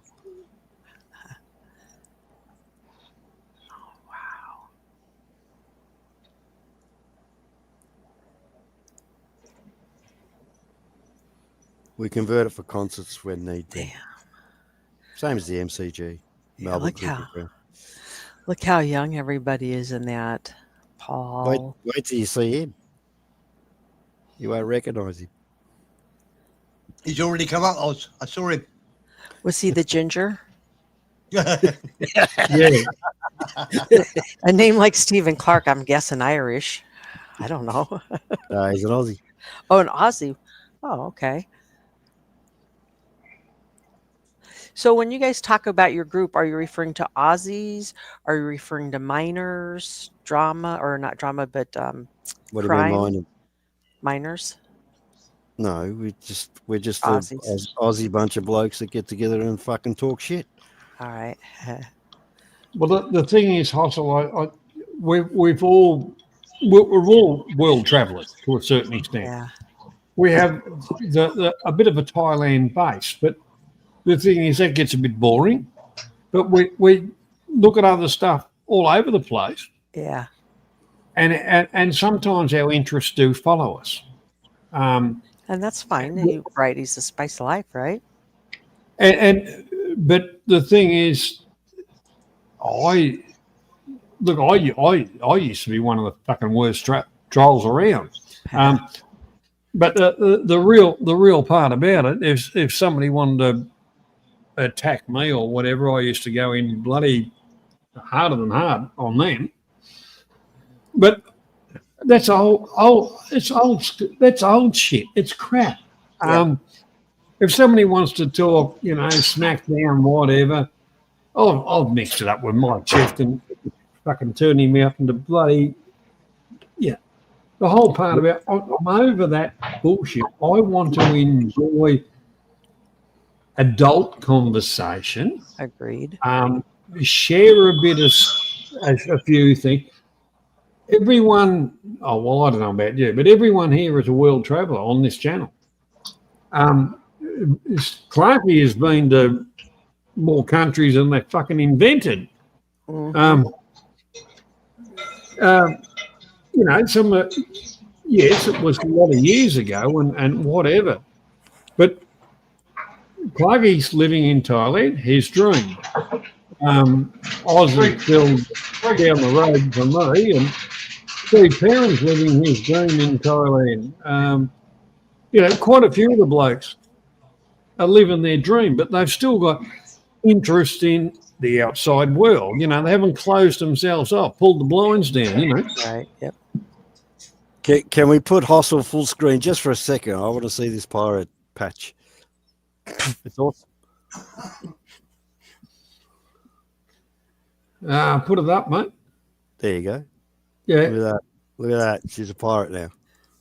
Right. I'm a And then pirate. Red cat with a fucking eye patch. I love it. And just to fuck with Kelly Caldwell, it is his picture on that eye patch, just to fuck with him a little bit. Yeah, Well, you know, we the don't whole care part about it. of We it, don't- Hustle, the one thing I I had Kelly Caldwell on one night, Oh Lord. and the whole part about it, I asked him simple questions. You know, what are you doing with you know, with your bullshit and all the rest of it? If you want relevance, show people some relevance of what you're doing or whatever your hopes, your wishes, your goals in life, instead of attacking everybody else and projecting that you're better than them when you're just a piece of fucking shit. Nobody watches him. I can't believe you guys watch him. I comes from the Filipino community. Oh, right. That's that. Okay. Right, now I understand. So his wife's Filipino, right? No, he's like a few others in the many different communities that have got an imaginary wife that he sends good money to every fucking payday. One of those. All right. You know, like in other words, it's a YouTube dream, and they've either been there once or so he's a you know, a fucking cocksucking fucking idiot. And he works on a company farm. He works? Yeah, he drives a tractor. Not Kelly Caldwell. They're cropping. But you know, within that group, what Hoss was talking about, there is some fucking drop kicks. I tell you what. Would you employ him, Johnny? Yeah, he wouldn't even get past the interview, mate. No, he wouldn't get past the fucking front door to get into the fucking interview. The one thing about it, when I employed people, they all said I was a cunt, and I said, "Oh no, how can I be a cunt? I expect a decent day's work for a decent day's wages." Pretty simple, isn't it? You know, if you're not prepared to do that, you can fuck off. If you're doing now on screen, if you're crook, you know, if you're sick, stay at home. Oh, well, I haven't got enough sick days. I'll pay you to stay at home instead of getting the rest of the crew fucking sick. Yep, everyone gets sick. You know, we all That get makes crook. sense. But, you know, then where they all fucked up, we were running a bit behind, and I hired a couple of extra blokes, and I was putting cladding on and doing a bit of shit there, and they held a meeting, and they said, "You're working, you're the boss. You shouldn't be working." And I said, "Well, we need this stuff done, or none of us are working." So what's your problem? And instead of fucking around, do your fucking job. Anyhow, they carried on. And I just called a meeting the next morning with everybody, and I said, "You're all fucking sacked. Fuck off for fucking wankers." I said, "I can go broke by myself without you cunts around." Simple as that. That's how good a boss I am. Then I started up another company and hired about 15 people and went for about 8 or 9 years with them. Every one of them. Hustle, what do you think about this circle? Circle of people around me? Yeah. I think they're gentlemen and smart and entertaining, and it's great to have a conversation. Excellent. Yeah. Also, to actually have a conversation. I don't have any clips. I never clip anything. But I think I can give you a bit of ammunition, which I found was ridiculous. Ammunition? Just stories that I can't believe. Crapio's wife bought a house in Thailand without telling him. Oh, snap. Yeah, I'd believe that. Oh, it's true. It came from his word.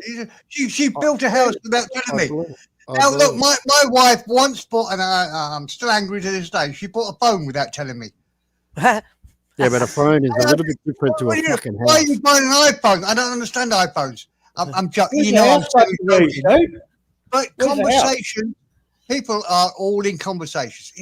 If my wife had bought a house, let's face it, it's going to be $1 million without telling me, I'd be fucking furious. And the other bit of ammunition was I thought, this is a fucking weird relationship. Yeah, very. And then £500 a month on some sort of computer game, like the one that flicks down and you've got to match the things. I can't remember. Oh, Jesus Christ! Really? What's the game called? I don't know. Colors or what? Candy Crush. That's it. Candy Crush. They're all into it. They're addicted to it. £500. Yeah, they're addicted. Is that the sign of a frustrated woman? Hustle. Tell me. Yeah, that's a sign. Yep. I think it's a big sign, isn't it? Jesus. It really is when she starts staring at that instead of at you. Yeah, obviously she's been doing that for a few I'm really years. pleased you joined Johnny's channel tonight. That's all I have, though. I don't clip anything. I have no idea. But that just shows me. Look, I'll give you my take. He's gone through a really bad midlife crisis. Nobody leaves a £400,000 a year job. You get kicked out because the guy's coming up. The big problem he's got no charm. I think he's a great salesman. He's got no charm. So he's upset so many people on the way up that he's been kicked out. There's no way he. Yeah, he was anybody sacked. here He's trying to say he was sacked. Mr. Perrin is trying to say he was sacked. Of course. Well, nobody leaves a £400,000 a year job. You keep your nose clean and you just think, well, I've only got to do it for another 20 years. I'm getting a great pension. You don't leave it. And you say, oh no, I want to spend more time with my family, which he doesn't have, or my dog and my wife. He doesn't have. Oh fuck! It's just all bollocks. He was kicked out because he has, and this is the important thing. Hustle, he's got no charm. I heard he lost it. Steve, I thought he was a screw. Prison officer. That was an ex-job. An ex-job. And catch up, Steve. That was when he was about. He just left university, and they do that. They have a fast track thing to become an assistant governor, or whatever. But we both know what happened. He was doing the normal jobs, and he upset all the inmates. And the inmates turned around and said, "If you don't get rid of this fucking guy, he's going to be killed." And not me doing it. He's upsetting everybody because he's got no charm. Yeah, the governor would have had to listen. Call of Duty. The governor would have had to listen. Working in a prison, most of them are mentally ill. You've got to be really understanding and empathetic, and it's not like you think it is. Well, You it have to actually treat 'em- in Thailand, it actually is. The prisons are pretty shit. They You have to don't treat treat prisoners better than better than an inmate. You have to gain their respect. Yes, absolutely. I got And two I questions. guess you've seen it as well on jobs, Oz. In that I've seen a surveyor being thrown into a ditch because he was obnoxious to one of the Irish guys that was working on a road thing. See, you can't. And be you get disrespectful. young guys coming in, and you've got to be understand. Anyway, I'm deviating off the point. But now he's got no charm, and that's his biggest problem.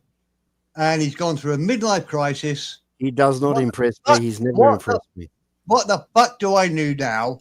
My life is shit. I'll take the piss out of these old guys on the internet. Most of the people he takes a shot at aren't that clever. I'm not saying anything, but they're not that good. That's why he hates me, Johnny, Mad About Oz, Sabbath, whatever. Because we've got a bit. Oh, let me finish. Let me finish my point. Yes. Forget it. I got Alzheimer's. I'm going to forget my point. Oz. That he hates us because we have we're not great, but we have a reasonable argument.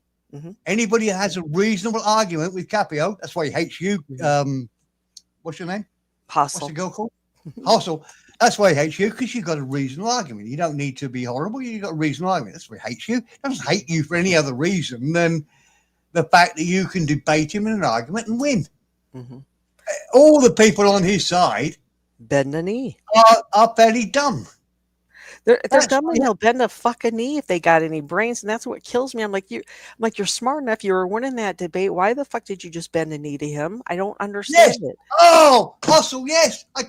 Dude, Hustle, I can't believe these guys can walk down the street with no backbone. No doubt, Can't man. believe- What do they get out of it? Why? I don't understand. Hustle, I shared the fact that out of all my babies, we lost one, right? As a newborn. And he turned around and said, "You deserve to be the father of a dead child." Just like that. No remorse, nothing. Like it's just I thought, you fucking cunt. Who says that to another man? An asshole. Exactly. Yeah. And he did some other nefarious shit regarding my lost baby as well. Not going to get into that here because it's going to be too long. But he's everyone not has a something good to say. person. He's not a good He's person. not. He's nothing He's of not. what he says he is. No, nothing of what he says he is. The only true thing about him is he does own a dog, and his name is Loma.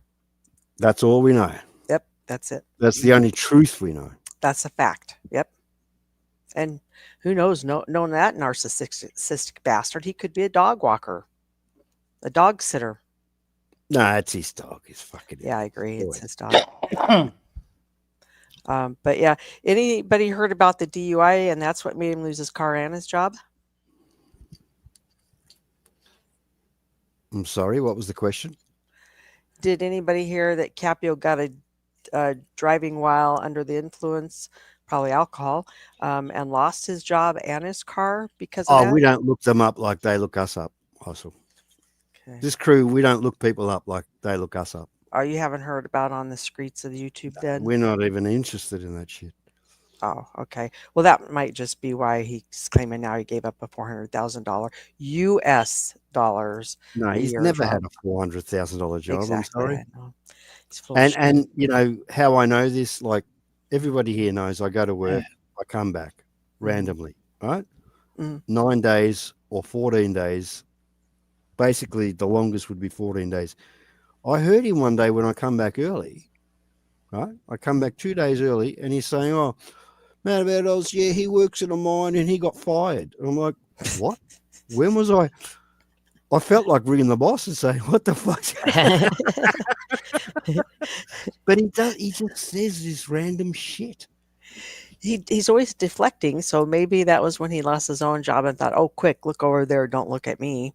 Oh, I don't know. I don't even know what the man does, to be exact. Well, the thing is, Hustle, I think you were involved in the stream that Oz and I did, and I gave you his history. He started off on YouTube. and I'll just reverberate that, or or regurgitate. But it's not shit, But the whole part about it, he started off on YouTube. So he come to Thailand, and he was doing ladyboy pool party videos and saying, if you haven't got a ladyboy, you're kind of nothing, and all the rest of it. And as he progressed along, he projected himself as being a millionaire, and he was better than everybody else. Mm-hmm. Yep. It didn't take very long, and none of us are stupid people, because we'd been on the planet a little bit longer than he had. And this is not without, no research into him.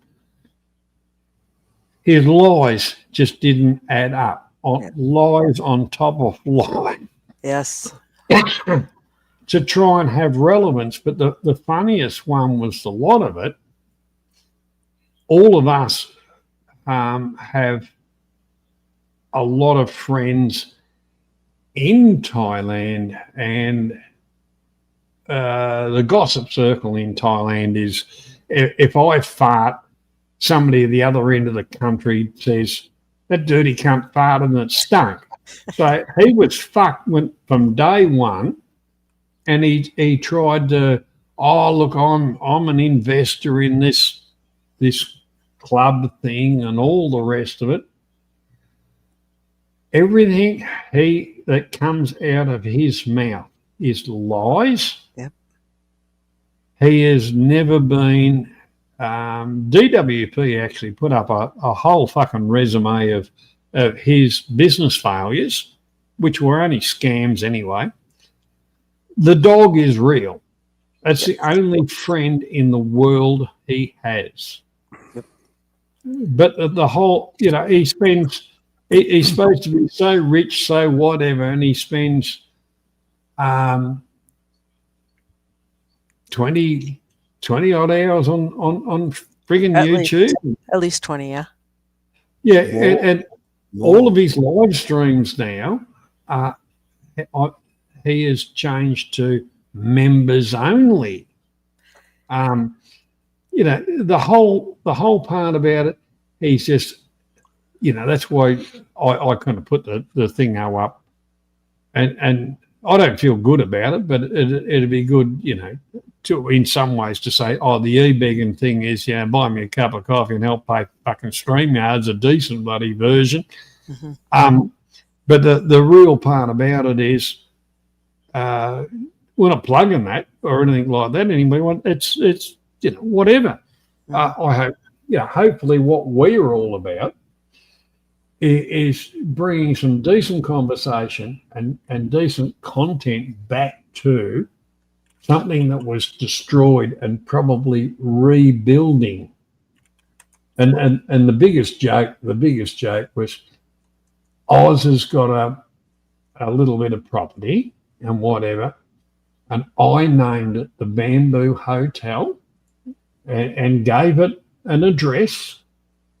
And a few things like that. Well, they grabbed hold of that and they were into Oz about it. That's how gullible the fucking idiots are.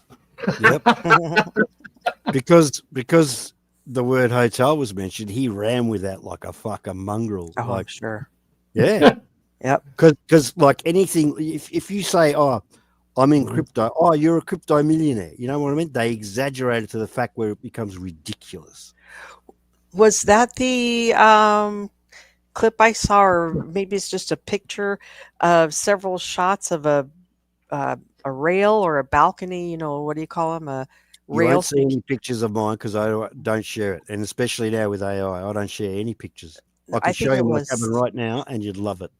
I think it was like Stu D, and he was showing different angles, showing somebody that it was the same balcony or porch or deck that a person was on as in their own photo. That would be Mike Chef's, because Mike Chef shared a video where it was a live stream where he shared the balcony that him and his missus, and you could hear kids in the background. So you could we obviously knew that, whoever Mike Chef's seeing in Thailand has got children, right? Right. Yeah. They don't have to be his children, but we all knew. And I don't know about the clip that you're saying, but I'm picturing that's the clip because they have nothing of me. Yeah. That's why they keep trying, like, show us, Oz, show us. And what if they get it? And then what? It's like, ooh, wow, you guys spent so much of your time figuring out where he lives. And now what? Big deal. Yeah, well, they're not going to do anything. What, Yeah, they're going to come to my congratulations. joint? I don't think so. You know. I don't think Well, it is. to give you a thing, I did a series on this channel about building a house. DW, no, not. I just read it. I was just reading the comment. My brain got scattered a bit. The left side took over from the right side. The thing is, I built a house there, and Caprio was straight on about, oh, what a peasant's fucking joint. It's a whole heap of shit. He lives in a council flat. Then we see, hang on, Johnny, let me interrupt. We've seen his joint 2 weeks later, and he lives in a fucking, what we in Australia, hovel. Yeah, a hovel. With a fuck off. Johnny's building a brand new joint. Are you fucking joking, cunt? But the thing is, the truth is, he did have a Thai wife, a lovely girl that was misled by his bullshit that he was a millionaire, and she thought, oh, I've struck it rich and I'll go back to England. Well, he set her to work while he did his usual schemes and failed. He gave her a bit of a, when she actually expressed her opinions on a few things, he gave her a touch-up. And I'm not joking about that. He gave her a beating. She jumped on an aeroplane, went back to Thailand, went back to her village areas and stuff like that, and bought a house. And then she come back to pick up the rest of her belongings and whatever. And well, she couldn't take him for any money because he don't own nothing. You know, sold her business and then went back to Thailand. And last reports, she has got a foreign husband that actually idolizes her, and they are living happily ever after. That's when, around that time, is when he got the dog. And he was like a little kid at his age. Oh, this is how you train the dog. His dog's a fucking idiot. It's no idea. He had no idea on how to train a dog. Us Aussies know how to train a dog. Go. Sorry, Johnny. No, well, I grew up with dogs, and I grew up in a farm hustle. Dogs were our mates, our toys, and all the rest of it. But when it was time to work, you click your finger and say, "Go and get the cows, you bastard," you know, and people like that. And when you got one whistle, two whistles, three whistles, four whistles, bang, the dog knows what to do. And when you've got cattle in a yard and you're trying to cut them out, you know, I want that one to there. Your dog's your best mate. Although with a stock whip, I'm very, very good with a stock whip. And touch a cow on the back, and I'm not talking about beating the shit out of an animal. You're talking about touching it on the back. Come on, you move along and shit like that. Caprio's got no fucking idea about, and even life is in his head. He's a reject from the family. His steroid intake to try and make himself something that he's not. Ooh, that would explain a lot. And you only look at the video where him and that other fucking idiot, Kim Hay, you know, they're going to have the punch on at the fucking caravan park. It looked like a gay lager waltz, for fuck's sake. Caprio had walked up to me in the caravan park. I would have buried the cunt under the caravan. No, he's got no idea about life. He lives his life on YouTube, slandering people, putting out bait for them to bite, and which we are doing, which I'm kind of against, just to put the message out there. He's a piece of shit. He should be exterminated. in the game Call of Duty. Just in case YouTube gets sensitive over that kind of stuff there, Johnny. Well, hang on. We go back. Talking about Call of Duty. Yeah. Well, the other thing about it is I'm an ex-serviceman too. Just to throw that So in. Johnny, what? I know that's so what I'm Johnny, saying. Yeah, that's why. So Johnny, what do you really think of this bloke? What do I really think of the bloke? Tell us how you feel. You're digging the hole, Tony. You're digging the hole. I'd bury the cunt in it. Tony, you struck all yet or what? What are you doing? Sorry? What, you struck all yet or what? No, not yet. Now they're digging for gold, Stephen. They're digging for gold. He lost his ferret. Yeah, sorry about that. I'm eating. Listen, guys, I might shoot through. I got a bit to do, so it's been an interesting night, and maybe I'll come back on again one day, Johnny. We hope so. Don't never feel lonely, Tony. And like I say, when you get home the next trip, give us a ring, and we'll work out having a beer or 3 or 15 or 20. And if I tend not to. Love to see you, mate. I tend not to get on YouTube when I'm home because when I do, I'm always pissed and make a fool of myself. So I'd much rather do it when I'm sober.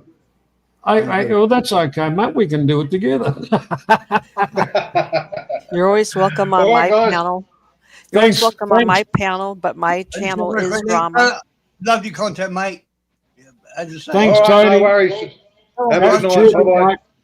Take care, buddy. Stay safe. Nice meeting you. Okay, bye-bye. Yeah, stay safe.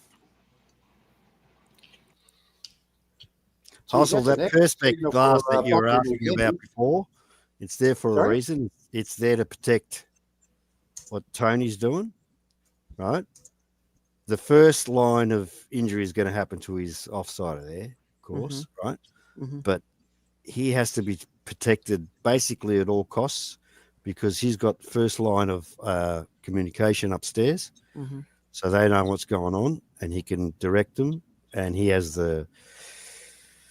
I don't want to say the intelligence and everything else, but, he can, under pressure, he can communicate upstairs to say, okay, we're fucked. Do this and do that, or don't do anything. And if you drill here, you're going to fuck us. That sort of thing. Gotcha. Yeah. Right. If anything caves in or anything like that, he's the brains behind the fucking thing there. So that perspex protects him from the first line of what's going to hit if it caves in. It's not going to cave in, but occasionally there is. First sign of trouble would be smaller debris starting to fall through. Yeah, but you don't know that because they're always falling. You see? Oh, always? Okay, that's what I was wondering. Yeah, well, a lot of the times, shit. It's not like the movies also, where you see a little bit of debris and you think, oh, it's a cave in. No, it doesn't work like that. You're right. On the paper, the map or whatever it is they have laid out there with all their logistics and stuff. Yeah, they know. Like the engineers are there. They know what is what. Except sometimes, there might be an air pocket somewhere that they missed or something like that, and shit will get hairy. Yeah. It's very rare to trap miners. If you look at world history, it used to happen in the 18th century because they took risks and they dug out more than what they should. Digging out coal, I'm saying. But in this case, he's digging gold and he's digging deeper. So the risk is a lot less than what you see in movies and stuff. And the way they portray it in movies, they try and make it dramatic, it's a cave in with a couple of rocks are falling. But he's offside, can see rocks falling all the time. So yeah. But the real part about the job, it's exploration to a certain extent because the samples are coming out all the time and that's all getting crushed up and it goes into a process and it's and it shows them the next vein per kilogram of dirt or rock that they pull out. Then they say, well, okay, we won't go. And it's every virtually every turn of the drill, that's getting analysed to say, well, stop there. That's a good seam. Easiest way to describe the hostel is capillaries in a human body. That's what I was thinking. The doctor, a surgeon, the whole thing, all the machines. Capillaries, count them as veins of gold, and that's what they're looking for. If they find a vein, that's what they search for, and that's what they're trying to hit. And inside the office, he's got machines telling them, like, I don't know, wavelengths or what am I thinking of down the ground? No, any seismic activity. There you go. Thanks. Either he can see that or not. I don't know, but on surface they can, and they're gauging that by what he's doing. So if he dug another meter in while we're live chatting here, and there was some sort of activity, they would sense it up above and tell him that, hey, stop. Like there's always a safety system there. So he's not just drilling randomly and he doesn't know what he's drilling. No, he knows where he's drilling. He's been told down by the experts in the field. So before the machines, did your forefathers what did they use to know? What did your forefathers use? Nothing. Nothing. Maybe a dog. Would a dog sense it? Well, a canary and there you go. shovel. There you go. That would probably be their like the canaries are flying. There are all sorts of systems down there that tell upstairs what's going on exactly. That's interesting and amazingly dangerous. If we can put a man on the moon, right? We can dig a kilometer and further down into the ground. When I worked at Century Mine, it was 2.5 kilometers down. And the thing is, they had sensors, and everybody knew what was kind of going on. Like what that rig that Tony's operating, it's got that many sensors of whatever, plus the outside stuff.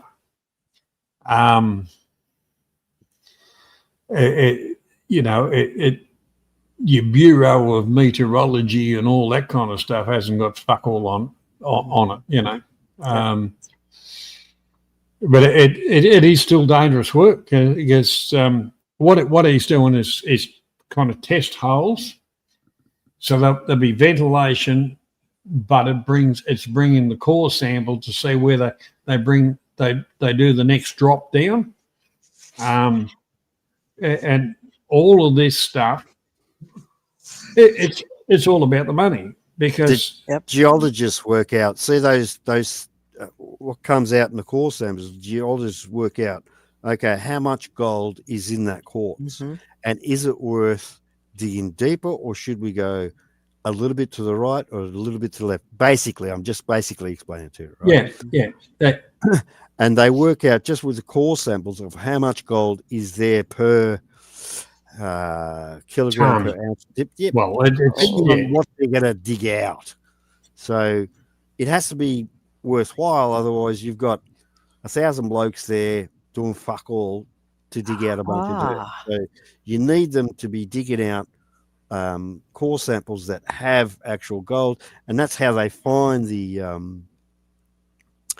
like in your capillaries in your blood system, the veins of gold, and they follow those veins. And those veins could go deep, they could go left, they could go right, and they follow those veins. And the geologist tells them which way to go, basically. Got it. Can I just say something? Yes. Yeah. Good night, everybody, boys and girls. Nice to meet you. Clarky. I'll see you next week. Nice to meet you. All right, Stephen. Take care and wear a condom. Bye. Be well.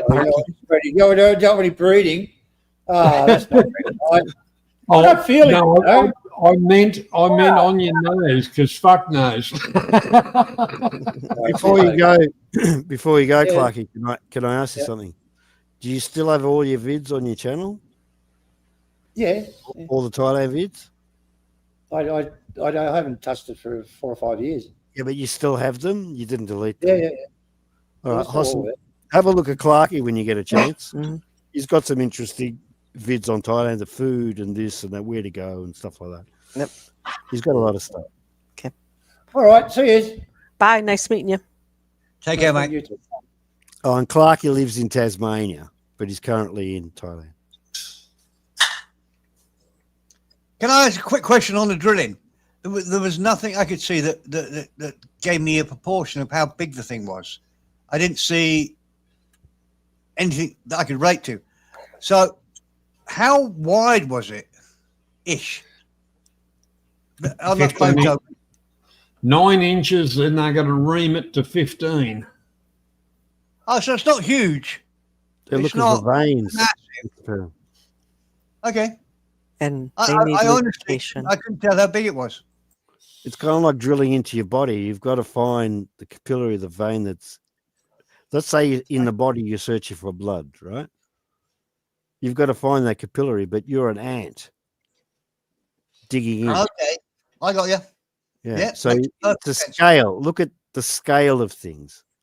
So we Yeah, but might that's think, not oh, it's remarkable. They're going down a kilometer, but on your surface of your skin, let's say on your thigh, that kilometer might be 15ths of a fucking inch. You know what I mean? Yeah. Perrin, they did show. I'm not being. Well, I am being a bit thick, but there was nothing in there to. I mean, it looked much bigger than that. I looked at it and thought, I thought it was about 3 foot across. The base of it, I would guess the drill looked about, from my perspective, the drill looked about 18 inches. That So I was have the no drill. idea. That was the drill rod, Steve. The bits down in the hole.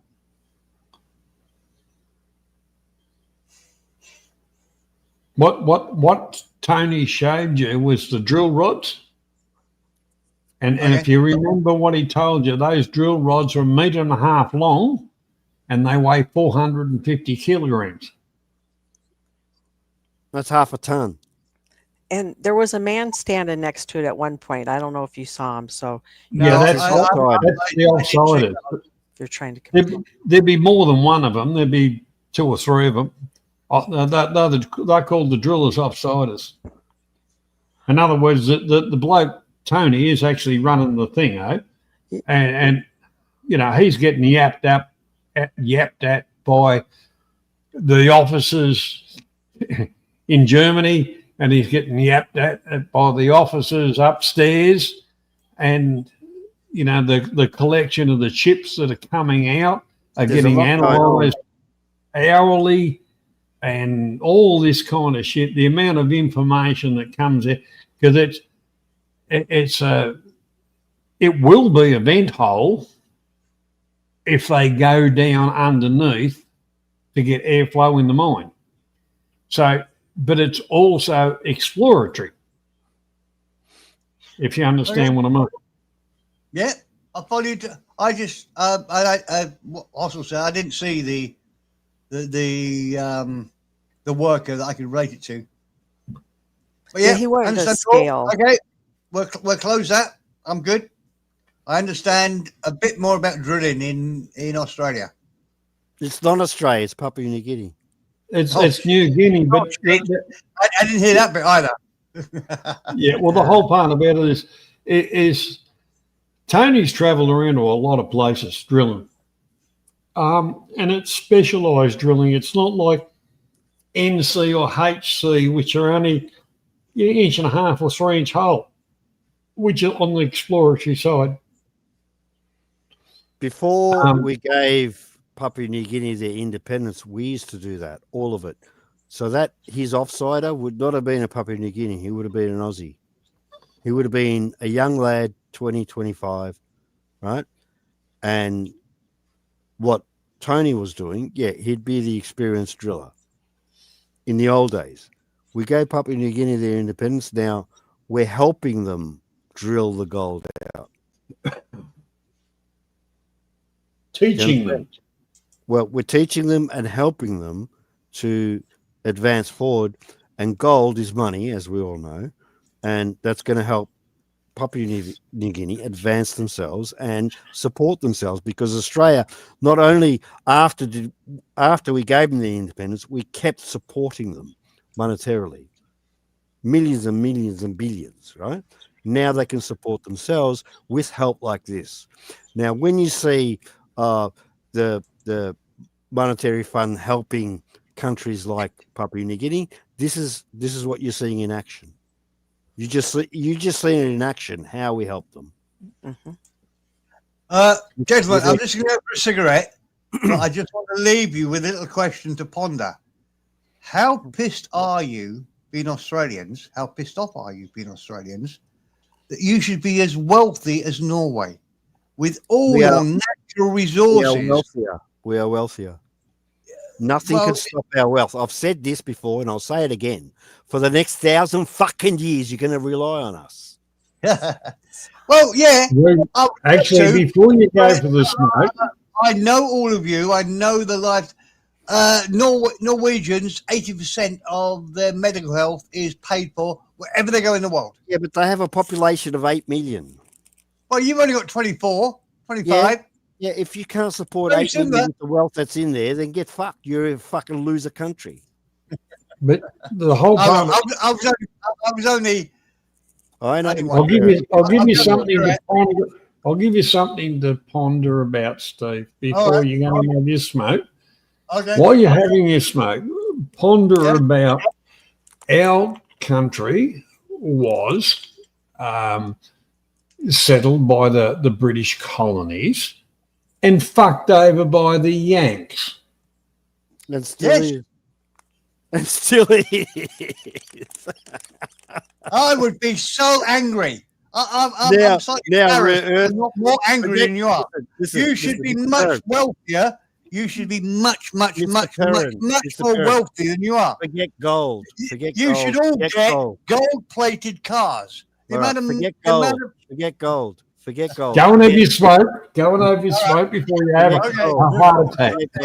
we have the most rare earth on the fucking planet. You should have free healthcare. Yeah. Free cars. Yeah. Free, I know. Honestly, the amount of wealth you have in your country, everything should be free. Mr. Perrin. But we've got the richest politicians in the world. If we could pay 26 million people $850 a week for 2 years during COVID, we can fucking do it. Yes. Right. I'll go for a cigarette and new beer. So the world can get fucked when they fucking argue the fact. I know the facts. We don't have to work. 26 million people actually don't have to work. They force us to work, all right? Because that's the way of the world. Currently, I want to work. People do not have to work. We can afford to pay every fucking citizen here for the next 1,000 years. I know this. The fucking math said. The whole political system here is so corrupt. You can, if you happen to fall into the rabbit trap and get, work your way up, you can come from a person that's living in a public housing to whatever, to be not only a multi-millionaire by selling out a little bit more of our country, and then you get an overseas postings where, where would you like to go? Oh, I think China would be nice. I like Chinese food. We used to go there, me and the wife, every Friday night. And the taxpayer's still fucking paying. That's why the rich get richer, the poor get poorer until we take our country back from the cunts that have sold it down the road. Started off with the pommy cunts, then the fucking slime bag Yanks come in. Fuck them all. Hell yeah. We are now finding new rare earth deposits that are so huge it'll fucking blow your brains. Hey, can I ask you about that drilling one more time? I noticed all the cords and ropes and I don't know what it is on the right side of that drill. Hydraulics. But some of them have special flags on them. Why are those ones flagged and separate from the ones laying on the ground? That lackey knows which one to turn off first, or which one to turn off last. There you go. Like Yeah, the it's- surgeon knows the valves. The thing is, Hottie, also, you go into the head, which is the hydraulic motor that drives it. You've got your high pressure, your low pressure, your return. Then you've got your water feed. And as far as the compression part of it to push down the drill, you've got lines for that, for up, down. So there's a lot of hydraulic lines there. And they're all controlled by electrical of the computer or whatever. So yeah, there's setting up that machine. You start off with leveling it, you all that kind of stuff, and then you start putting the machine together. It all goes down there in parts. It doesn't get one big machine and just dumped in the ground. Just dump there. When the machines came out, did workers lose jobs, or did it just make you produce even faster? Well, the whole part about it was production got more. Well, a lot of the drills and shit like that had been around for a long time, but people followed seams and things like that. You've seen water diviners, a couple of pieces of wire and stuff like that. Where different people, not everybody can do it, but different people,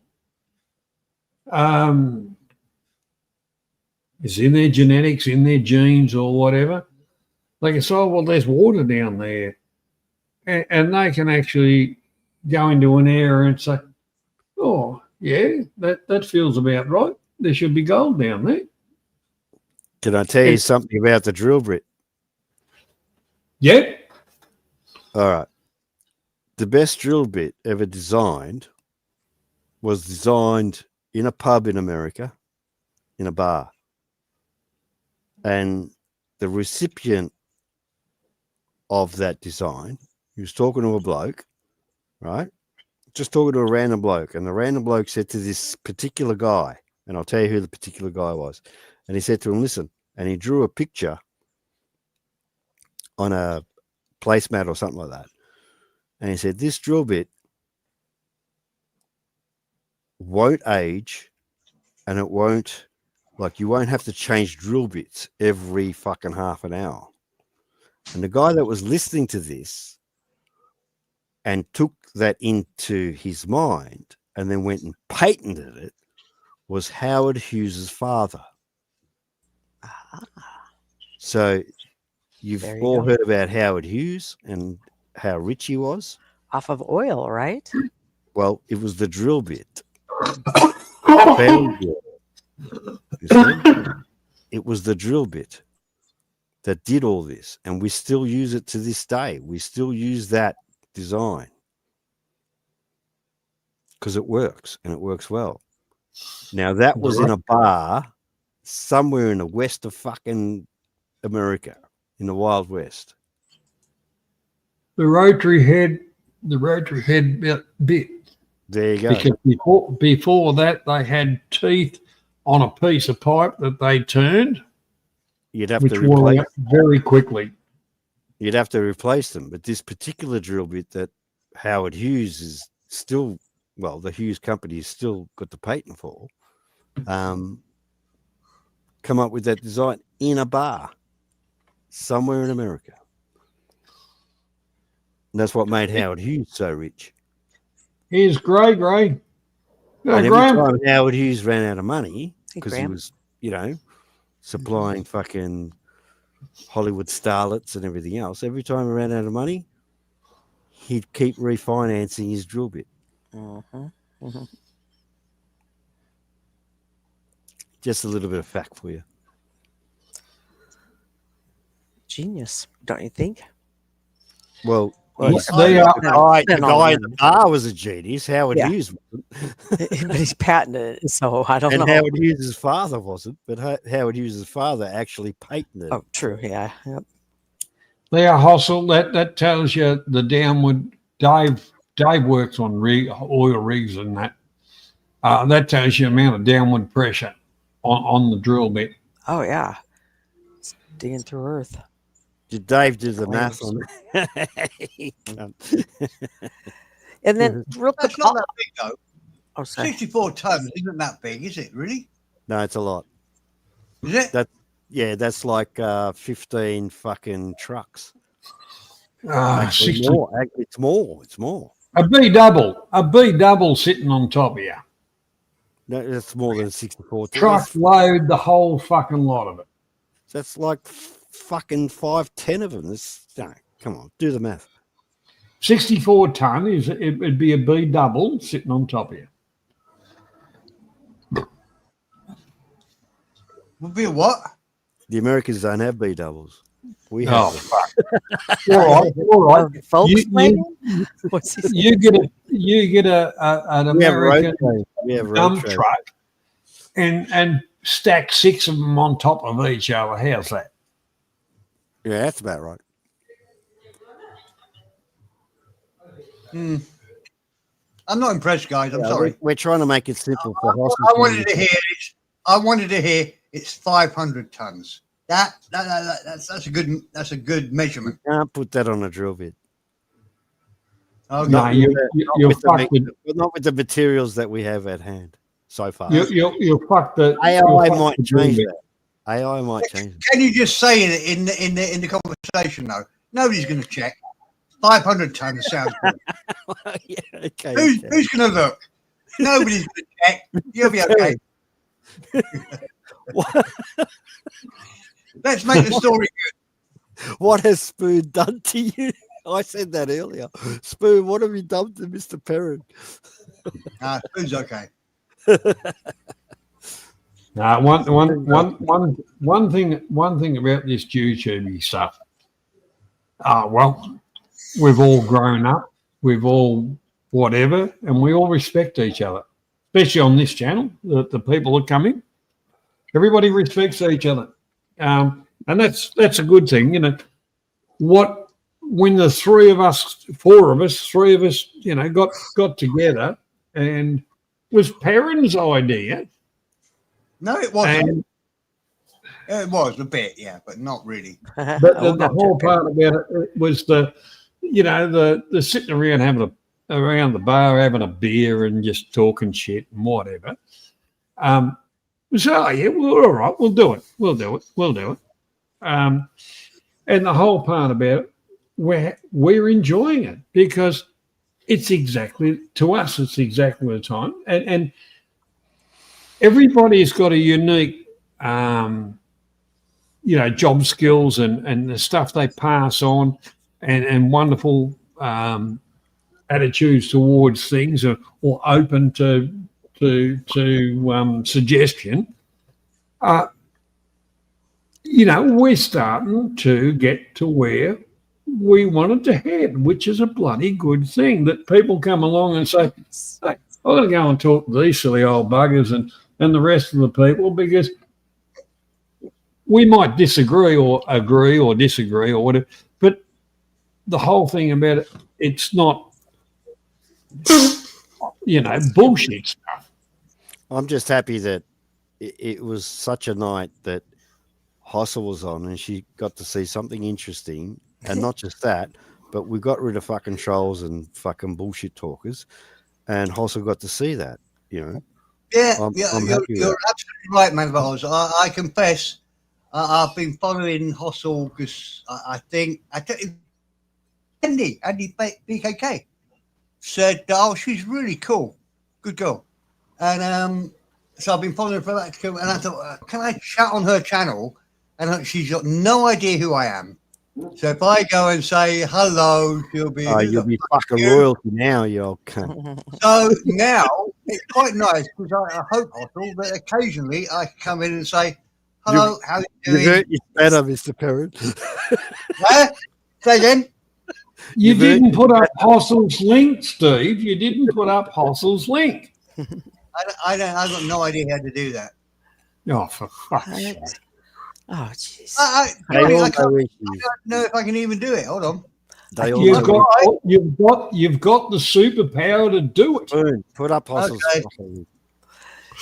Yeah, you're more than welcome to come to my I'm the panel. only And one here without a fucking spanner, eh? what is he? Oh, you Spoon's are. got a spanner. Steve's got a They spanner. always do this, Hossel. They fucking no can't give this. What's up with that, man? About Oz? I What's know, it's like Graham. No one introduces Graham. Hello, Graham. Hey, Graham. I did say hello to Graham. And bless you, Graham. Mr. Perrin he's been over there for so long. He's like the typical Typical what? Asian. Every time you talk to him, he says, "Me no English." Graham, say again, mate. I'm really interested, but I couldn't hear what you said. Say again, please, mate. I said you're like the typical Asian. Every time you try to talk about detail, you come back with "me no English." I don't see I do that. Hold on. There you go. What do you? I don't even know what you're saying. Every time you talk about detail, I talk about English. Mr. Perrin, sorry. there's Hossel's channel. No, I'm not hearing you, mate. Thanks. Put it in the chat. I don't understand at all. Mr. Perrin. I'm open to criticism, but Perrin. I don't understand the criticism. So I Mr. can't. Perrin, I know what you like. Before you forget, there's Hossel's channel. Okay. Now carry on. Steve, I basically I'm already a subscriber of Hossel. I just have been a bit shy to chat on her channel because she had no idea who I was. Now you're going to get a fucking spanner there. Come. Well, But the other thing is, Graham, Steve is no longer English. I made him a honorary Australian a few years ago. That's right. I remember that. Yeah. Yeah, you did. I've done lots of things in my life, Johnny. So lots of rewards, but I think that's one of the best. Certainly in the Mr. top Perrin's going to come, and we're going three to. of my achievements for an Australian to nominate me as an honorary Australian. Mr. Perrin's Can't going get to much come. better. Mr. Perrin's going to come. We're going to give him a snapper. He's going to catch a fucking snapper, and he's going to love the. Johnny, are you saying that Steve's one of the boat people? He's the boat people. No, He's claiming to be in Australia without actually fucking landing here. Hey, Andy. Mr. Perrin is the original boat people. What are you laughing at, Oz? What are you laughing at? 15 years. Well, the thing is, there's been boat people coming to this country for that many years. It's not funny. Refugees, boat people, because they have to have a boat to get here. Well, it's like.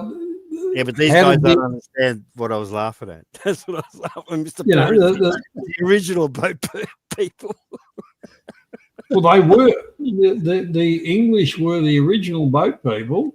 And then, there was a lot of other Southeast Asian countries that thought, fuck, hey, that's a good idea. We'll go to the rugby country. I could taxi driver. Surely Jorgen's gang would have been the original boat people, the Vikings and that sort of thing. Nah, fuck the Yeah, the Vikings never made it to Australia. They never made it here. The Vikings would never have got They here. got too drunk halfway. and they were too busy pillaging and raping fucking Europe, and drinking 3.5% fucking Well, grog. that's what people don't appreciate, because raping and pilfering takes time. Exactly. Thank you, Graham. There you go. Fuck's sake, there's history for you.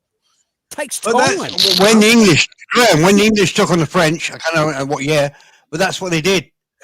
They stormed through France, raping, pillaging, because in effect, to start a war, you need logistics. So you there's nothing else they can do. They have to rape Well, I don't have to rape, but it's a Pillage, bonus. That's a part of You need a supply chain. They have to steal all the food off of the villages they're attacking because they're not bringing it with them. In modern warfare, 2/3 of the army is providing the food, the water, the gasoline, and whatever. You only got a third of the troops that are actually fighting, and this is why Vietnam was impossible, and the all Afghanistan and so forth, because they don't need the logistics. They live off the land. You don't need to provide food to guys in Vietnam. They live off the land. Needs the logistics for a supply chain. Yeah, but you got to supply the frontline troops. Yeah, but we have to, as a Western country, doing but you can't. Vietnam didn't do that. Didn't need any. They just and in the olden days, the raping and pillaging and looting was all part of the war effort. Talking about raping, pillaging, and everything else, here comes Andy Bangkok, and he's pissed as a bitch. And he's been listening to Mo Lamb all night. burn, pillage, and rape.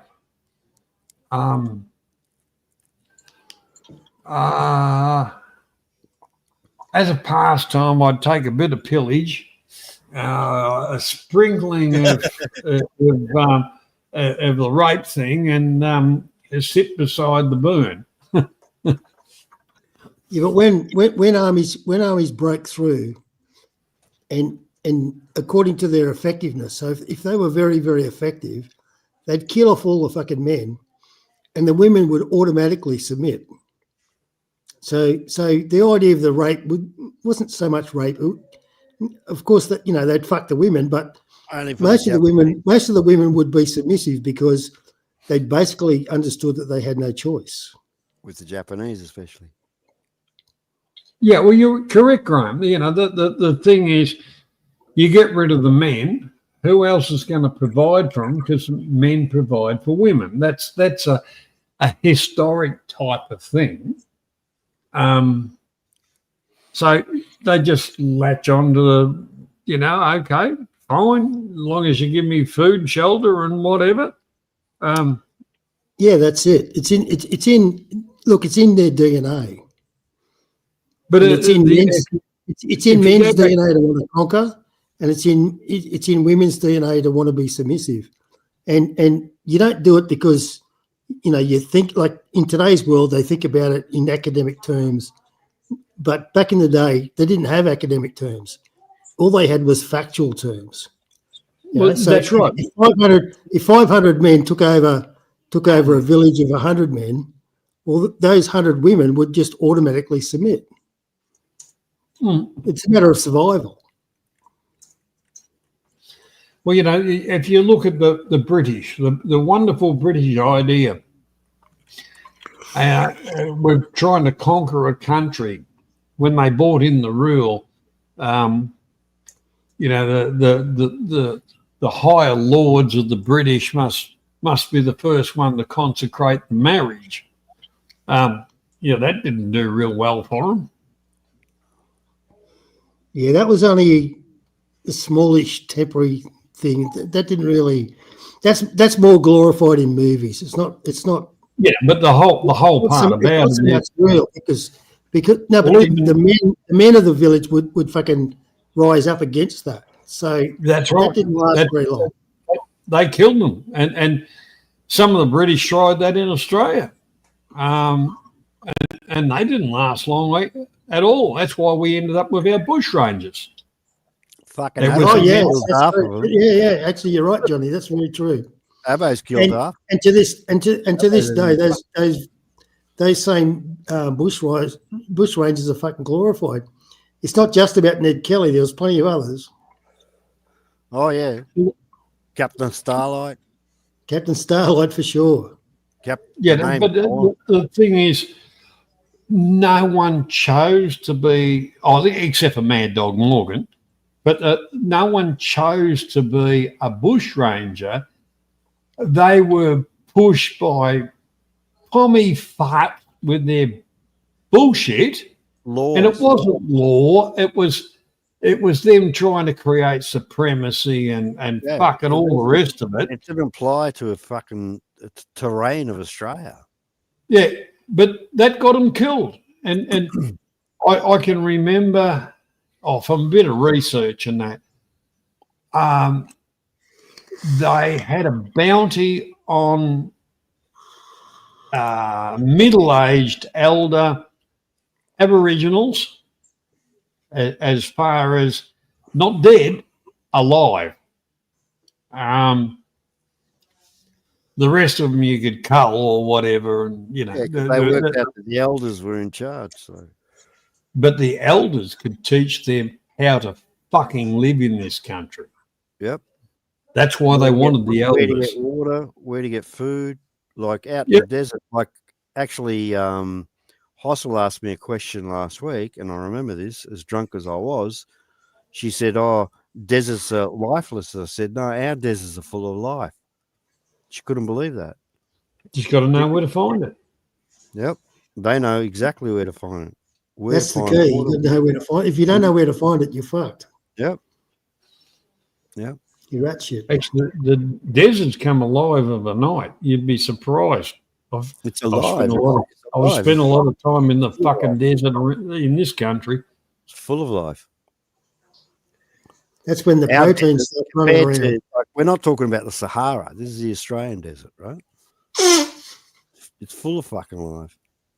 Well, actually, the Sahara gets more fucking rainfall than the middle of Australia. Probably does. Probably does. I wouldn't be surprised, but our deserts have life. It's just not active when you think you want to be active during the day. But on that same principle, you take Lake Eyre and when the rains come and there's enough rain, the middle of Australia, it just looks like a floral garden. There's fish, and there's God knows what, and it's beautiful. It just disappears real quick. That happens once every 5 years. Yeah, and it disappears real quick. And Lake Eyre itself, like even the explorers, they didn't know it was a fucking lake. It wasn't full. It wasn't full until other explorers came along and said, "Hey, there's a fucking lake here. How'd they miss this?" Yeah. Actually, the early explorers found the lake, and then because it was salty, they thought it was part of the fucking ocean. They thought it was an inland sea, and they actually thought that Australia was in two parts. And they fucked it up. And I mean, you got to fair go. They got no fucking they got no helicopters to fly over the top and have a look. Exactly. No drones. So poor bastards making it up as they go along.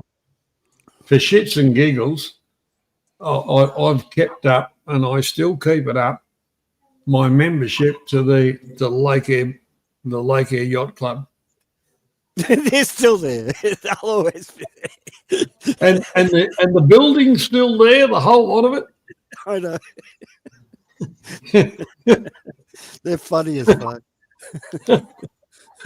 Nobody will know what you're talking about, Johnny. That's what makes Australia unique. Yeah, there's a Lake Eyre fucking yacht club, mate. they sail once every fucking 6 years. It doesn't matter to them. Fuck. But your membership's due yearly. It's not expensive because the clubhouse is.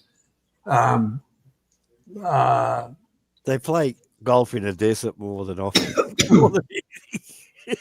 Well, the longest 18 holes is in Australia,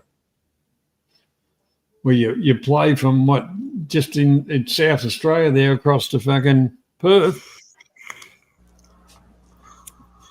Australia is a unique country, a unique breed of people. Although it is a coming together from people of a different different countries, a whole lot of it. That's why, Johnny, there's people in America that actually believe that Australia doesn't exist. They don't even know where it is. Because, but the reason they think that is because they can't believe the uniqueness of the place. They think that a place such as Australia could not exist. Fantasy. So apparently we're all part of fucking Disneyland. You are, Graham. I don't know about me and Johnny and the rest of us. How's your country's marijuana production? Is it legal and is it thriving? What's no, and yes. all right. Yeah, good. As far as medical, yes, there is. As far as the rest of it's all illegal, and it's doing well. It's up in the air. Is it being voted on at least by the people, or do you not get to vote? No, nobody gives a fuck. Okay, Yeah. gotcha. It's never. It's put it this way. In context, Hossel, in Australia, it has never come onto the platform where the people actually vote on it. But the funniest thing was in Thailand, marijuana was always illegal, even though a university and that was doing, they purchased very large amounts of land and were doing experimentation for the use of the oils and things. And a government change came along. I think it was a Friday night. They said, well, we'll legalise marijuana and things like that until... and then the Sunday markets, the very next Sunday fucking market, you could buy marijuana plants, every fucking thing a lot. In other words, the closed door come out.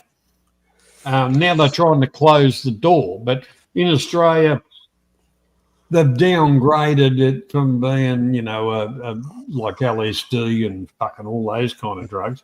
They've downgraded it to a misdemeanor, which American would say. Yeah. Instead of doing 25 years. At one stage, if you got caught with dope here, you're looking at friggin' a hefty sentence. 20 years. Yep.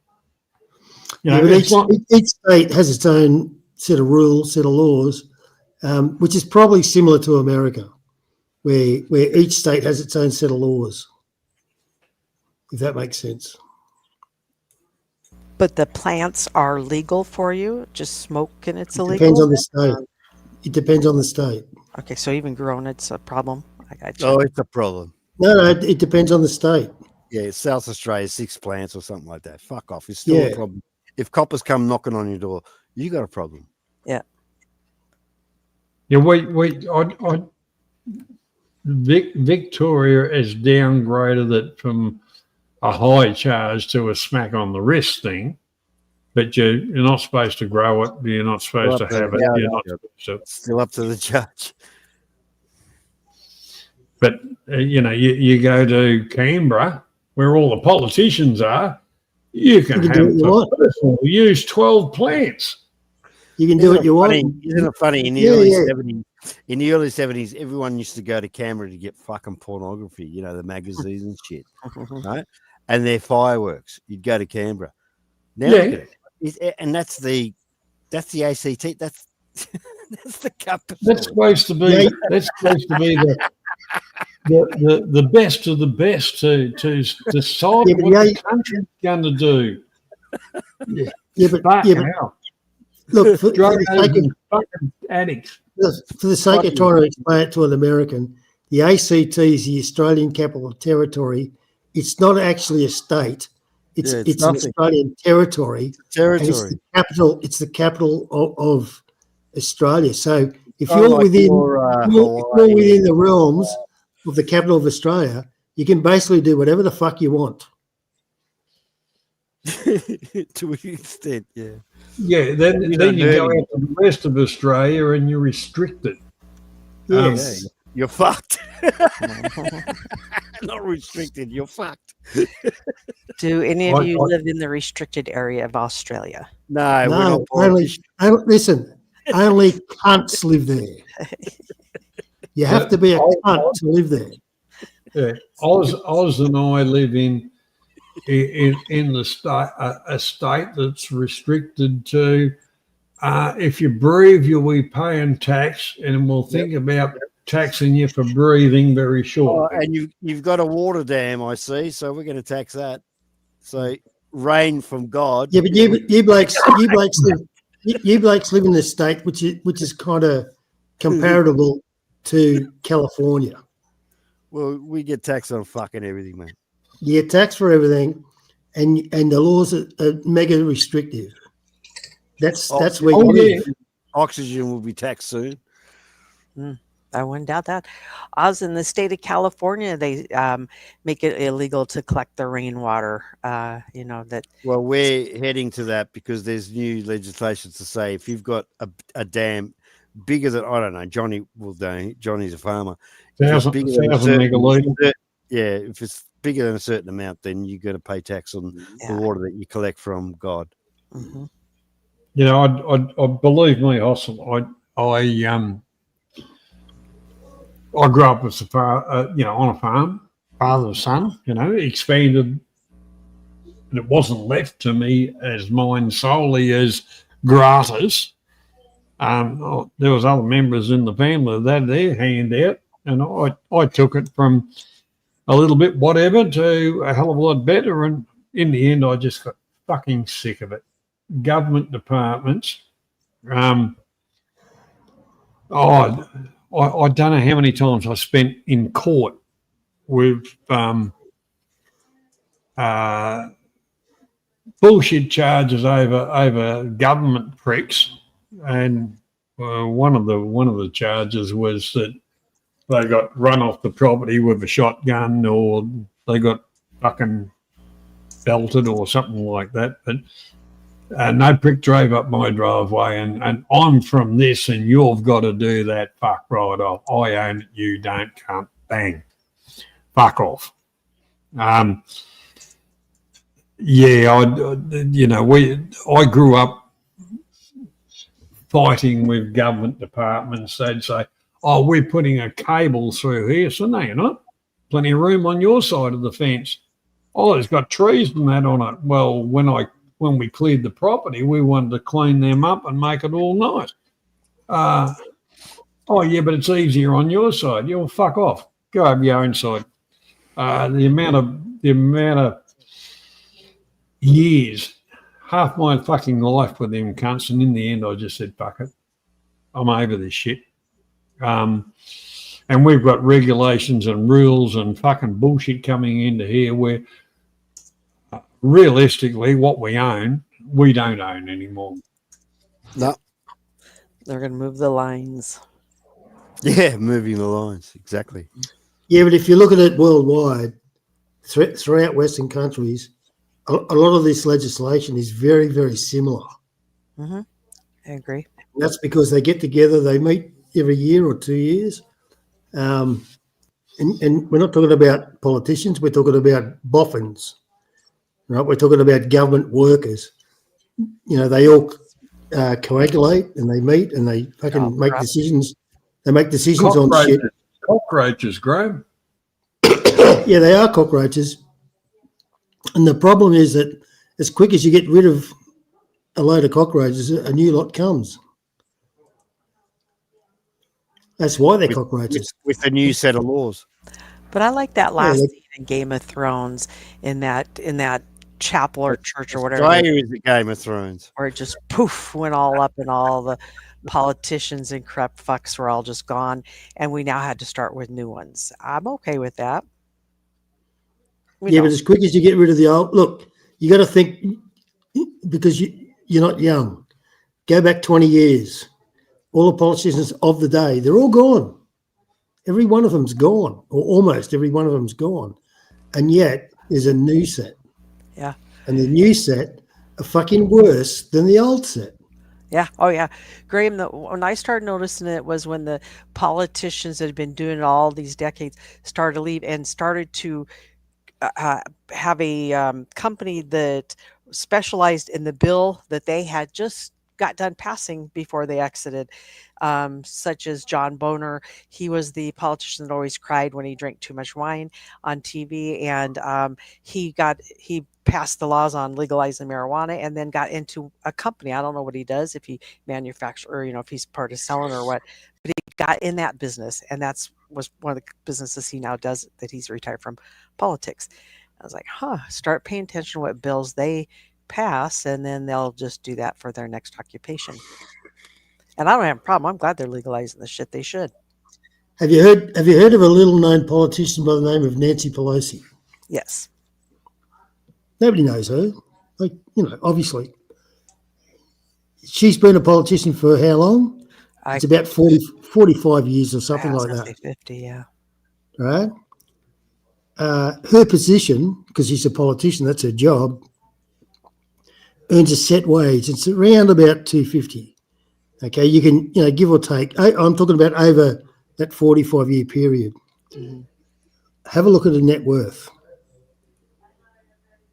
If she saved every fucking cent that she earned, which nobody in life ever does, right? Because it costs money to live. But if she was to save every cent, it would not account for 1/8 of her net worth. So where does her net worth come from? Investments. Investments in what? Because she's been on so many boards where they make decisions, and surprise, surprise, 2 weeks before decisions are made, she creates investments that just happen to be enhanced by the decisions that she makes on fucking certain committees. Yep. Like, hello, if that's like the definition of corruption. Well, and I don't remember if she was one of the ones right before because she's retired now, I believe. Isn't she one of the ones that kind of got popped on that right before she retired, or? She's not retired. What are you talking about?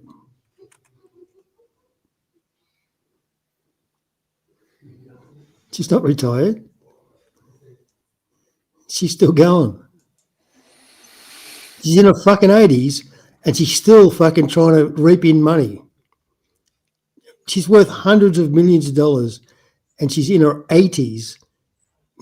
She's not alone. I'm just using her as one example, right? And she's a Democrat. There's also Republicans that are doing the exact same fucking thing.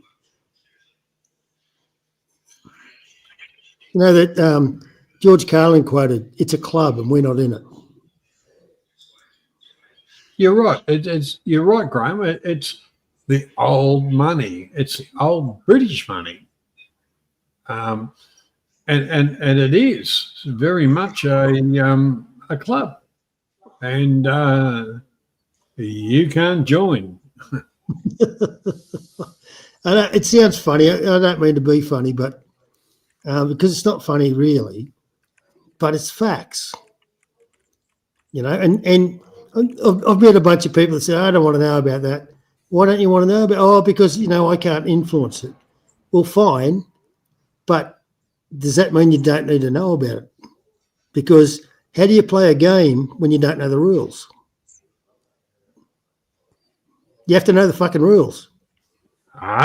Yes, but we live in a society of we don't know the rules. We'll get told the rules as life goes on. That's every country is the same until we all get together and take our countries back from these fucking maggots. Yeah, but you look can't. At the fucking piece of shit we've got running this country. A fucking refugee off a fucking whatever wormed its way in like a fucking parasite that it is, and all the rest of them dictating to us what we can, what we can't do, stripping our country of asset, the whole lot of it, what are they trying to turn us broke while they get richer and richer, which is against every documentation they signed. They are actually they should be shot. Yeah, but that started.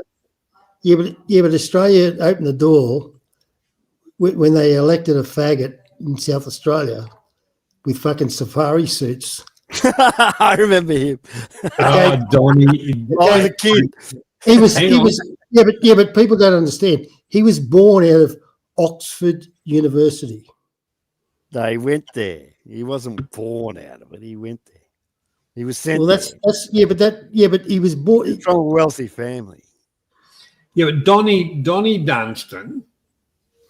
That. Well, I didn't mention his name, but I will. I will. Because this is in history. He was the first faggot into when we were out doing Friday night bashing the poofter.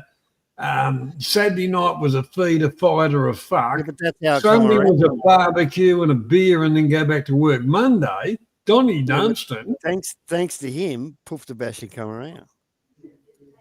Well, the whole part about it is, if he didn't fucking do what he did, it wouldn't have fucking happened. Yeah, look, at the end of the day, for politics, he shook him up a little bit. But by the geez, I tell you what, well, half of it had to, because they were stale old poms and that fucking attitude. Instead of moving ahead, when the Yanks came in, it was just a case of, oh, you're our saviours. Oh, you can have everything you want. Sold us down the road for the rest of our fucking lives. And they still doing it, these cunts. Those cunts were two busy fucking little boys. Remember? Two little boys had two little toys. Yeah, it's all hidden now, but fucking hell, we know. See, I'm glad I'm alive. Well, one thing about Rolf, he was born in England and he went back to England. And that's right. He was only in Australia temporarily. And the English love to say that, oh, he's fucking Australian. No, he's not. Yeah, but Kylie Minogue is Australian, always is Australian, and they say, oh, but she's British. Yeah, because she lived there for 5 years. They can have the singer fucking Madrigal. Listen, they can have. Listen, any Sheila with no tits and no fucking hips, they can have her. Yeah, they can. I'll take her sister though. Danny, hey, that's a fair call. She's gorgeous. Well, the whole part about it, the thing about it is none of them. Tina Arena. Now you talk about Tina Arena. Now there was a hottie. Yeah. Remember Tina Arena? I used to see her come to her little fucking avenue up in Richmond when I was a kid. Yeah. And we'd actually wait for her, and she'd wave to us, and we'd wave to her back and give her a wink and stuff. And yeah, wait a minute.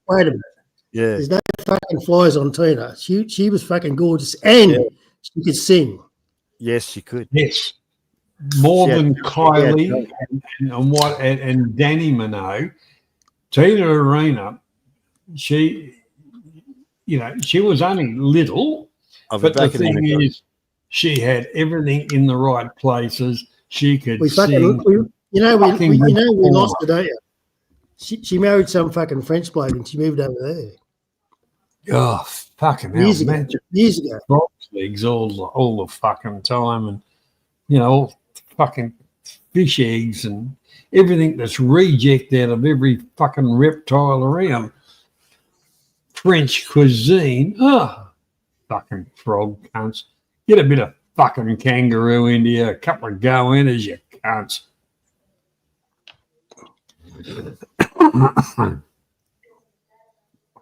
Hey. I've got a local butcher that sells fucking room meat.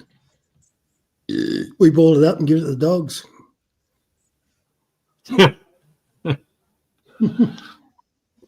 It's true. I remember when I had the bit of land up in Queensland.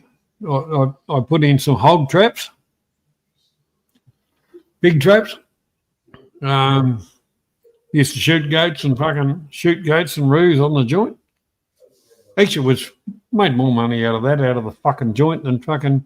I never ran any cattle on the fucking place. Other cunts used to pay me a small amount of money to run their cattle. No, you got to be big. You got to be big these days to run cattle. You know, like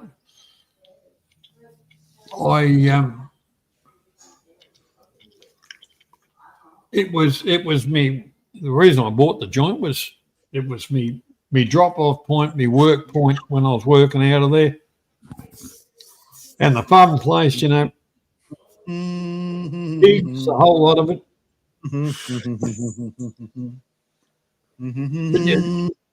Just driving to the joint. Why is Graham running? Shut up. Just driving up the fucking highway, you know. I just got back. Yeah, I noticed that. Driving up the highway, buses and trucks and that of a night, the roos and shit like that'd be fucking on the road. I used to throw them in the back of the ute and take them to the pet food station.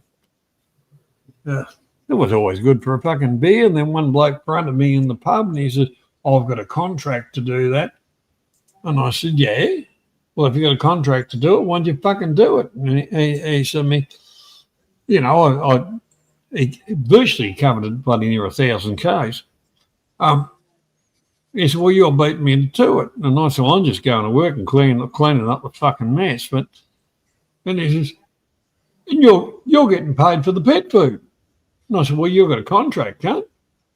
And he says, oh, but that's the cream on my cake, you know. I said, oh, well, first in, best dressed, fuck you, idiot.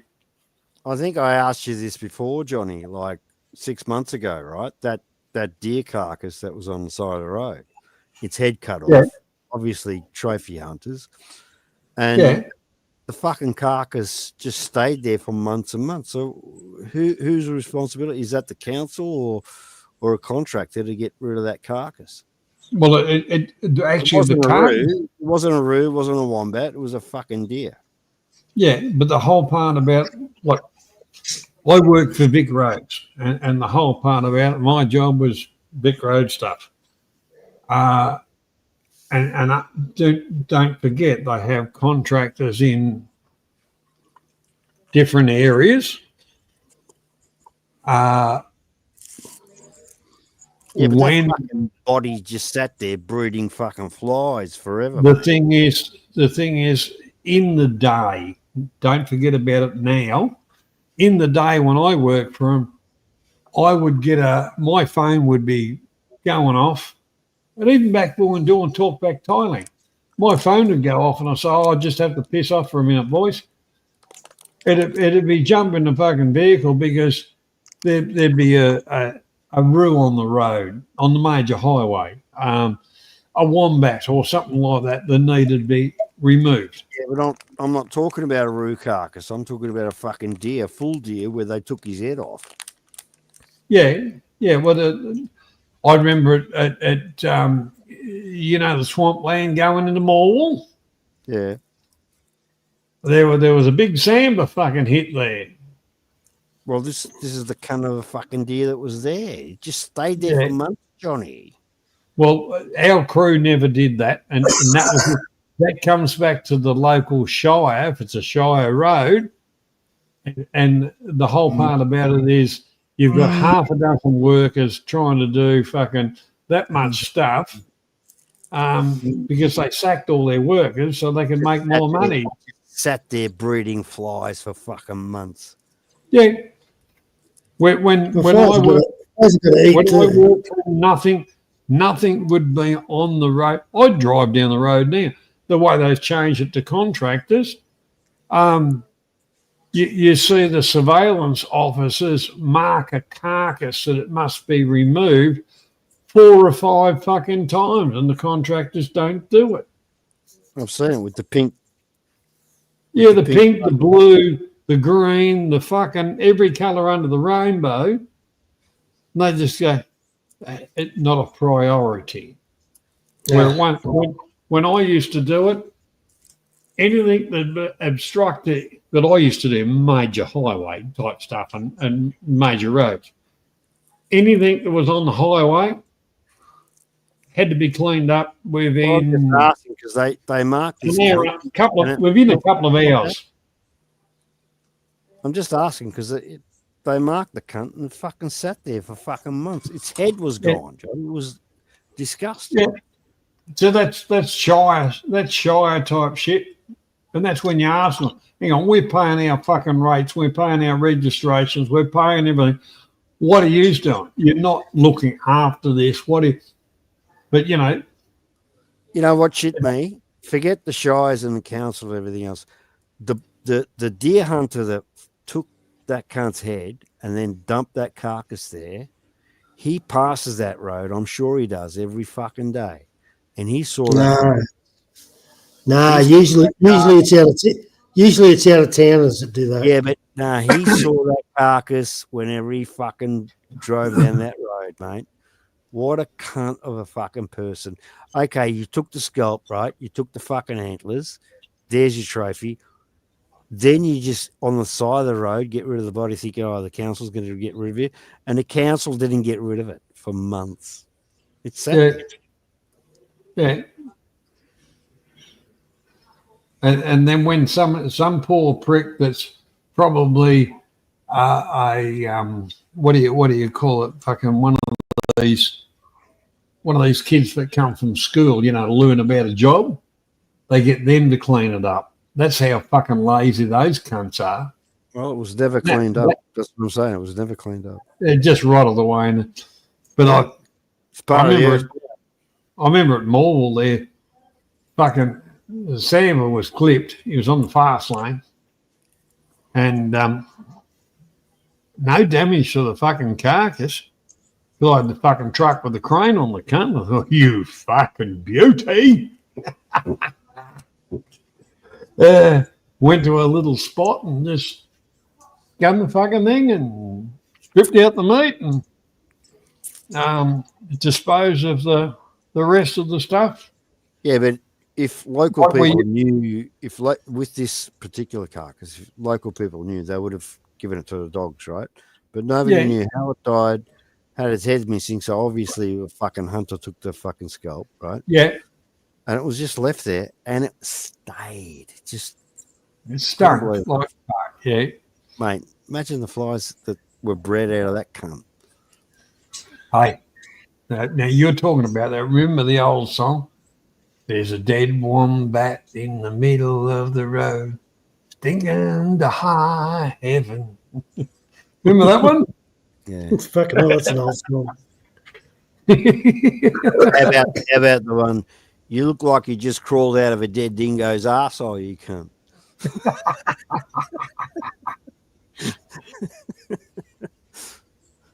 Cross the nullable.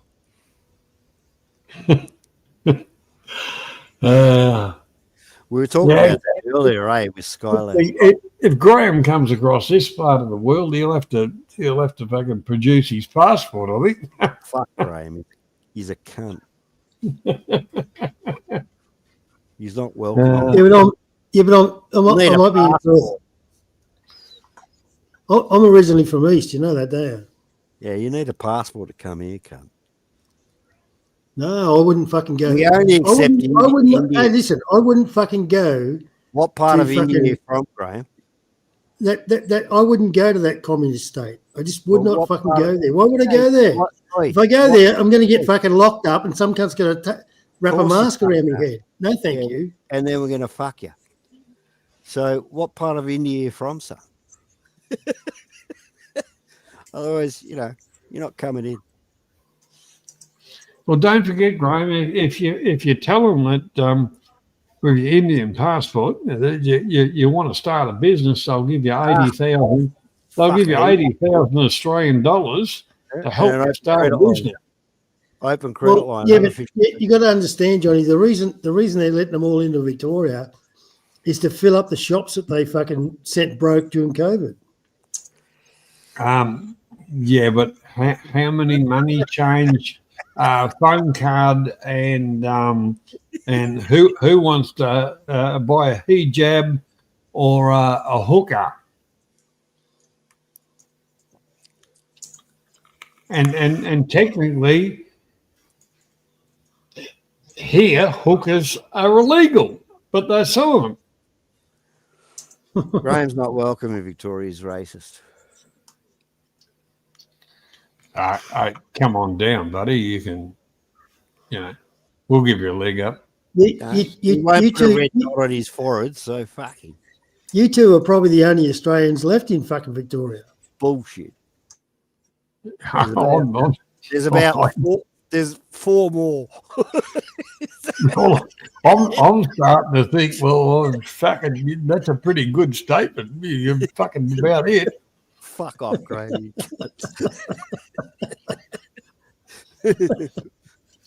Last rally I went to. Why are these Aussies swearing at each other?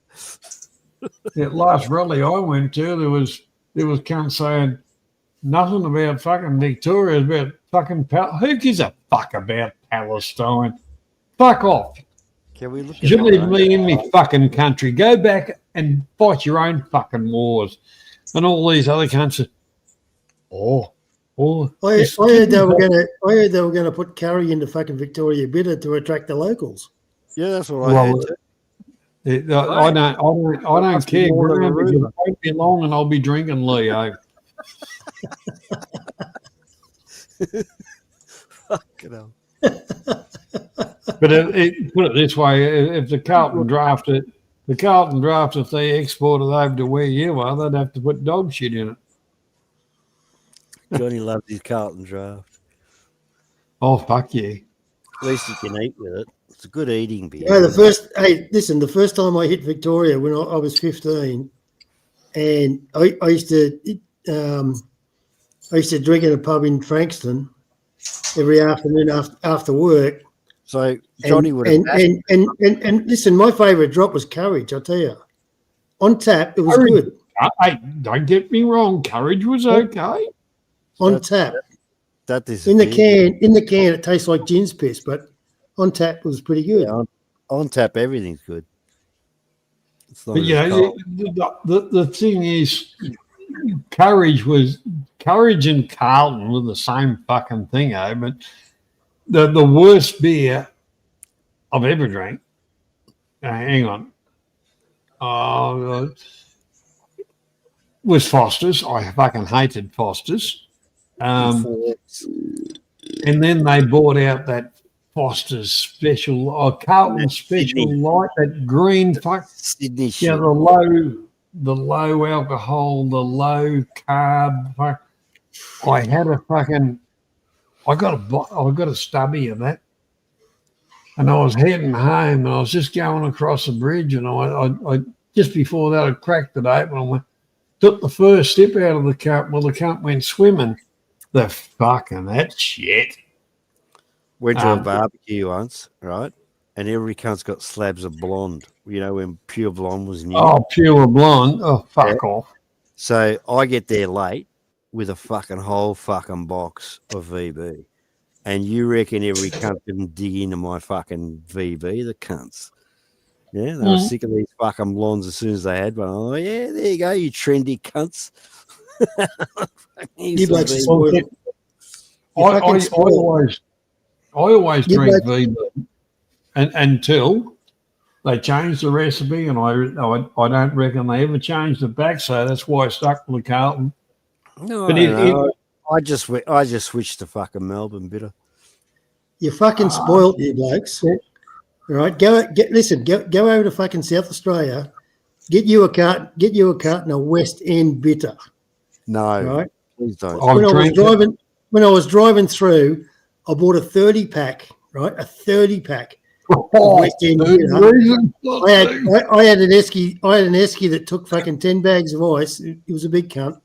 All right. I put those 30 cans in the fucking esky in fucking just out of Adelaide.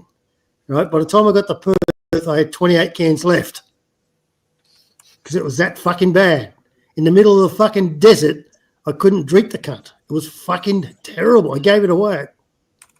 Well, the thing is, at Adelaide beer, you would have been better off with fucking Coopers, even though that tastes like fucking Murray water, fucking river.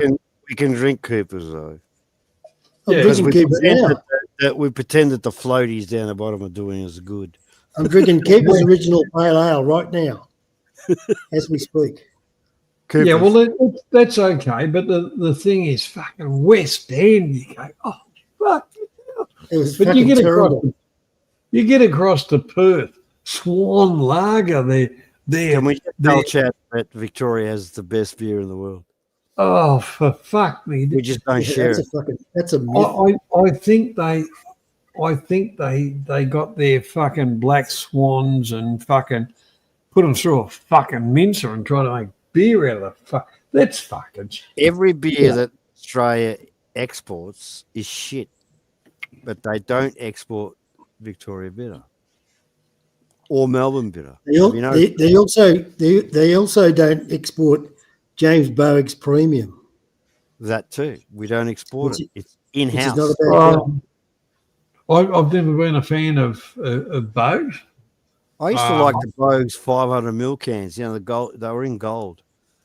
Yeah, but you've got to drink the Premium, right? The draft is very different to the Premium. I've had the very Premium different. in Tasmania itself, but the Cascade. Oh, it was tolerable. It's like water. Cascade's like water. Yeah, it's fucking gin's piss. Tolerable, but that became a fashion with the women. Oh, I can match my man to have a beer, and they were drinking Cascade. Oh, fuck off. I found Tasmanian women highly hospitable. I found them very resistible. If you're gonna hunt down a Tasmanian, Johnny, didn't you like the rain? if you're gonna hunt down a Tasmanian girl, you need to make sure she's wearing thongs. Because if she's wearing thongs, you can count her toes. I can't stop laughing. I found them resistible, and yeah, really, yeah. When I worked over there and shit like that, Johnny, why is it that they wanted to breed with you? Well, the whole part about it was I don't want to sound like an arsehole, but I do have the idea they wanted to add to the gene pool. Yes, they want to import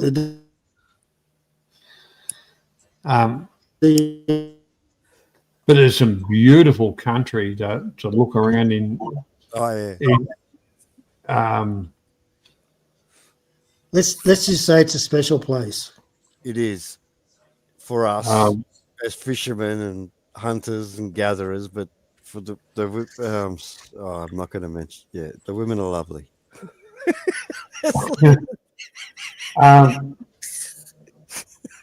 It is a unique state as far as Australia goes. The first thing the kids there want to do is export themselves to fucking Melbourne. Exactly. It's like you're bringing in a tourist, and I say to them, we have the same area code 03. That didn't work. Actually, also, the one part about it is we're talking about a little while ago, but the one thing about you go back years ago, Tasmanians, like clubs, pubs, stuff like that. They didn't mind Victorians, which is one of my states. Sucking my dick on a dance floor. but they considered Victorians to be brothers. Well, that's what they liked. But if you said you were from New Zealand and said I want fish and chops, well, let's party. The gene pool. It's a pretty small place. It was, if everybody's Michael Fitzpatrick and Patrick Fitzmichael, well, what are you talking about? Fucking hell. Two sisters wanted to share once. Johnny, somebody in the chat's asking you a question. I'm on it, nearly. Do not disturb also. Yeah, I'm sus on this spoon and no fucking microphone shit. Bullshit. That he's been saying for months. Is that the one? Is that the one you're talking about, Grant? Yeah. That donation that you got, maybe we should donate that to Spoon to your new fucking microphone. Actually, I Spoon should start up a and I am grateful. The first e-begging stream I've kind of done, and Hossel, send us a couple of dollars, which I very much appreciate. Spoon, you can't, you wouldn't do that. But at the end of the day, Spoonie is he's a cheap, unique human being. Yeah, he's a cheap fucking Portuguese cunt. Spoon he should be able to afford a mic from all the profits he makes out of fucking selling the pot. Well, you'd think so. Yeah. Remember the motorised sofa? That fucked up because he was too lazy to get it fucking serviced. He was too lazy to fucking walk. He was so impressed with that dude that lays in that lazy boy sofa drinking whiskey. Oh, that come Western Australia and drop kick Lincoln. Are you saying he couldn't afford to fucking change the oil? He was so impressed with Drew. Oh, Lincoln, whatever happened to that? Whatever happened to that fucking weirdo? He's still there. Lincoln's still there. He's all right. He does his own fucking freak. Nah, he does his own thing. He gathers all these. Johnny, can I interject for 10 seconds? I'm going to call it a night. Thank you. This is probably the most enjoyable stream we've had since Johnny's been doing this long, Mr. Perrin. I've really enjoyed it. Thanks to everybody on the panel, and the chat has been fantastic. Hope we can do the same next week. Good night, all. You didn't interact. All right, good on, Steve. You take care. Right. Bye-bye. That is Mr. Perrin. Have a good night. Thank you. We're going to fuck you up next time, Mr. Perrin. Good night, gentlemen and ladies. I really enjoy. I'm not being bullshit. No, I really enjoyed it. We know. Good night, all.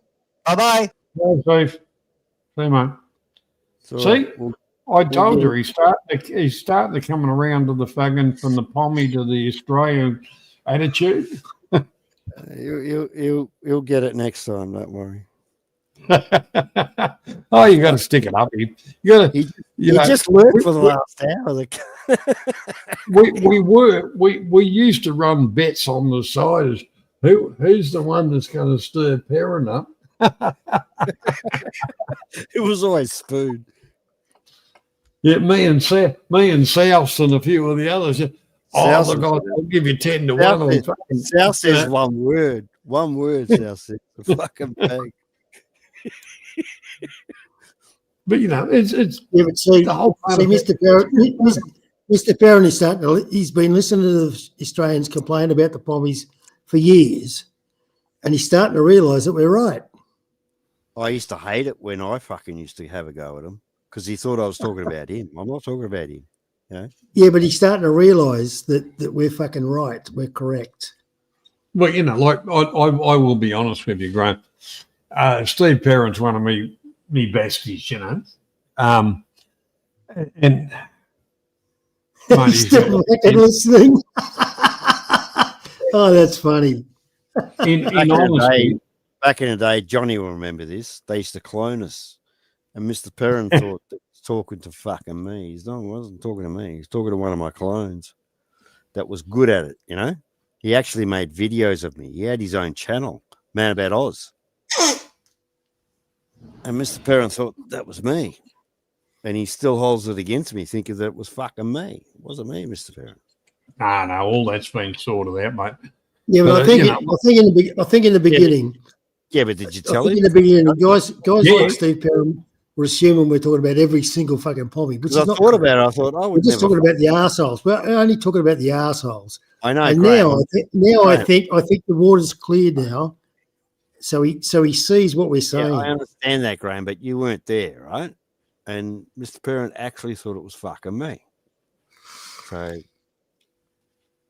you know, I can remember the stuff, and like I say, I fought with Steve in the earlier days, and then we actually met up face to face, and you know, over many hours and many beers, and we've been doing it for a lot of time. We've become, you know, best friends, and yeah, but I'm saying these clones said some nasty fucking shit. Oh, that was there was 15 Man About Oz's, fuck's sake, and none of you cunts gave a fucking rat's ass. I remember seeing a fake Man About Oz on someone's channel. They would rather have a fake Man About Oz to get their channel numbers up than have the real one. They didn't give a fuck. I remember those days. I'm not talking myself up, but that's what used to fucking happen. Well, the whole part about it was the, let's call them the jerk off brigade, because I don't want to keep on advertising them. They were doing all that, and as far as our side of the fence, there was a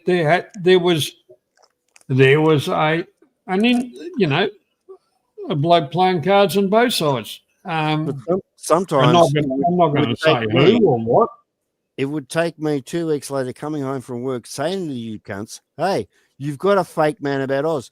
And you'd block me, so I couldn't even fucking say it until I got on fucking line like this. Yeah? Like getting on fucking StreamYard or something to say to you, hey, that's maybe Fries is right. Maybe it was all Avery. Fucking blocked me for fucking nothing. No, it wasn't Avery. But you know, the whole part about it is Fries wasn't even around, you stupid American cunt. Shut up, Fries. I'm sick of these fakes. A lot of people, I don't know. You know, a lot of people that have been around for a while, they might notice they come back with Spanish. When we started back off, I unblocked the block list. I unblocked everything and took fucking, you know, just like bang, like we're starting fresh, which you should do. And that's you know, some of the things. So anybody that was banned is no longer banned. I'm talking years ago, Johnny, not now. Yeah. But what I'm saying, we had that much going back years ago. It got to the stage where the fucking maggots, you know, they'd set up 30 or 40 fucking clone fucking things and just do attacks on channels. And they reckon it was so fucking funny. Yeah, cowardly. Yeah, but it was probably 3 people. Well, exactly. It might be 40 accounts, but there's probably like 3 people. Yep. There's only half a dozen of them, but a few others got on the fucking thing, eh? But the whole part about it, Graham, if I knew that was you in Western Australia, I'd drive from Victoria across a bunch of fucking lights out. And they think they're safe because they're in England. Well, I've always said I'd love to go to England if the weather ever got below above 28 degrees. So I'm Yeah, never but you'd have going to you'd have England. to go you'd have to go to the shitty part of England, Johnny. But you know, like, Isn't it all shitty? you know, the whole part about it, you know, That's why they try and talk us down, because they're fucking home jealous. They're loads of jealous. We are the convicts that got sent here. Yeah, they're so jealous that they and all the rest of it. Then they realised, oh fuck, we should have left the convicts in England and fucked off to Yeah, but Australia. hey, hang on. What they don't tell you about that conversation is that there were no Australian convicts. There's no such thing as Australian convicts. They're all fucking pommies. That's right. Most of them are Irish, actually. Yeah, but they were British. They weren't Australian. None of them was. Not one of them was Australian. Not one. Well, once they landed here, they were Australian because they No, said they weren't. You don't just fucking step on. No. You know. But listen, I'll never accept that fact that people claim that once you put your foot on Australian soil, you're automatically an Australian. No, Yeah, no, it you're doesn't not. work that way. No, we understand that, Graham. Yeah, you know, the thing is, my They were heritage. displaced pommies. Right? They were fucking My displaced, and my they heritage either fucking but was they on- either survived or they didn't. It was up to them. And they didn't come out as convicts. They came out paid fair, but basically worked for it. But The second generation did that exactly. You're right. They came out. They came out. They paid. That was long before 10 pound pommy. Oh, what's But the they second? only Third. paid a token amount. yeah, but they But had they to paid. work. And then we started paying them to come over. The 10-pound pom. They had to pay the £10 to come over here. Yeah, that was after the war. We paid them, Johnny. We paid them the £10. Well, you know, I keep on going down the shopping centre and there's a pom there, and I say, I'll give you $20. You want to fuck off back to where you come from, cunt? I'll double your money. Double your money. and they look at me and they go, what's your problem? I said, English. But that's just taking the piss out of You it. blokes are so fucking mixed up with different types over there now. You wouldn't appreciate it. If you come over to Perth, there's fucking pommies everywhere. The first, Yeah, I know. Like everywhere. You know why, Graham? One of the first blokes that taught me was a 10-pound pom, and he was an engineer, magnificent, mate. He was the best fucking engineer you'd ever fucking dream of. A, he was hands-on. B, he knew how to treat a young fella. You know what I mean? Did you get the flowers too? No, he didn't muck around. He didn't muck around with me. So you got yourself a generous scoop of lard. Is that what you're saying? You cunts fucking around. I want more He knew exactly what he was talking about, and he taught me fucking properly. Yeah. Oh, for If I fuck's put a sake. vernier in fucking Graham's hand, he wouldn't know what to fucking do with it. I know what a fucking vernier. Hey, I know what a set of verniers are. Right. For At fuck's that sake. age, I fucking knew exactly what A to do with fucking the vernier. bricklayer with fucking verniers. That's fuck me dead. What are you doing with a vernier, cunt? Because I used to use the verniers on the plans, so I could scale. The microscopic plans. Yeah, I'm talking about fucking. We're dealing with steel, cunt. I'll tell you what. I'll mention a company, Oz, that both of you two would know. We are engineering. Mm-hmm. Never heard of it. You haven't heard it? Oz has heard of it. Pommy Company. Finger into a lot of stuff. Anyhow, the company I used to work for before they went cunt up here, and I kind of took over, you know, I picked up the pieces and made a company out of it myself. One bloke, we're engineering, he tracked me down. So I want some fucking work done. I said, yeah, no worries, mate. And we had a work life of, about 10 years. And he was a good bloke. He'd come up to, supervise the jobs and, write out the purchase orders and stuff like that.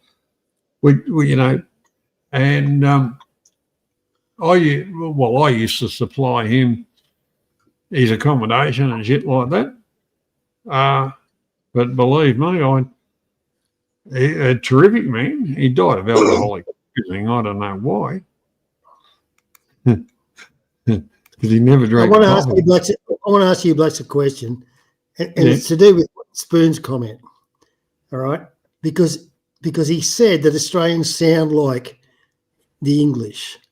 And I want to ask you, in your opinion, why do you think fucking dumbass fucking Americans think that we sound anything like fucking pommies? We don't. They have no idea. To us, of course, we don't. They don't look into it. Graham, I'm not going to get that little clip I pulled with the elephant and the honey badger. Put in earlier on in the stream. That was, the footage was obviously whoever, but the commentary was Australian. We have similarities. In honesty, Spoon, you go back into our younger days, we don't talk Dago, so talk English.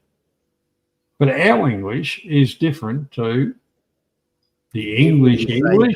Our English is different to Filipino. Only an Aussie would understand what Dago is.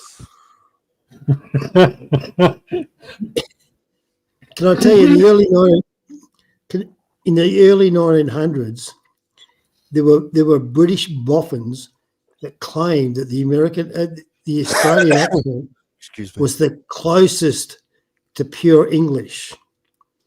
It was purer than the English that was spoken. I think the purest in English is Irish, isn't it? Isn't Irish the because purest English? Well, the thing is, if you talk to it, because I'm sure you've sat down at a pub with Yanks. Right? By the time you've had 3 beers, you can hardly fucking understand a word they say. Is Graham on 3? Their accent is just so fucking slurred. You can barely understand anything that they say. Well, the thing because they don't speak English, they speak American. Yeah, but the English don't speak English. They live 2 or 3 counties up, which is 50 miles down the road, and they all fucking speak different. Because they didn't have fucking horses. Half of them can't understand. Half of those can't speak. Only the landed gentry had fucking horses to travel 50 kilometres from county to county, right? Yeah, but only the land of the gentry had English. The rest of them had a version of English. Hang on, Graham, why do you keep interrupting, you cunt? The landed gentry were the only ones with horses. That's why we ride on the fucking right-hand side of the fucking road, cunt, right? So they could pull out their sword. Now, the average fucking Englishman would never, ever leave their farms, ever. 24/7, 365 for their whole lifetime. Ever. They would never leave their farms. So, of course, they were stuck in these. No, bullshit. Look up your history. Bullshit. They would The gentry always left their farms. It was the workers that never left their farms. Get it right. Get it right. I'm talking about the farmer. He would never fucking leave. Yes, ever. The farmer, you're correct, but not the gentry. He'd never leave. He would never the go gentry to were London. the owners. You know, if you're thinking, the bloke would just leave and go to London. No, he could never, ever, because he had work to do on the farm, 4 a.m., whatever, right? And if he had a horse, that horse was on the fucking farm to work the fucking farm. And if he was caught on the roads, the highways as they'd call it, he'd be fucking taken care of, mate. He'd lose everything. Yes, right? that was the That's farm. why I think the Irish are more in tune with the English language than the English ever were. Look at the English fucking accents. 50 kilometers up the road and it changes. Yeah, 50 kilometers. But the Irish doesn't. The Irish keep their fucking accent. The English, every 50 kilometers, it changes. So stop interrupting, Graham, when we're talking, dude. We're just talking, cunt. Fuck's sake. I did see a thing with a Harvard or fucking Yale or type bloke was talking about the English, spoken English. He named Filipinos and Kiwis. So I obviously went delete. I'm not listening to this fucking idiot because he got no fucking idea. That's all I got to say about that. What was your point there, Johnny? I missed the point. Well, my point was, even the English don't even know what fucking English is. Oh, well, as I said, 50 kilometers up the road, the fucking actual language changes, mate. You know? Yeah. But the Irish don't. You go all around Irish, it stays the same. So I think the actual English language is Irish. They're the true English speakers. Before Dutch, like, you know. Brecken Sie Deutsch? Well, no, Dutch. No, that's German. Oh, yeah. Yeah, the German fucked the pig. Before the Vikings fucked them and everything else, right? I think the Irish, because they were so isolated on their own little island, they speak actual English. Well, realistically, I think, what was it? Latin was the main language before No, it wasn't. anything English or whatever.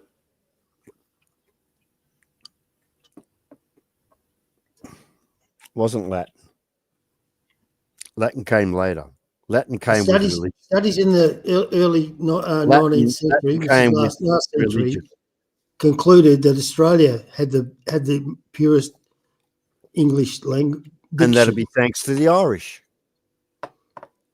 We had So more Irish immigrants than fucking English. most of us have got Irish blood, and then other European, but predominantly because the Irish were the as far as the English were concerned, were peasants.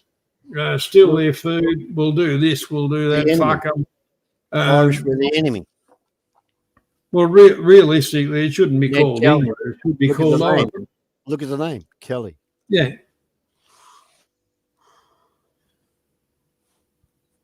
Well, actually, Spoon, if you go to the medical paternity right across the world, Latin is very much, prescriptions and stuff like that.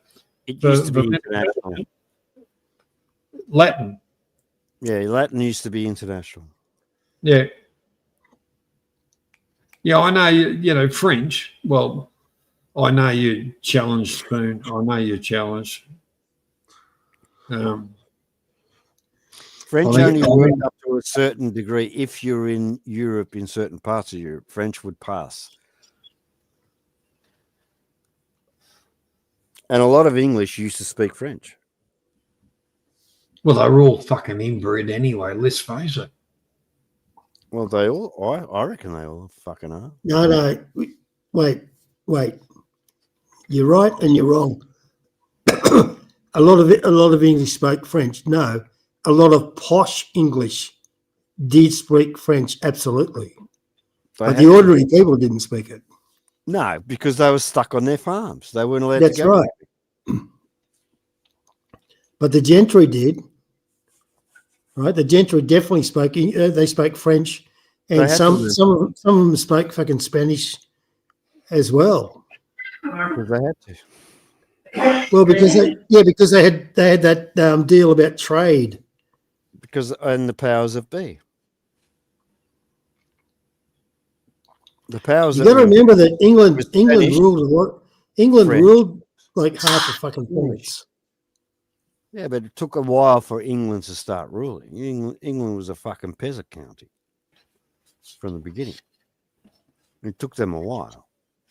And it took a lot of attacks on the European mainland to attack France to get England to where it is.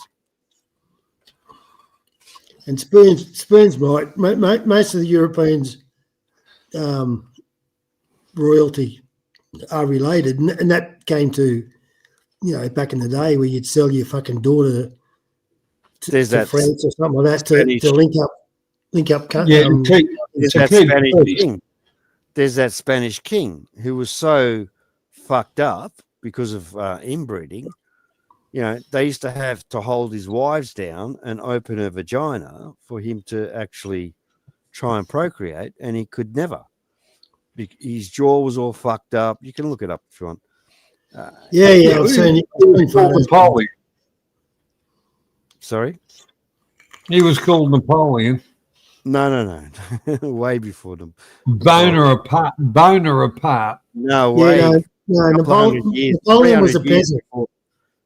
Napoleon was a peasant. He was never royalty. 300 years before Napoleon. Napoleon wasn't even thought about. Well, Dave the Dasher has come up with a name for such person. Well, he had the same jawline, put it that way. And probably the mental capacity. You can look it up. He had the same jawline as Capio. Yeah, he had the same jawline. So, yeah, well, the one. Charles II of Spain. I just looked it up. Who? What? He was Charles II of Spain. That's him. Spain. Yes. Well, Spain and Portugal is one fucking thing. It's like one suburb over. Johnny, no, you're getting confused. It wasn't. This guy, king, if you look up his history, he was horrific, mate. And he never bore a child because he couldn't. His dick, right, apparently was the size of the width of a pumpkin, and his queens that he was trying to root would faint, and some would die because he couldn't. There's no way you're going to get it in. There's no way he's going to come, and even if he did come, what's going to come out of it? So what they would do was replace it with another cousin, right? See, they would never find some peasant woman. They would always find another cousin in the bloodline to keep that money and keep that line in tow. Yeah. It's always been about the money. Yeah, but it was 400 years, way before Napoleon. It had nothing to do with Napoleon. Well, he might have been one of the pass downs. No, Napoleon was nothing to do with none of them. This is why we drive. Listen, Johnny, I'll tell you something. This is why we drive on the side of the road that we do. Napoleon could not agree with England's way of their highways, which with no cars, mind you, horses, right? And the knight had to pull his sword out because he's right-handed and stab whoever was on his right-hand side. So the European of how they drive now comes down to that fact of Napoleon turned around and thought, no, you're a bourgeois. We can't go with that. We're going to go with the other side. So our horse and carts are going to drive on the other side of the road just to fuck the English off. That's how you come about with left and right hand cars. Yeah. It's very good for manufacturers. No, it's not. It makes it a nightmare for manufacturers in the modern world, but in the old world, it didn't matter. You're on a horseback. Yeah, And the only people that actually were on horseback with a fucking sword were the elite. Disgruntled soldiers. The elite. The average soldier didn't have a horse. But you know, that's how left and right-handed cars come about. Well, I actually like the idea of driving down the left-hand carriageway, and that's what it's named at in Australian. It's the left-hand carriageway. International wording is carriageway. Yes. Yes. It makes sense. Yes, when you pull your sword out, think about it. You're on the left, you pull your sword out with your right hand. Well, you can snap the cunt that's on your right hand side. Because the majority of the world are right-handed. Yes, but France changed that to change because they got rid of their kingship, right? They eliminated all kings, queens, all royalty, all duchess, dukes, eliminated, sent to the chop. So he changed it. He said, right, we're going to go to the other side. You're not listening, are you, Johnny? I am. This is how you've got left and right-handed fucking cars. Because of him. Napoleon. Oh, exactly. Well, back before him. Exactly. Yeah. Changed the bourgeois to change the ways of, the English fucking prefer that. That's bourgeois. We're not going to go with that because we're getting rid of our kings and dukes and shit.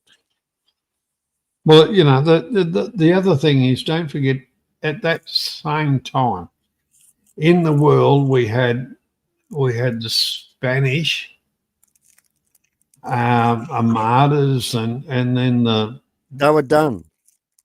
Their poor relatives, the fucking what was that? They're like the fucking cunts in the Congo, you know, they're the fucking mob down the road. You know, that think that was, you know, had something to offer to the world. Then the Dutch, you know, the German fucked a pig type of thing, and you know, if you look at the world, they were all, you know, great explorers. They weren't explorers; they were opportunists. They were fucking thieves. They started off like that, and here, thousands of years later, they're still the same.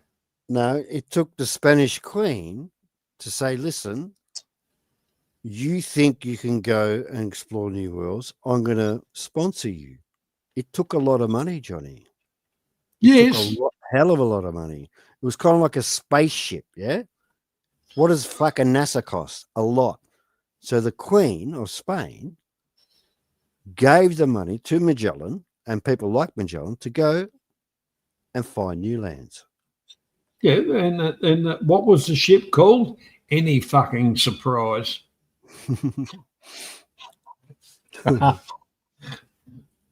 But you know, you're right. You know, like if you go through history, you know, look, I don't mind people. I just find it fascinating that a lot of people don't know how you come about with left and right hand drives. Well, the whole, yeah, and you're right with the at one time, where the Western world was was right hand, the Eastern world was left hand. If you look at the world map, the right hand drive maps are all English nationalistic nations. Australia, right? Yeah, New Zealand. Keep looking at the map and you'll see who drives on the right. And then you'll see that I'm right when the French turned it around on its head and said, no, we're not going with that. and it's all the European nations that were against England at the time, and they're still left-hand drive, and we are right-hand drive. Yeah. Well, America, bloody. And then countries like Thailand just went with the monetary system, thinking, well, we can sell more cars because we're going to make them cheaper to sell to Australia or wherever else. See? Well, that wasn't necessarily, that was landed in their lap, but exactly. It still is there, right? And that system. I can walk off a plane in Thailand, jump in a hire car, away I go, no problems at all. Yes, thanks to the English system. Go to the Philippines, and it's basically the Commonwealth countries. The Commonwealth countries for England, and the other countries. So does it make sense? For example, America wanted to stop interrupting. So America wanted to defy the British system, and so they went the opposite way. It's as simple as that. You'll find that most of the places that were English or ruled by the English, we drive on that side.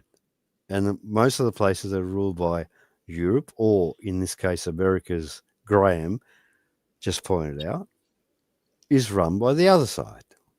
That's right.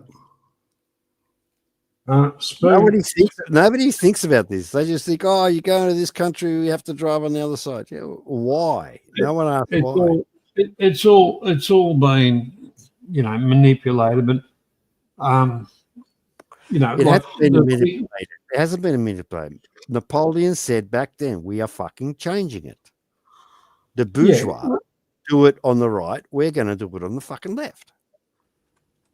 Yeah, well, look at that little wanker. Now, what's Spoonie's wanker took over half the world, Johnny. Yeah, I know, but then he got put back in his box. It doesn't matter. He still took over half the world. Why can't you just accredit him with that? Because he reminds me of a couple of other cunts. Well, it does me too, but I'm just saying he still did what he did, right? Oh, look, in the Times and all the rest of it, when you had he took on the biggest forces in the world and demolished them, Johnny. Francis Drake going out to have wars with the French.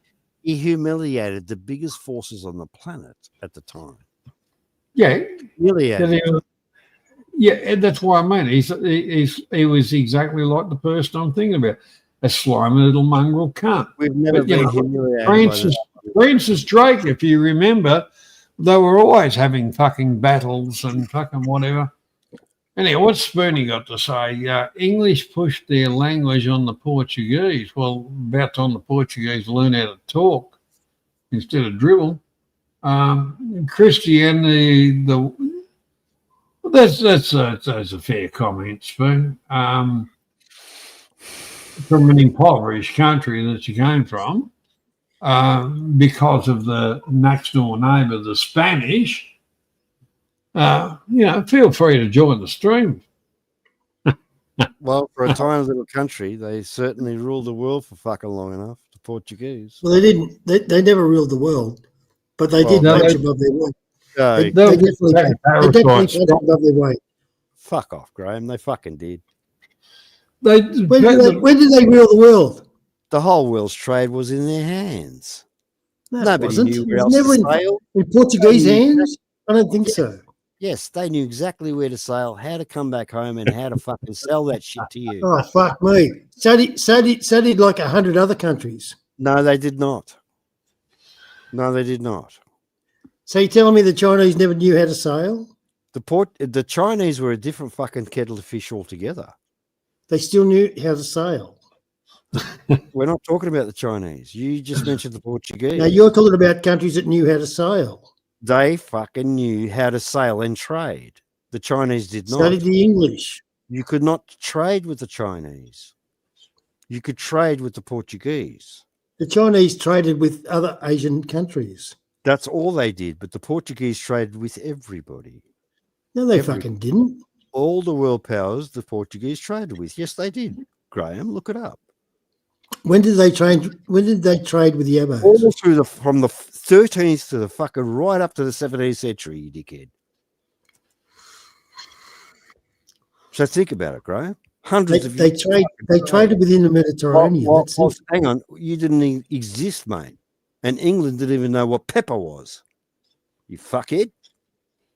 They brought you pepper. The Portuguese. The Portuguese brought you pepper. The Portuguese didn't know what fucking pepper was. The Portuguese. They had to get it from the Chinese. Like, No, fuck they me, did hello. not. No, they did not. Graham, you're talking shit. Pepper. Pepper. I think it's I think that's probably the best spice. It was the first spice. Well, it is. It is actually the best spice of the lot. You know, you've got your other fucking. You got salt and you got pepper. Look at the two spices that you use: salt and pepper. Salt and pepper. Salt and pepper. Yeah, that's the English. That's the English, but years, Graham.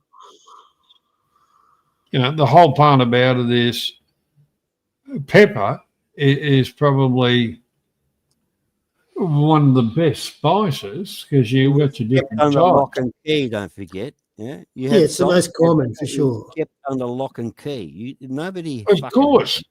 You had to be rich. A lot of them Tommy The spices came from the spice. The spices came from the Spice Islands. Where were the Spice Islands? They were in fucking Asia. They weren't in fucking Portugal. Who brought those spices to you? The Portuguese sailors. Wasn't the Portuguese? It was the Portuguese. No, they brought everything to your shores. Everything.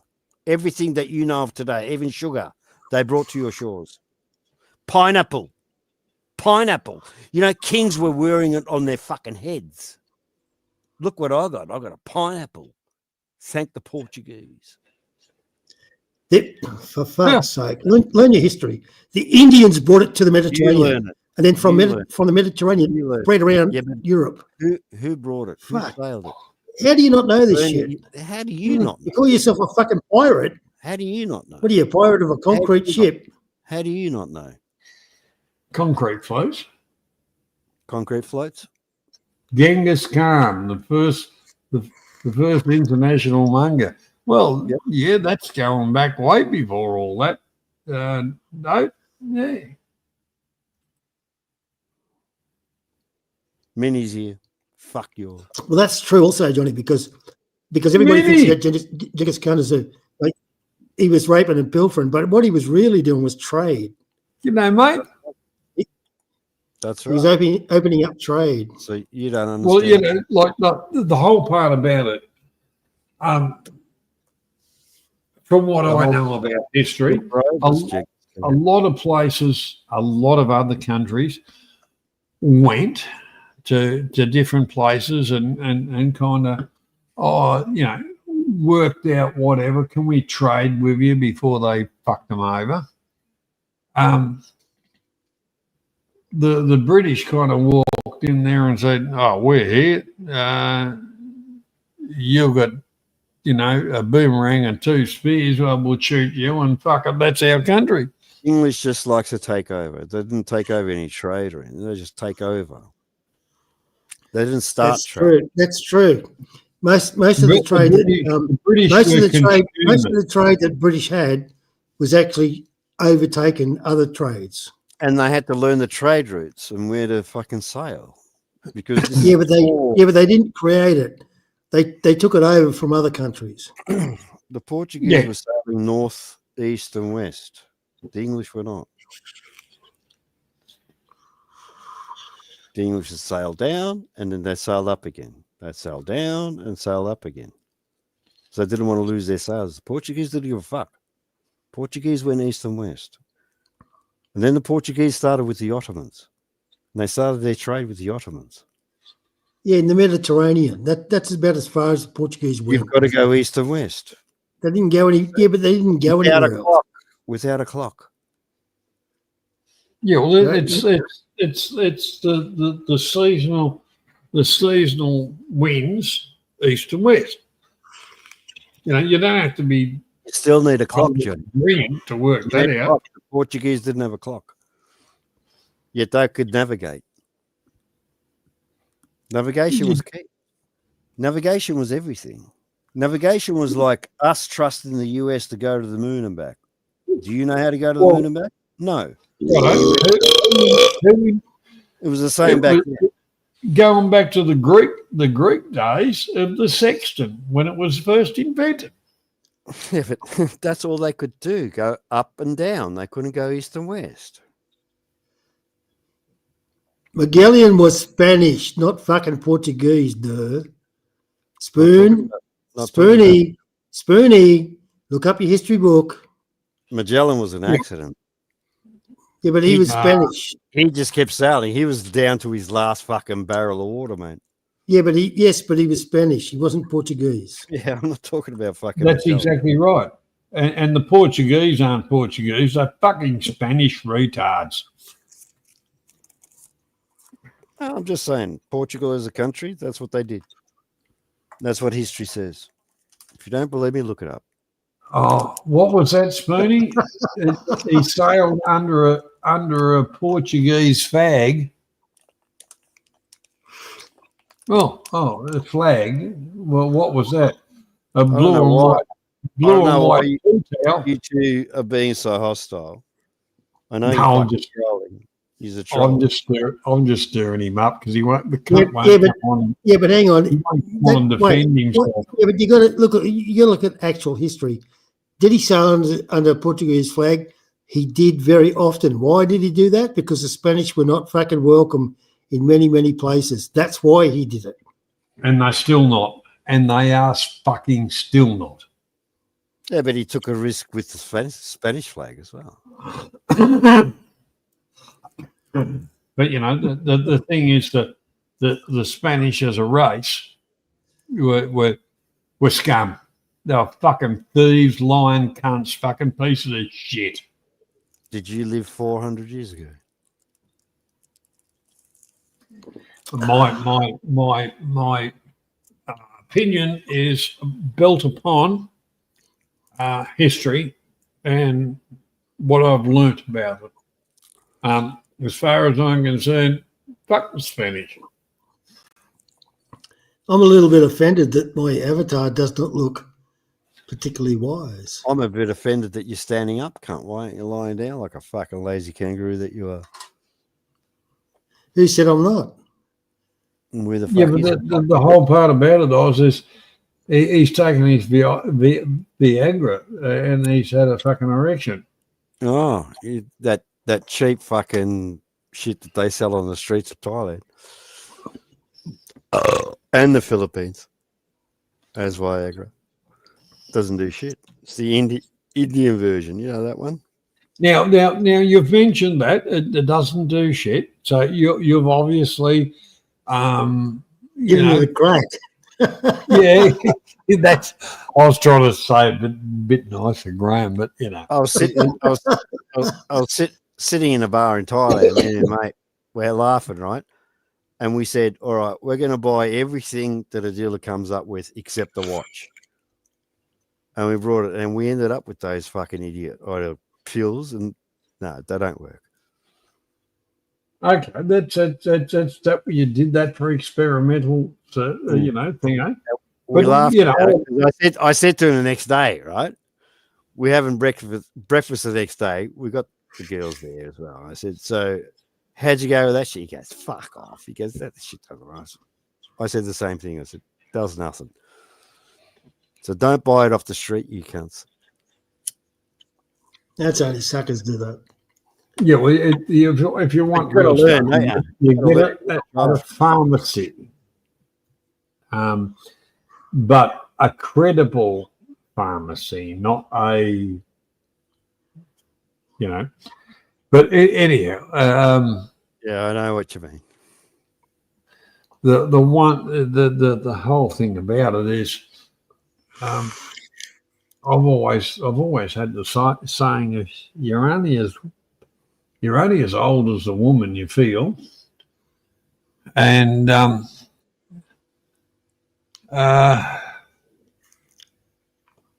you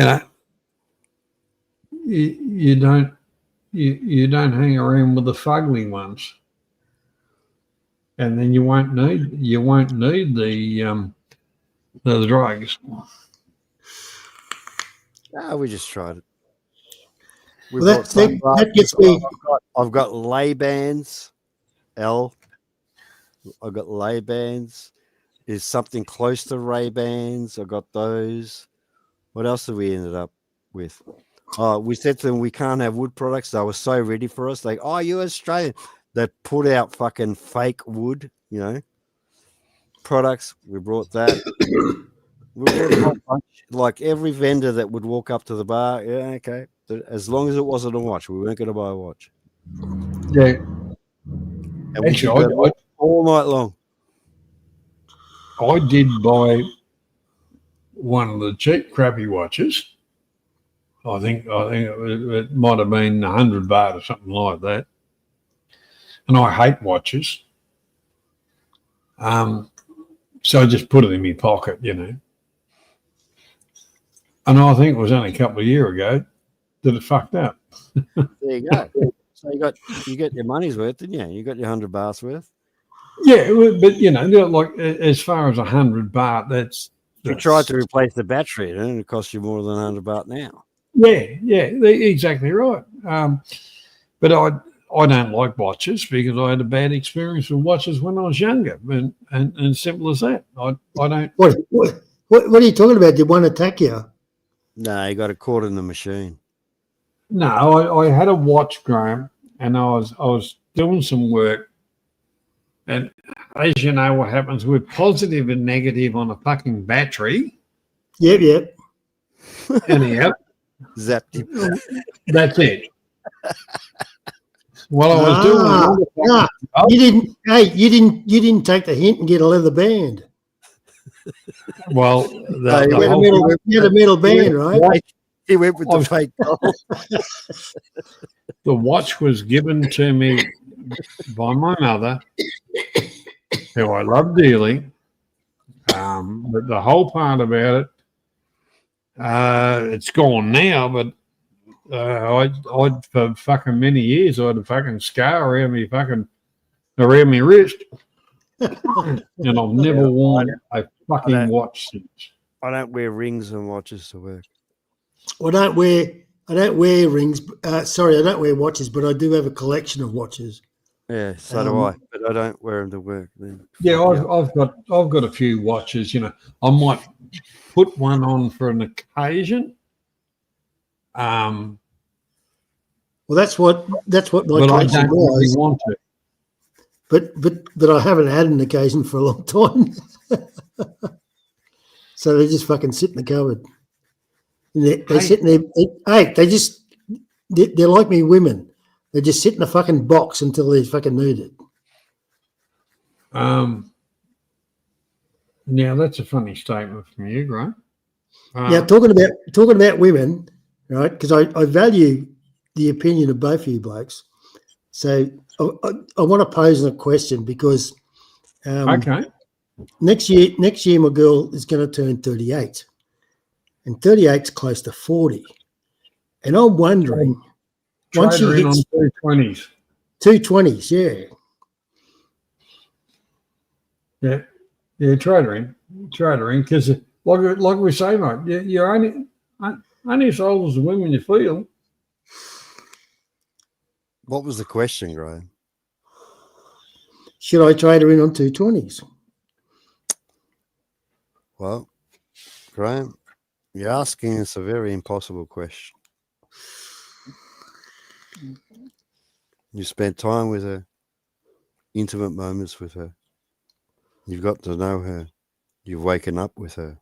You've gone to sleep with her, and you're asking us that? Well, by the time she hits 40, it'll be 11 years, I mean, it's dragging on. It's getting a bit... So I think you should put a fucking ring on her. I'd say it's time to change a dress because they start going downhill and downhill real quick, that breed. Yeah, but don't tell him that, Johnny. I'm telling him the truth, Oz. Yeah, but I want to fuck him up. Put a ring on it, cunt. Oh, you would have seen stuff. You would have seen stuff, huh? Put a fucking ring on it, bro. You cunt. You're a fucking cunt.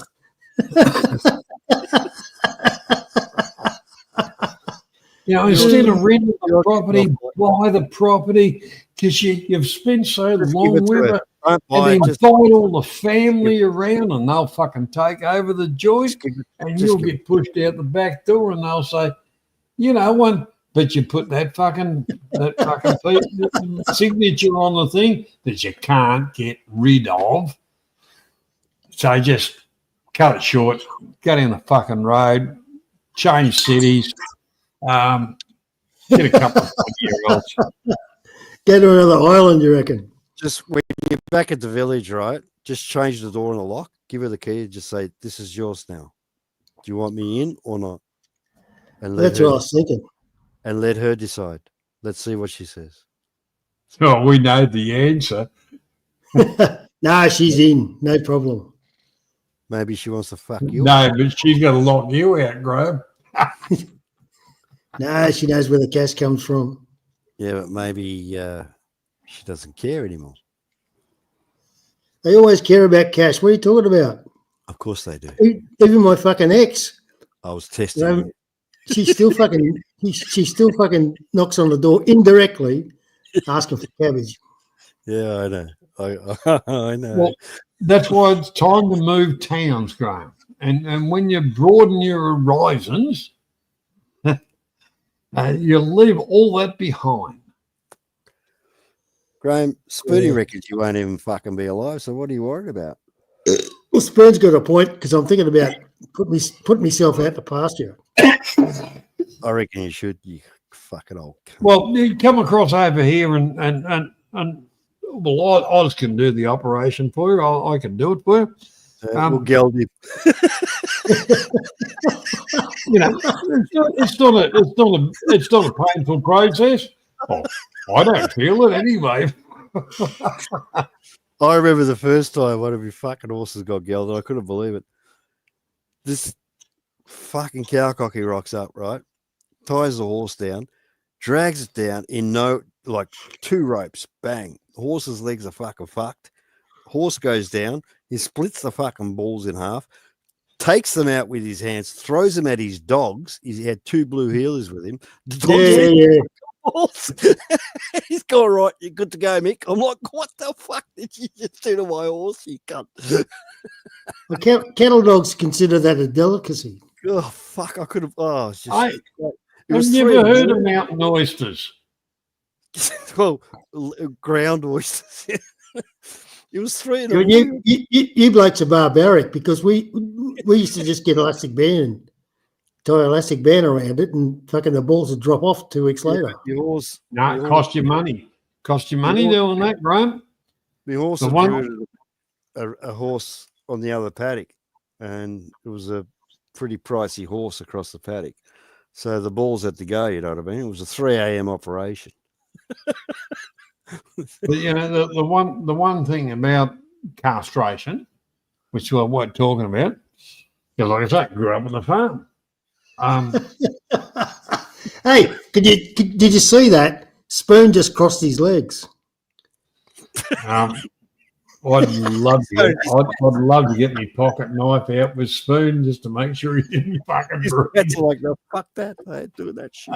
But you keep know, these Aussies away from me. You know, like with our herd and shit like that, you selectively castration, and the whole part about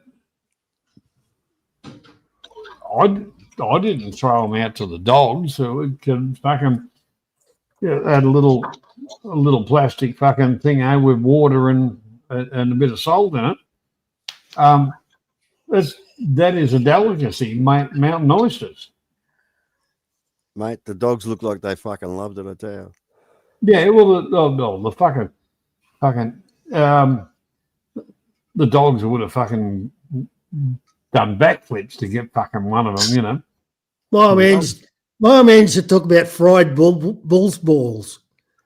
Well, that's And Mount when I was a Moses. kid, I thought he was joking. But I later found out that was a thing back in the day.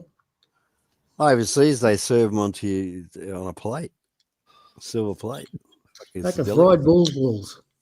You can go to a supermarket here in Australia, or used to be able to, and you can get the French ones in a can. Fuck that. Who would buy that, Johnny? Seriously.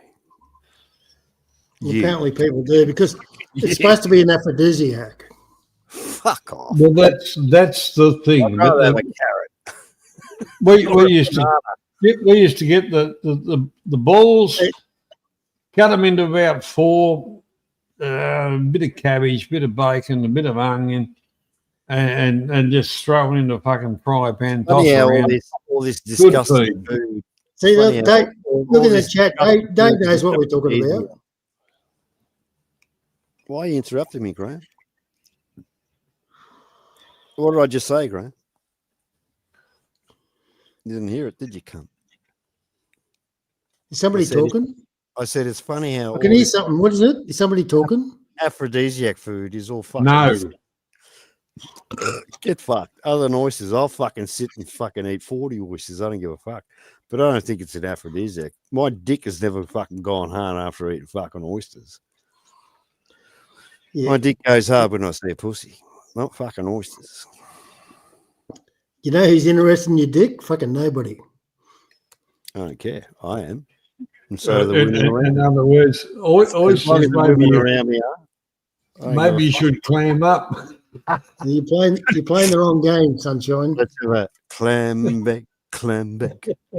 We'll have a clam bake. Well, that was always the old days, mate. You know, the women. You know, I'd want to go and play poker, and the women would always playing old maid.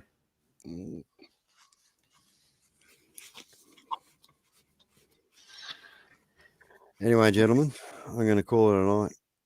Well, I think that's a very good idea.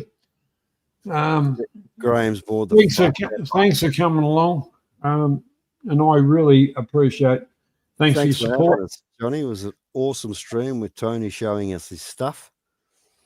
Oh, that made the day. I tell you what, and that is footage you don't see very regularly anywhere.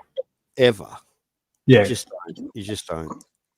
Well, you and I appreciate it because we've been there and done it, you know. But yep.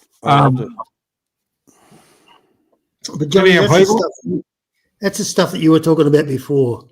About you don't need a fucking 500 people for audience. No. You just need reasonable people. Yep. You're right. You're right, Graham. Us, and I call it us as a group. We're sensible. We can have a laugh and a joke and whatever, and people want to join in. That's fine. It's positive. It's not drama. It's not nothing. It's conversational, and that's what we wanted to build. I'll say it again just for the record. I'll say it again just for the record. I was disappointed in our friends, our so-called friends, JG and Sean the Sheep, that wanted to interrupt such good footage with their own fucking bullshit. You know? Well, that's why that's why they got kicked. So self-centered that they would rather fuck up something like that, right? Rather than let people just fucking view it and, stop conversation, stop talking, let's listen, let's see, let's learn something. And they tried to fuck that up, Johnny. Yeah, well, because they think their own self-importance. So I'm very, very, very disappointed in that. But otherwise, it was a fucking awesome stream. I loved it. All right. Well, thank you, Oz, for your support too. Graham, as always, thank you. Debs, thanks for the wonderful comment. Love you, Dave. And everybody else that's been on tonight. They can all get No, Well, they can't. cheers They for can't having me keep- on. Obviously, fuck good you, convo. Graham. And listen, I always enjoy you blokes. You know that, Fuck you, Graham. right? We take Fuck every piss, cunt in the we take the piss out of each other every now and again, but everybody understands it's a joke. Well, at least the people on the panel understand it's a joke. Fuck you and fuck the chat and fuck everything Look, else. Says that. we're Australian. We do take the piss out of each other. Love you, and I'm proud to be I'm proud to be an Australian. I'm not You're proud. a fucking I'm Irish, you Australian. cunt. Fuck off. Well, Irish descent anyway, but anyway. Graham's Welsh. And No, don't I'm forget Scottish. Don't I'm forget Scottish. I'm bar, Scottish. I'm Scottish and Irish, so I got a double whammy. Close enough. They're all close. One thing about you don't want to be Welsh. You don't want to be Welsh. Not a Welsh. You don't want to be a Welsh. All right, fuck off, you cunts. See ya. Fuck you. All right. Bye bye.